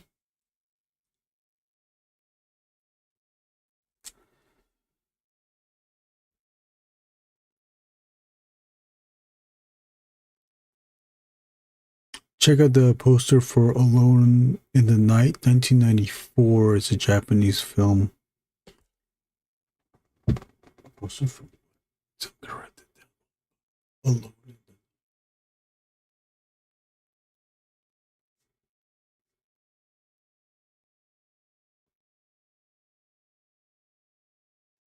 Let me check it out now.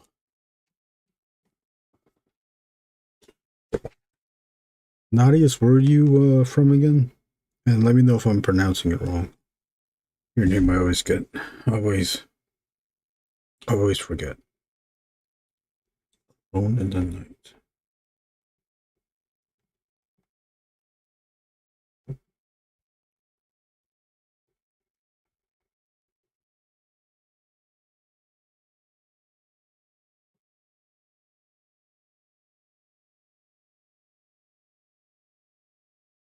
Well, that's cool.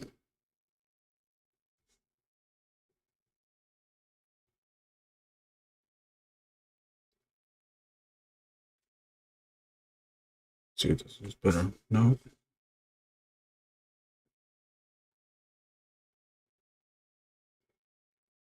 I'll have to watch the trailer to that.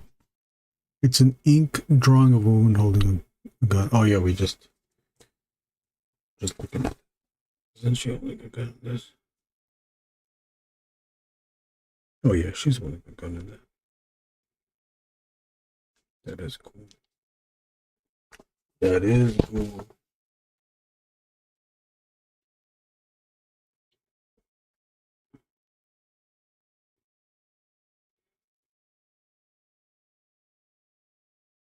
What if I use the 10 though? I think the 10 might be a little much.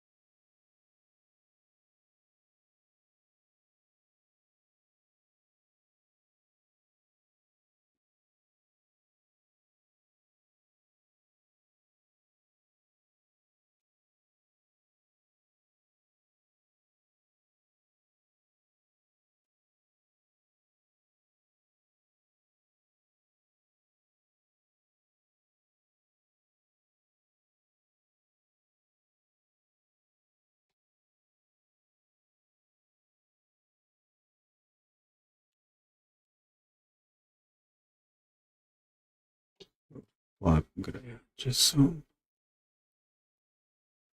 lines behind this character.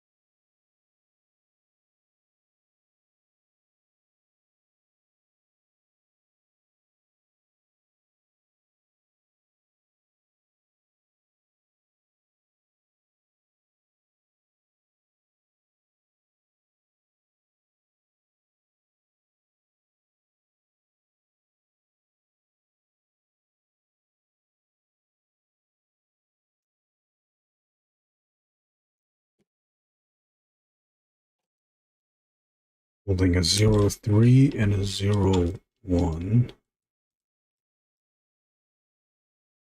Gonna see. Can add any more fun? I'm holding a 03 and a 01, and we're gonna try to add a little bit of fun.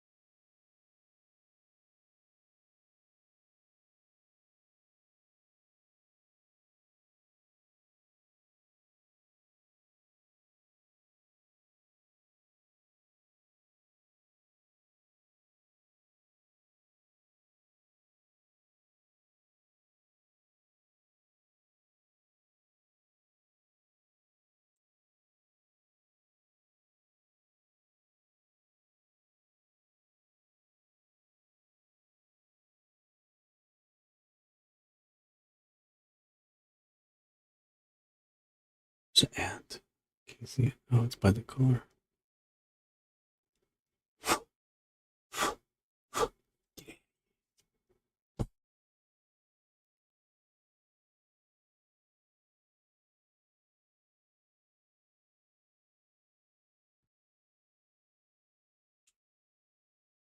It's 05 here.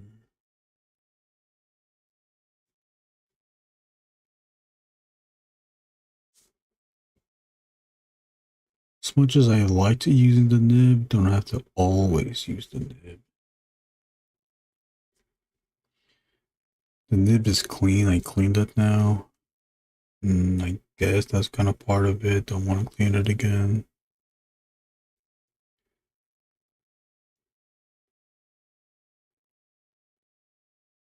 But if I'm just accenting, oh shit, if I'm accenting these lines that the nib already made, then I think we're good.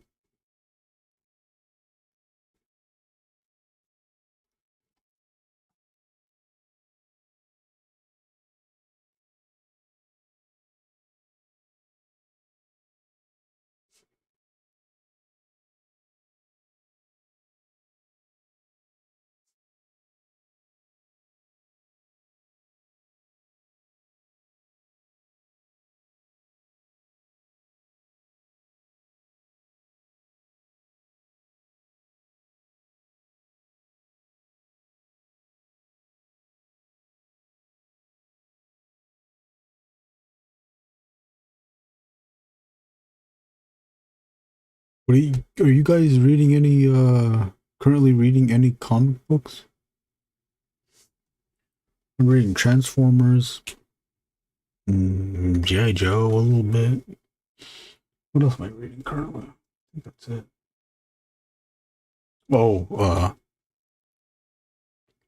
I enjoyed the Daredevil Cold Day in Hell 3-issue story. That was good. That was good. Steve McNiven was the artist. I forgot who the writer was, but they made it where it's their version of The Dark Knight Returns, but Daredevil. Well, very short. It's like 3 issues. McNiven even drew it with the 16 grid panel. 16 grid panel pages, utilizing the 16 grids as the sizing for the paneling. And then he even emulated the Dark Knight Frank Miller style. And then the colorists did their best to do the watercolor effect. The watercolor, what's her face? Lynn Varley. Sorry, I would make this zoomed in, but that would mean I would have to move this camera.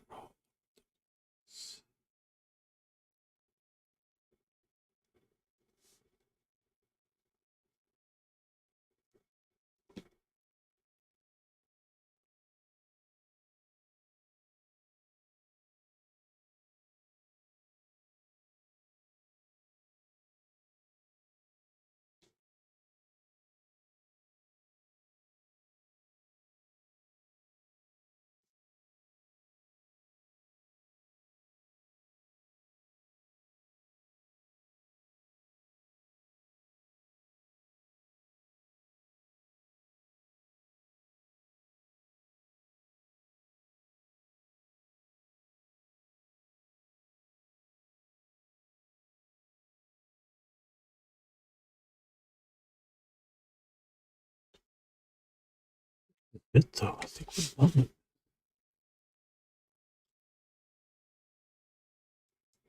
I like how it came out. I know there's areas where it could be better. I am now thinking of making this solid, a lot of this on the bottom a solid black.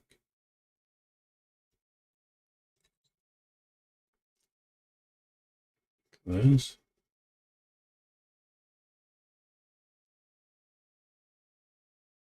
Is there a pencil? Oh, I have a pencil that's bigger than my ass. Come on, where is it? Not reading anything recently. I need to read some Batman classics. Oh, which ones?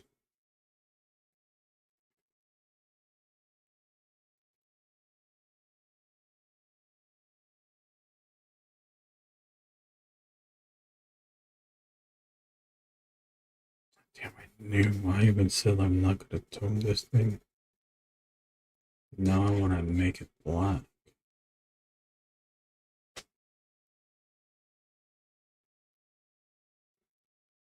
Damn it. Oh, see, but this is not where you make it black because I think it's hidden.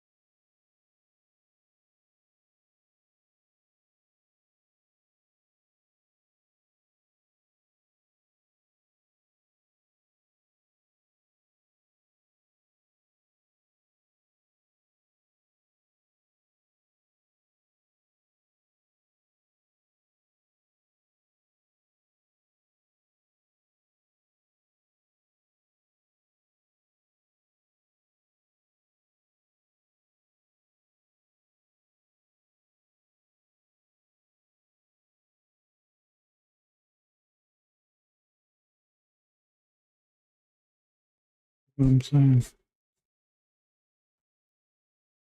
You see what I'm saying?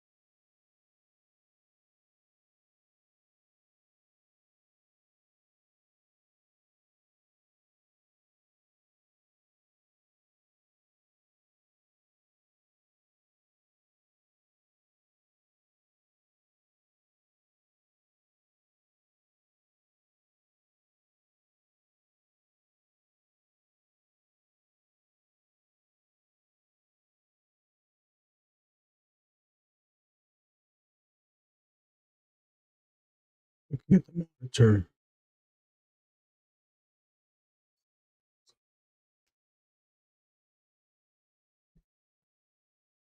And looking at the monitor, looking at my own drawing through the monitor makes it seem that I'm looking at the drawing through a different set of eyes.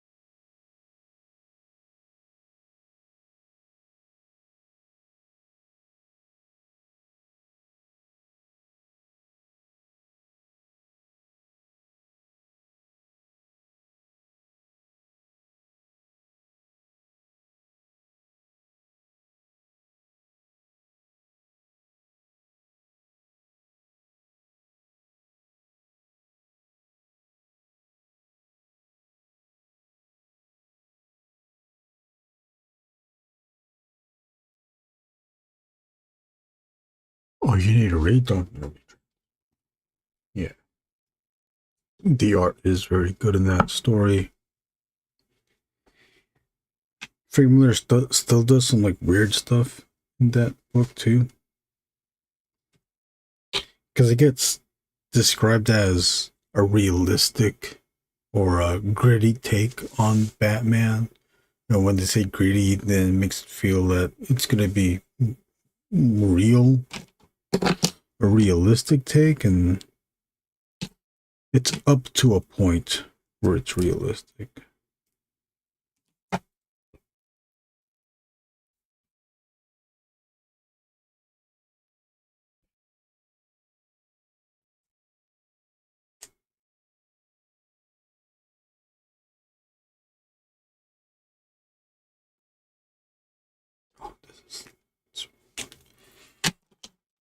Oh, you know what? I'll use let's see. Oh, read Watchmen too, yeah. Definitely. Definitely read both of those.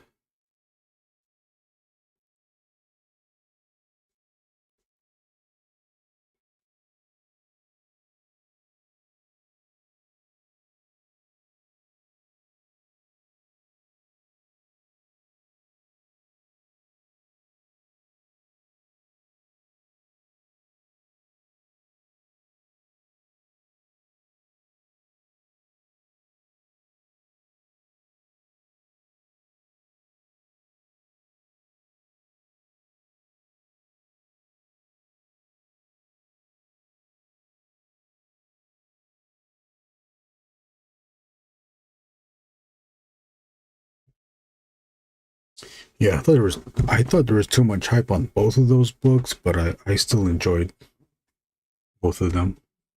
The Black Bottom at the bottom was a good decision. Yeah, thank you. Yeah, it does tie it really gives it weight to the bottom, and it stops you there. Because then you stop there and your eyes are forced to go back up again.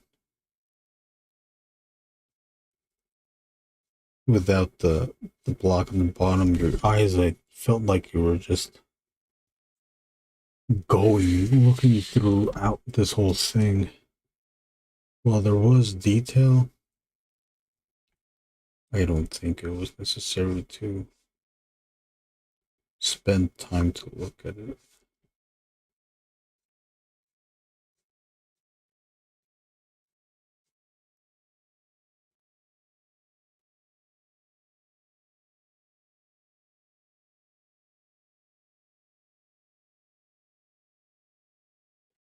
I think the quicker thing was to do with this, though, is still screen tone.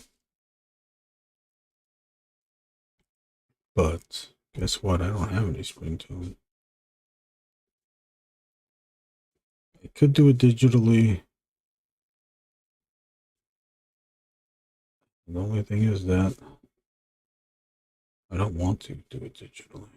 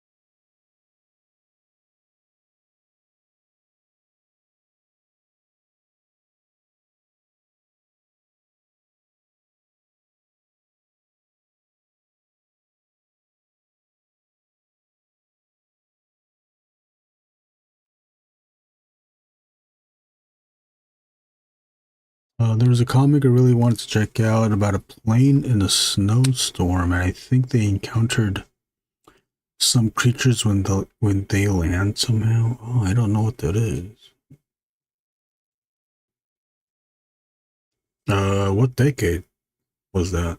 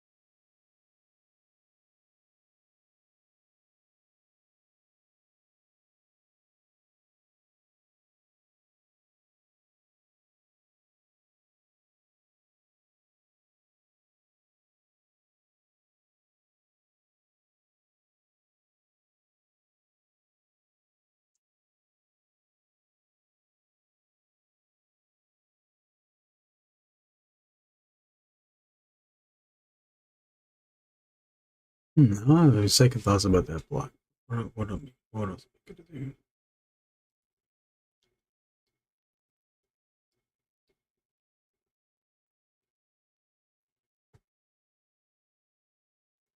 It'll pop more in the color. The approach. Oh. The approach, huh?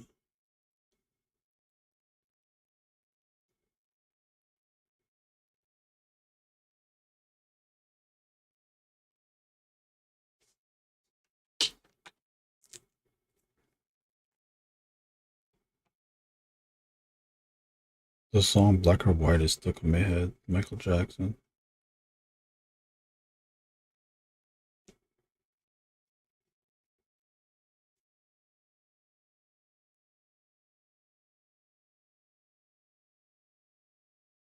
No idea why.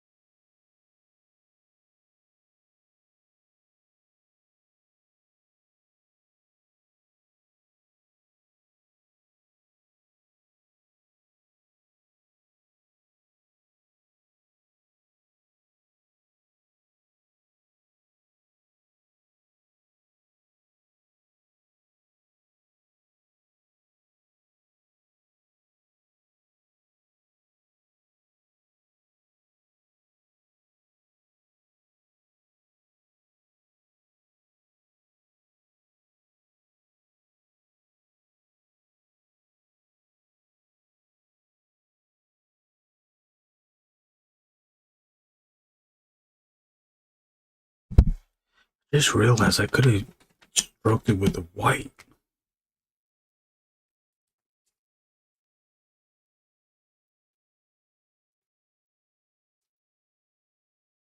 And you know what? I'm gonna do that now.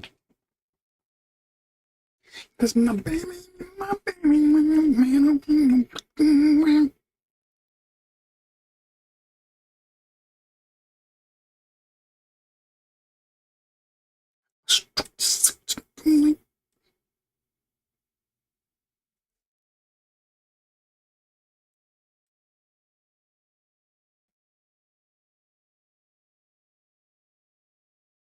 That's all I had to fucking do. Shit. I did not have to end this black. But my baby is my baby, no matter if you're black or white.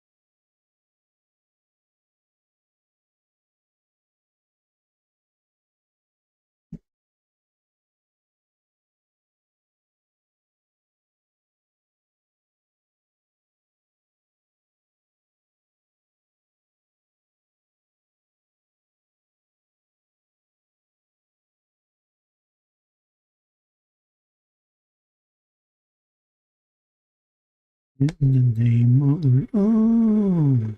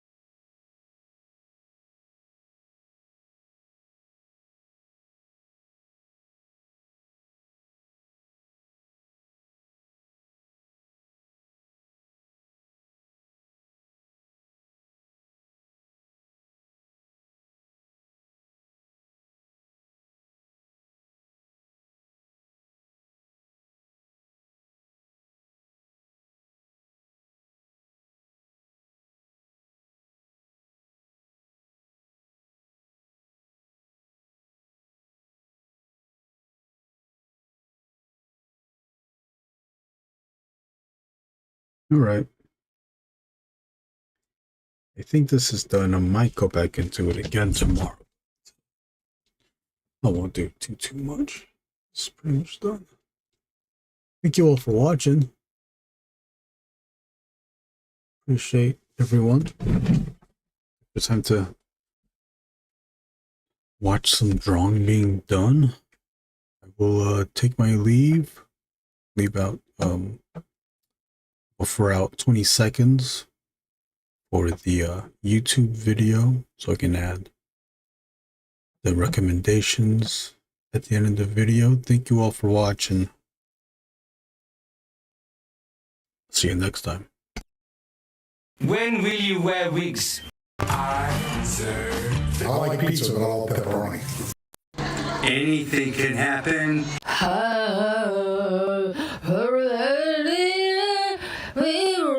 Big onion! This is the way it is. Never did, I never will. Stupid bitch! My breasts? You're pretty much just ripping a really big one. Dude, you have to stop telling people you have a micro dick. Beetlejuice, Beetlejuice, Beetlejuice. It's showtime! It will get rid of the pain. Hey! I don't like him! If he speaks again, this conversation is terminated. Smooth as a baby's bottom. There, Doombot. Thanks for watching.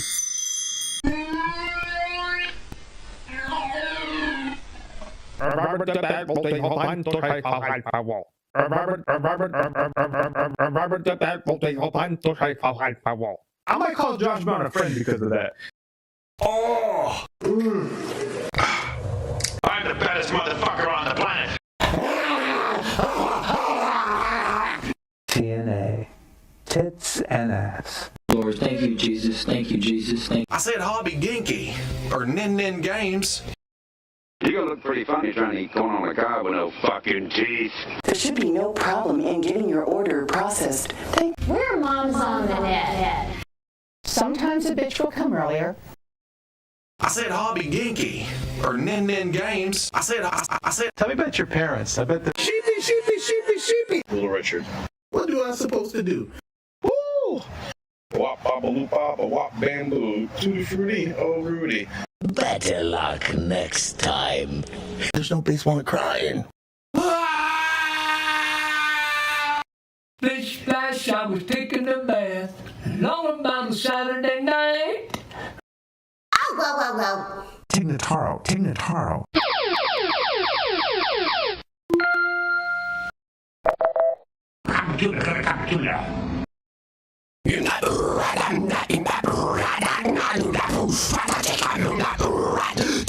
Twist.